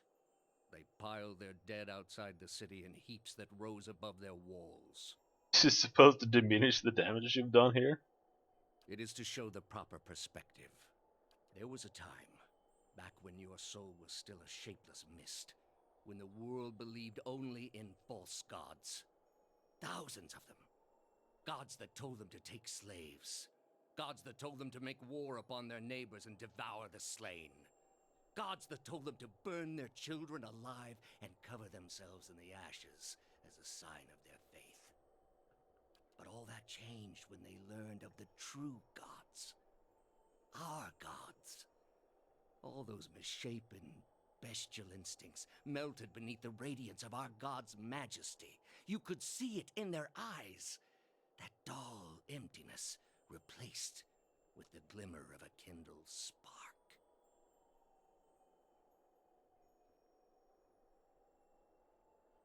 Spark of false hope. There is no false hope. Only hope for things that never come. Have you imagined this existence? The one the apostate would have created. We are not all so virtuous as she. Without our gods, the most wicked, the most tyrannical, they would take that power for themselves. But more than that, it would be a hollow existence. All mysteries forever unanswered. All purposes constructed from meaninglessness. No endings to bring closure. Only a wheel, turning without mercy, grinding our spirits to dust.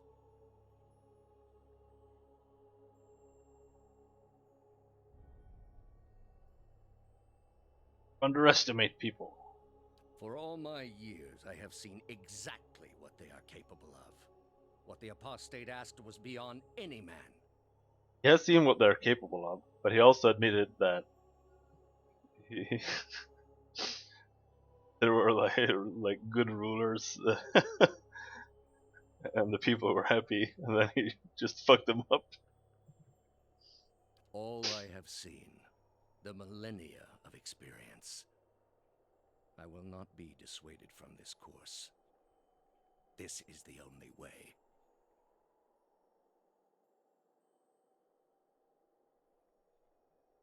You are blind to think yours is the only way. You are controlled by your own doubts. We are all controlled by our own doubts. Better that we should be relieved of them. With your soul and thousands of others, I will see this world purged of its suffering. Hear me, Woodica. Your servant calls for aid. Roach 10!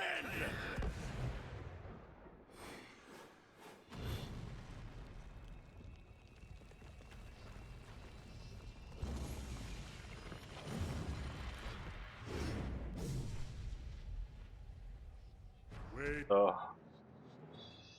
this is what I really dislike here.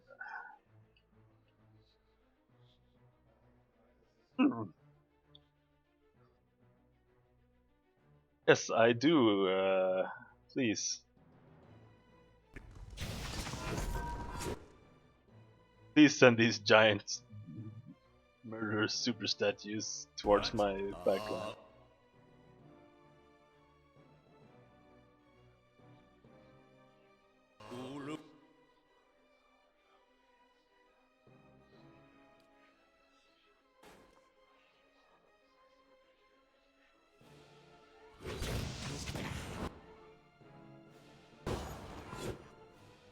What?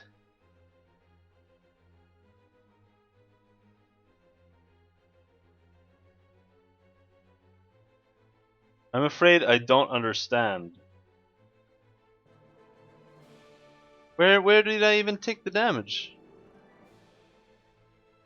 Theos, cleansing flame, graces cashew. 182.2 burn over 4.3 seconds.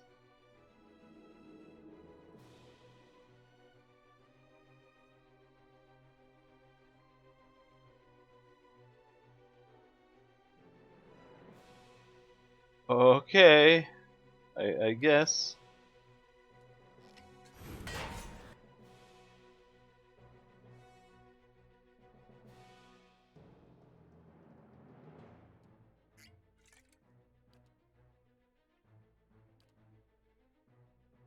way too bursty. Those are vessels, so let's at least go here.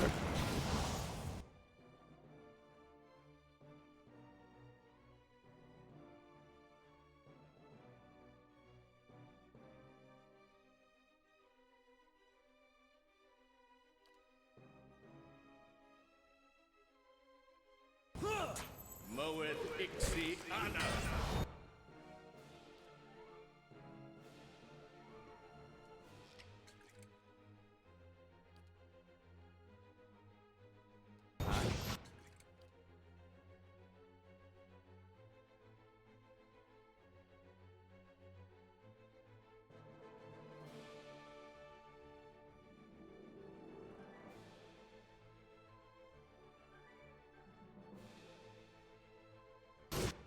Nope, nope. He didn't even have time to drink a fucking potion. And he's dead. I don't get it. Like...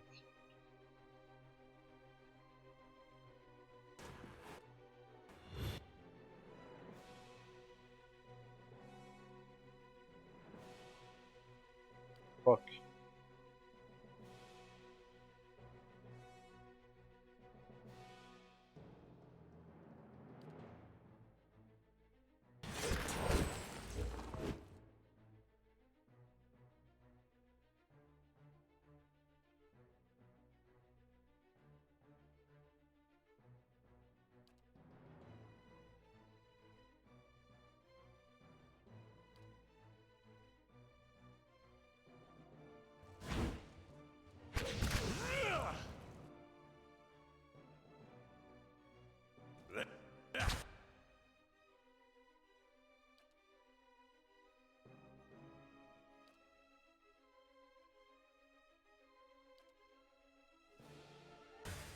I shall.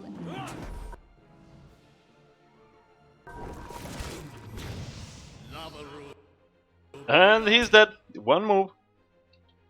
See, enough of this. Like there's no gameplay in this game. It's just like either you kill things or you get one shot.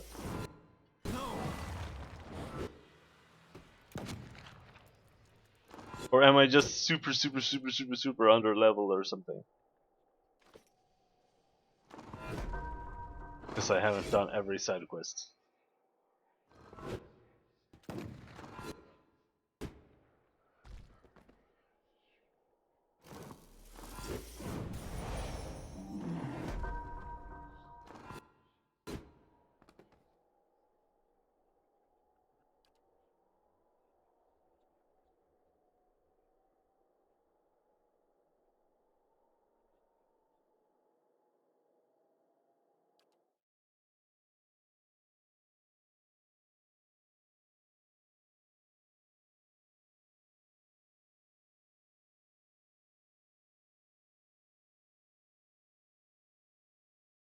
Roak 10!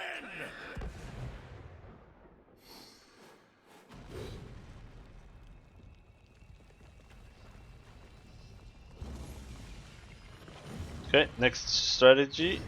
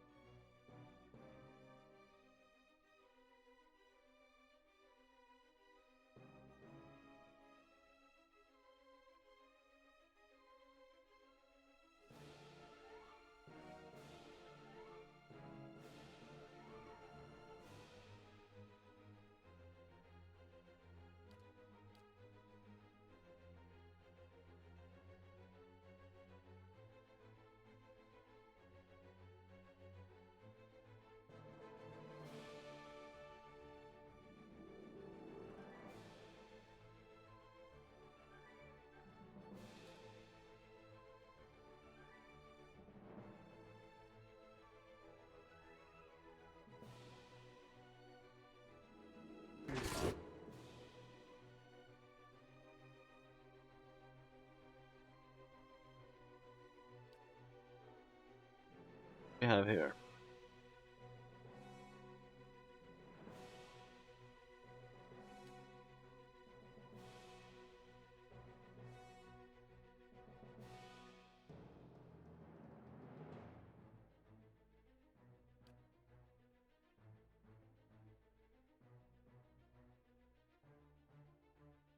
Oh.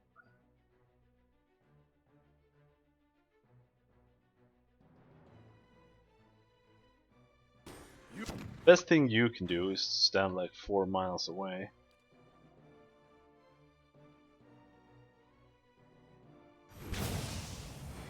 And one character down.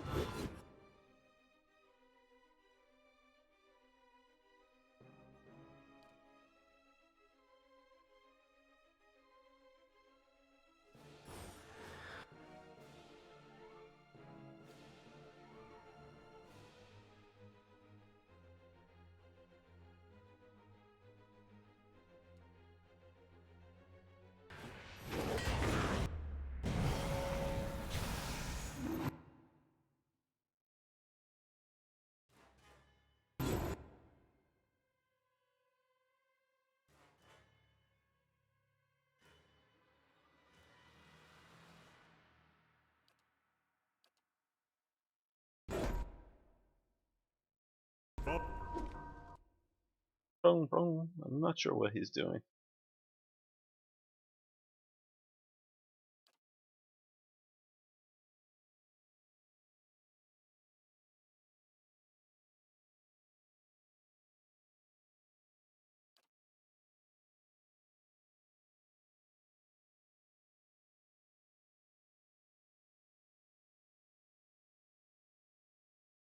Blessing, sure.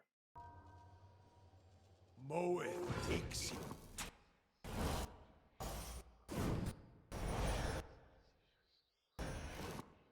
Okay, so he is simply untargetable right now.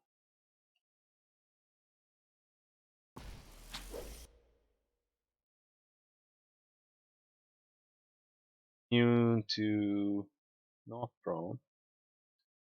Hey.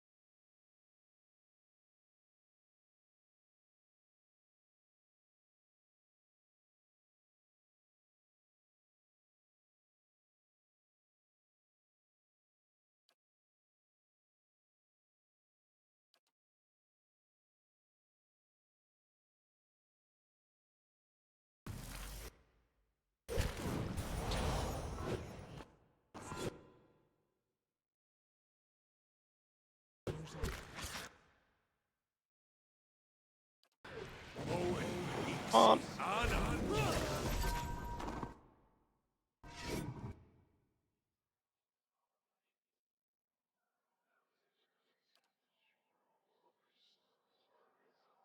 Lavaru beyond. See.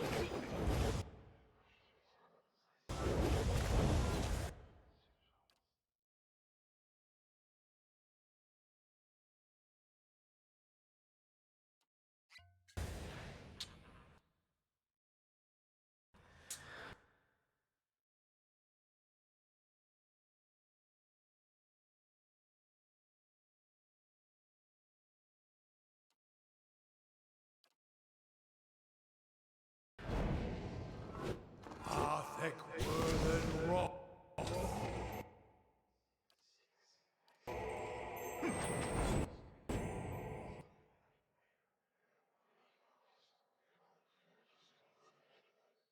This one is over, so let's cast it. How long does it last? 12 seconds. Oh, that is awful.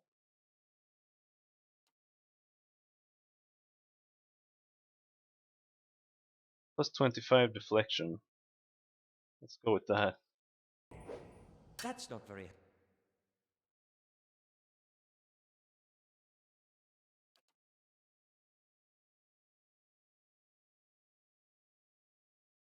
helpful?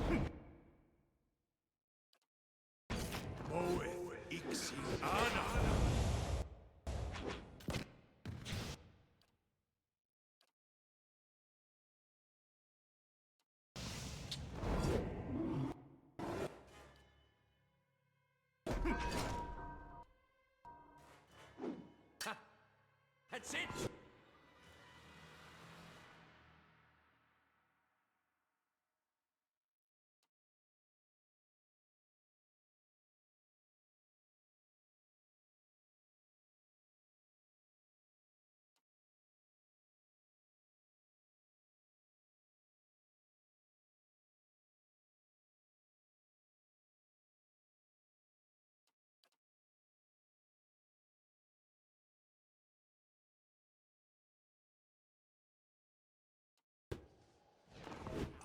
Heck.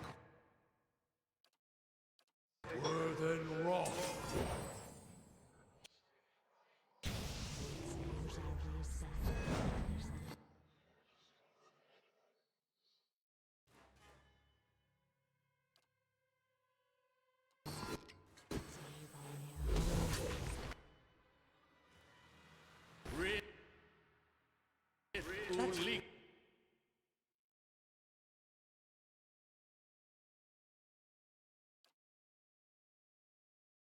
Your tail ends here!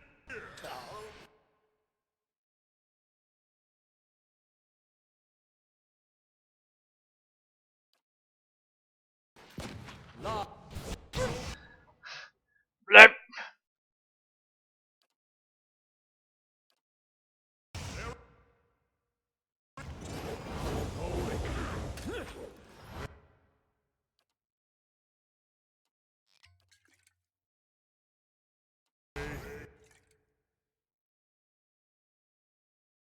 He died again. He died again 1 second after.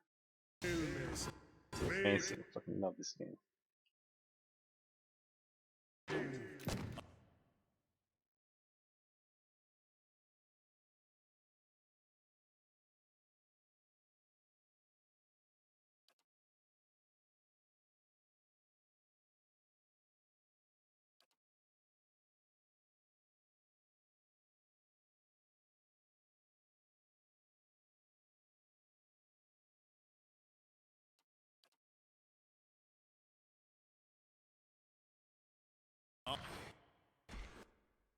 Doesn't count as flanked? Ugh.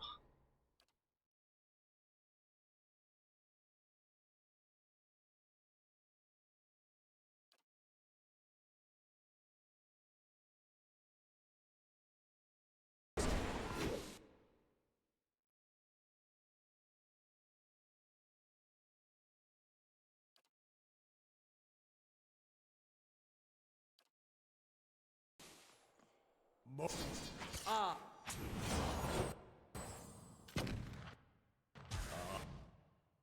Yeah.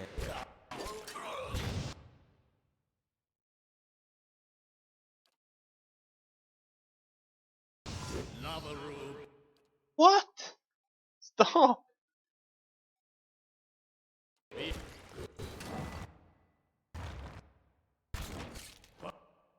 I die one more time, I am reducing the difficulty. What is he even doing? Cleansing flame! What am I supposed to do? There's no counterplay, there's nothing. Blast! No, I don't have any characters left. There is nothing I can do. And apparently he manages to heal this guy up, so...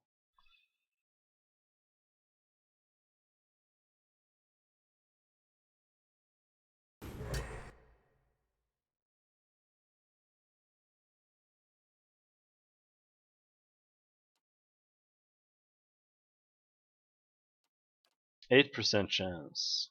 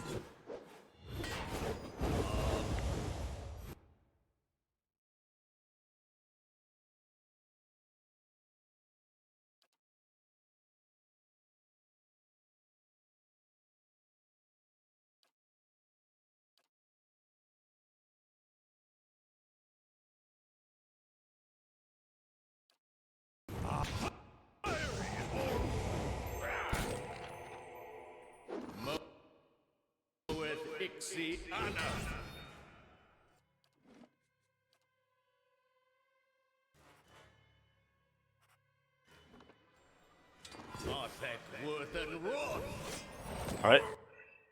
Old game.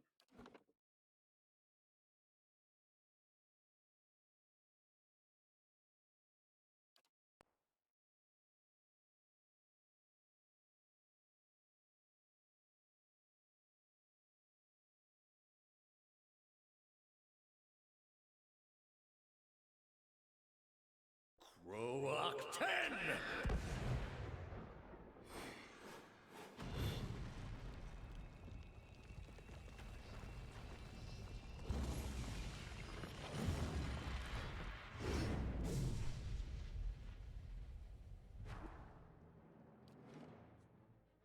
For time.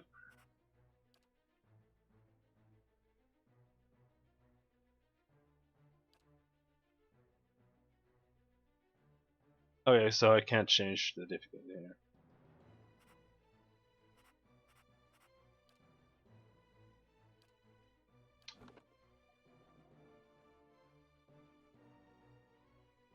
One more try, then I give up, because if I can't do it by then it's not gonna happen. This thing isn't doing the job.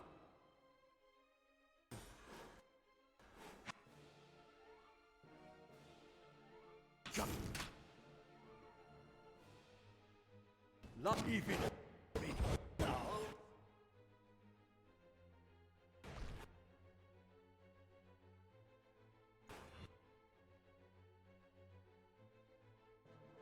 I love killed Theos, okay. I think the settings worked. Okay, thank you. Like this.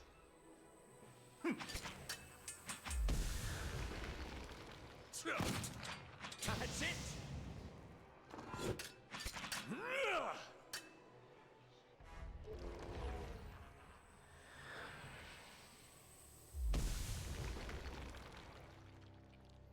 I'm not sorry I did that, because it's just terribly balanced. What are you supposed to do? At your feet rests the body of Theos, hollow. The dense, wrinkled shapes of the silent shouldering of an eternal burden now smooths across his color-drained face. His soul remains still for the moment, defenseless, its energy expanded in defeat. It lies sprawled across his body, like a death shrine. All those lifetimes spent to preserve a single vital secret. I can't imagine having that much certainty. Thousands of souls he has tortured. Would that he could live those sufferings 1,000 times himself. Some point, you have to look at the things your god is telling you to do, and ask yourself if it's worth it. All those lives. And at the end of them, he was no better than the very people he sought to guide. A pity he would ever have to face that realization again. With a deep breath, you plunge into Theos' soul. Where in Brackenbury it had been a maze of narrow corridors and dead ends, now it is expansive and borderless, its walls crumbling into heaps like the ruins of Engwith as you pass through them. Travel for what seems like ages, rushing to a known destination, a memory you glimpsed once before. At last you see it, no more than a pinprick of light at the end of a long tunnel, expanding slowly at first, then quickly as you near. Come out in the room you are standing in now, but it is new and pristine and filled with people, thousands of them, all turned towards the great altar pillar and the machine that encases it. Theo stands at the machine, and you are one with him now. You look out at the crowd, at faces of shriveled old men and cherub-cheeked little girls, at mothers bouncing infants to quiet them, and fathers clasping their children's restless hands and watching you with somber acceptance. A woman with tears in her eyes gives you a small nod. You turn back towards the machine, your breaths constricted beneath the weight of unwanted knowledge, preparing yourself to set out alone on a journey without end. Close your eyes and open them again to find the machine still in front of you, beckoning. You take your place in front of it and place your hands upon a large mechanical disc at the base of the great crystal column and speak a single word. Giant rings creak to life, building speed, setting arrays of carved draconic mouths aglow, and sending tremors through the platform beneath you. The entire room shakes now with the force of the accelerating machine, all sound drowned out by its deep, deafening thrum. Brilliant tendrils of light arc outward from the pillar in all directions, and you look over your shoulder to see them engulfing the crowd, burning them brightly like hot iron. One by one, the tendrils disappear, leaving ashen effigies where people once stood, many of them disintegrating to grey heaps under the stress of the tremors. Look above to the Adra pillar, and a glowing spherical mass has begun to coalesce atop the column, where the arcs converge. It grows and pulses, translucent and bulbous, like some immense chrysalis, suspended in slow rotation, as though it were being spun from the arcs of light. When the last arc disappears, the spectral mass hangs a moment, no longer rotating, so bright you must shield your eyes with an outstretched hand, and it seems to you as though it's looking at you. You bow your head in acknowledgement, and look back up to see it melt into the pillar like warm candle wax. The pillar flares with a flash of light, bright as the sun itself, then fades to darkness. The machine slows down to an abrupt halt. When the last echo of its grinding cogs has passed, the chamber is alone. From all sides, reality begins to bleed in through the memory, and you find yourself in your own skin once more, looking down on Theos' lifeless body. You sense a listlessness to Theos' soul, an overwhelming fatigue that hinders its immediate escape, and makes it vulnerable to manipulation. You feel as though your victory has given you some kind of hold over it, and you are able to do with it as you please.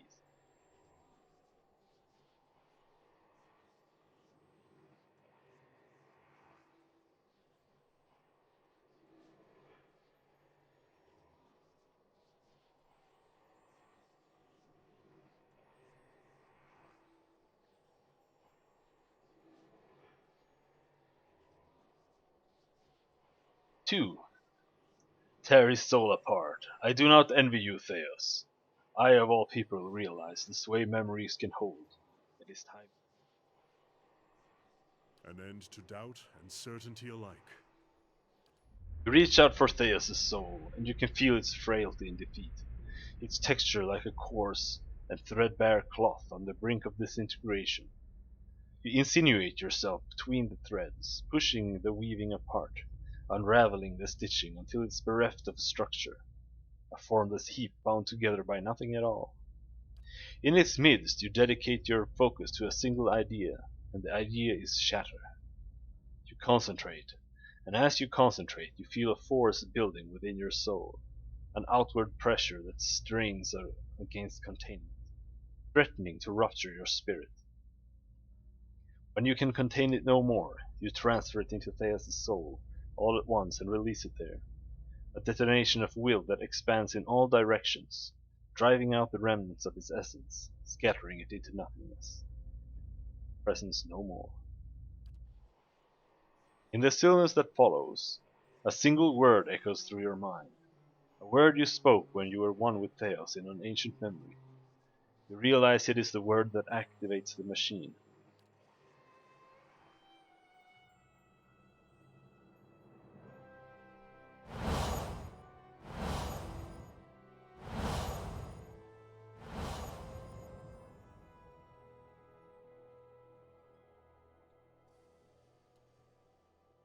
Mm-hmm.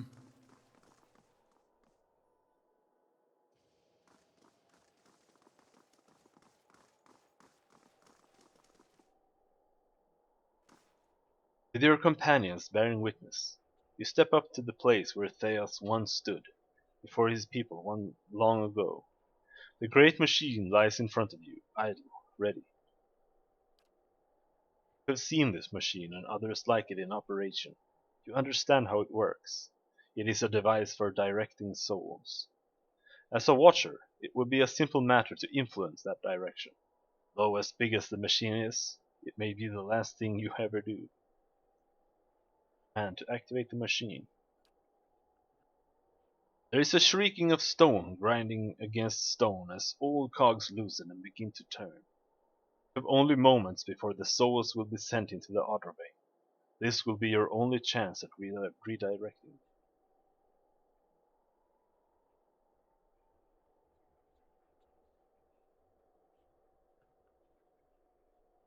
Send the souls back into the reincarnation cycle. We did strike a bargain with death, even though arguably he's not an actual god, but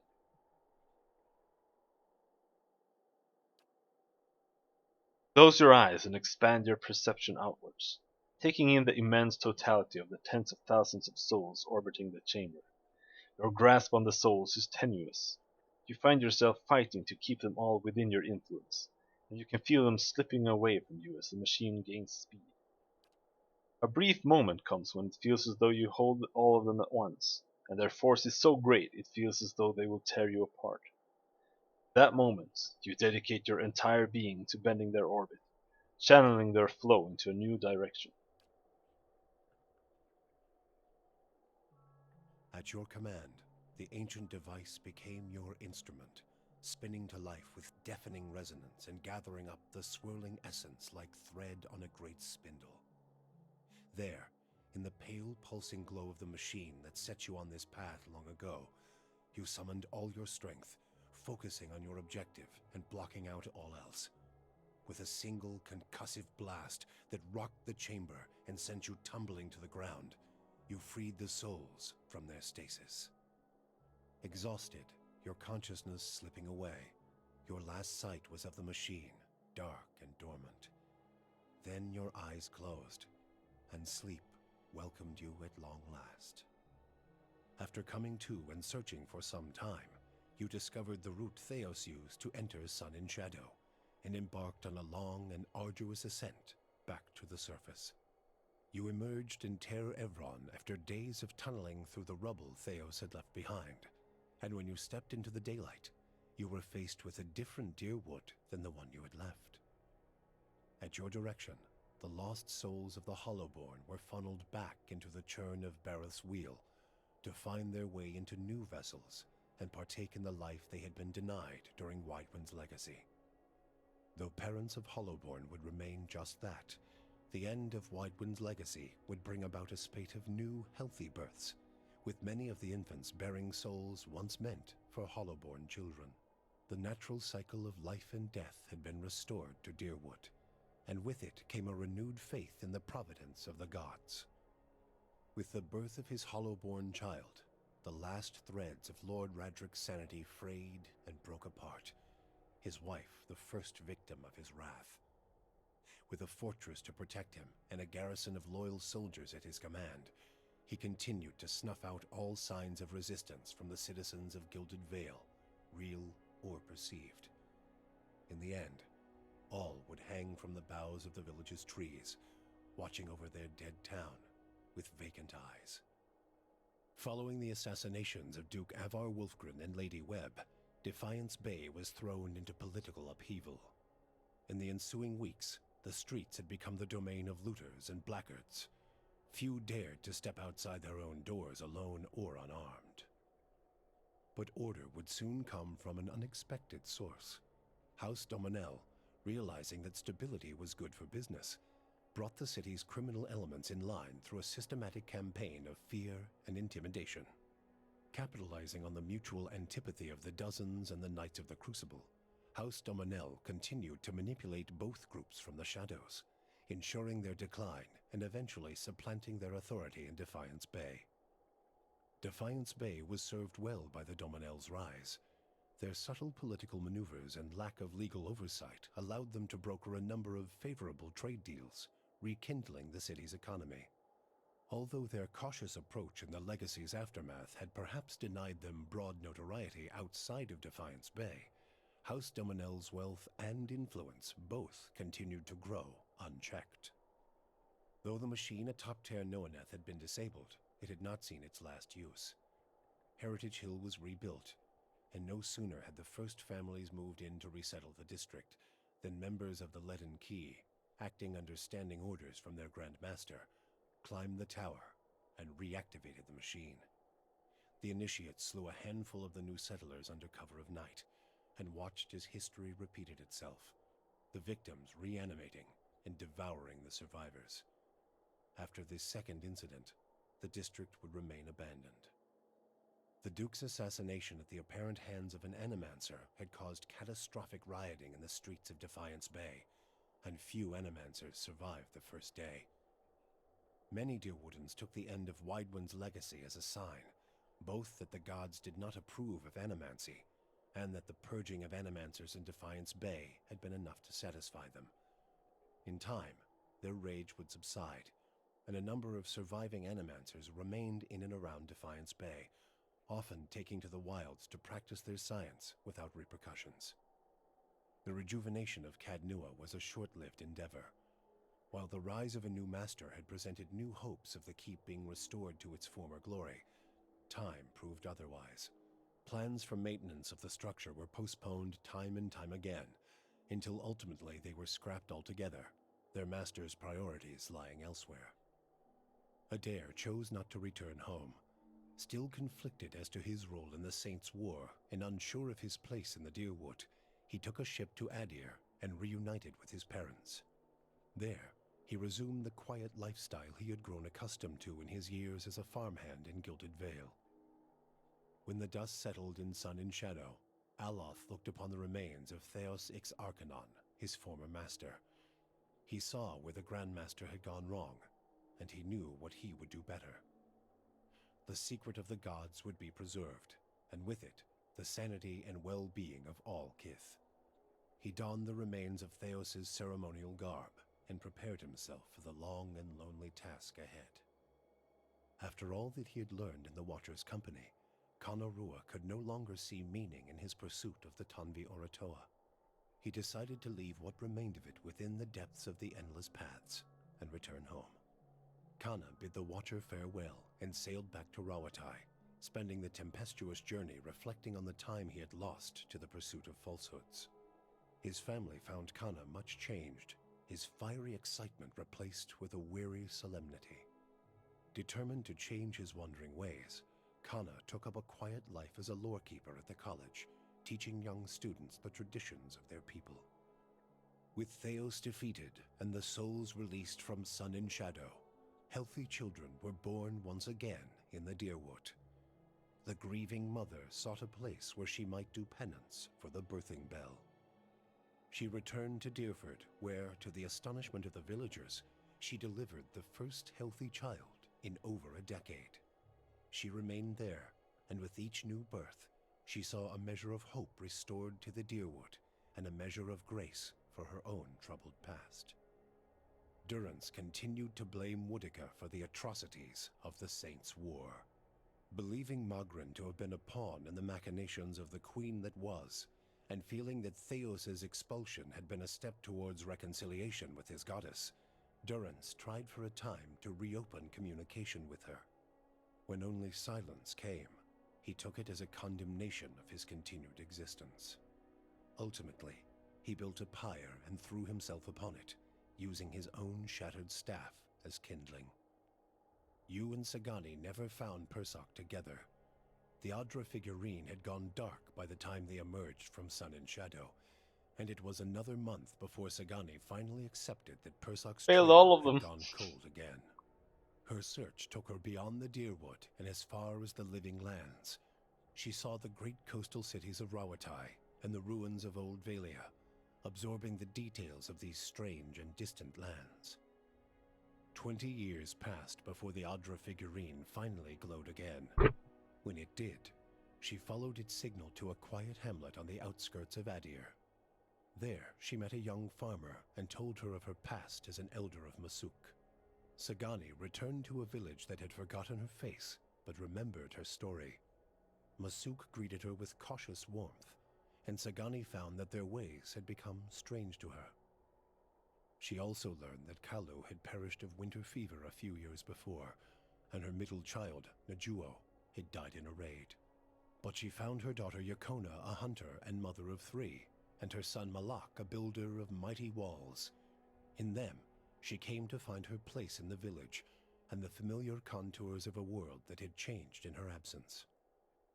For you, the death of Theos brought an end to your waking visions, and a silence to the whispers of the past. In their absence, you were able to sleep.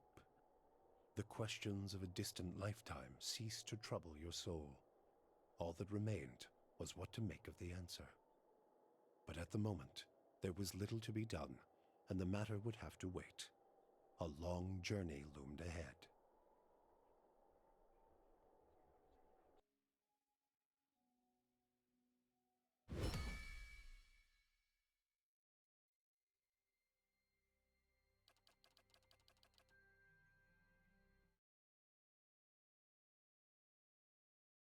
And that's the entire game.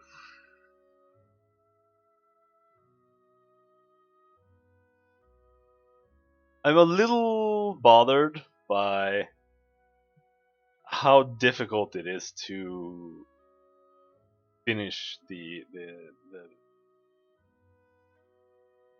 your party members' storylines. Like, all I wanted to do was finish Adir's storyline, and I went to that fucking the records room like 4 times, and you never could do anything. I don't know what you're supposed to do. Like, after they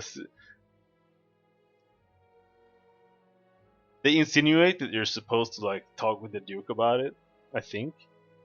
But when you finally get to talk to the Duke, he gets assassinated, and that city is thrown into a riot, and you can't do anything about it. So, I don't fucking know. But, sure.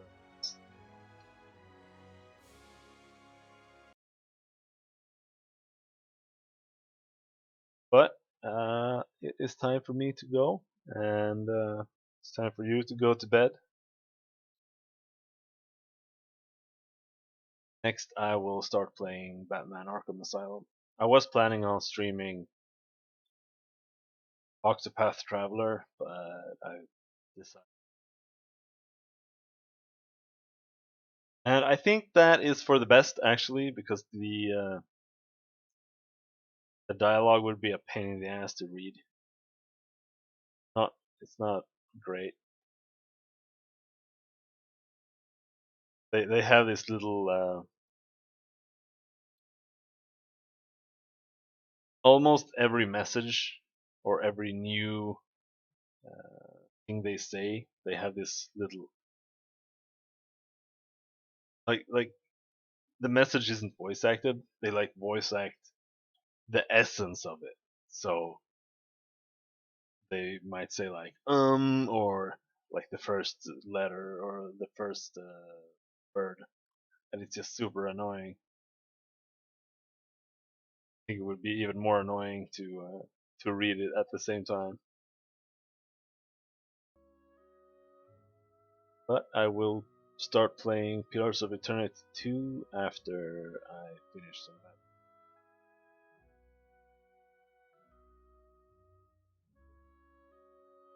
But you're out. Bye bye. Thanks for dropping by.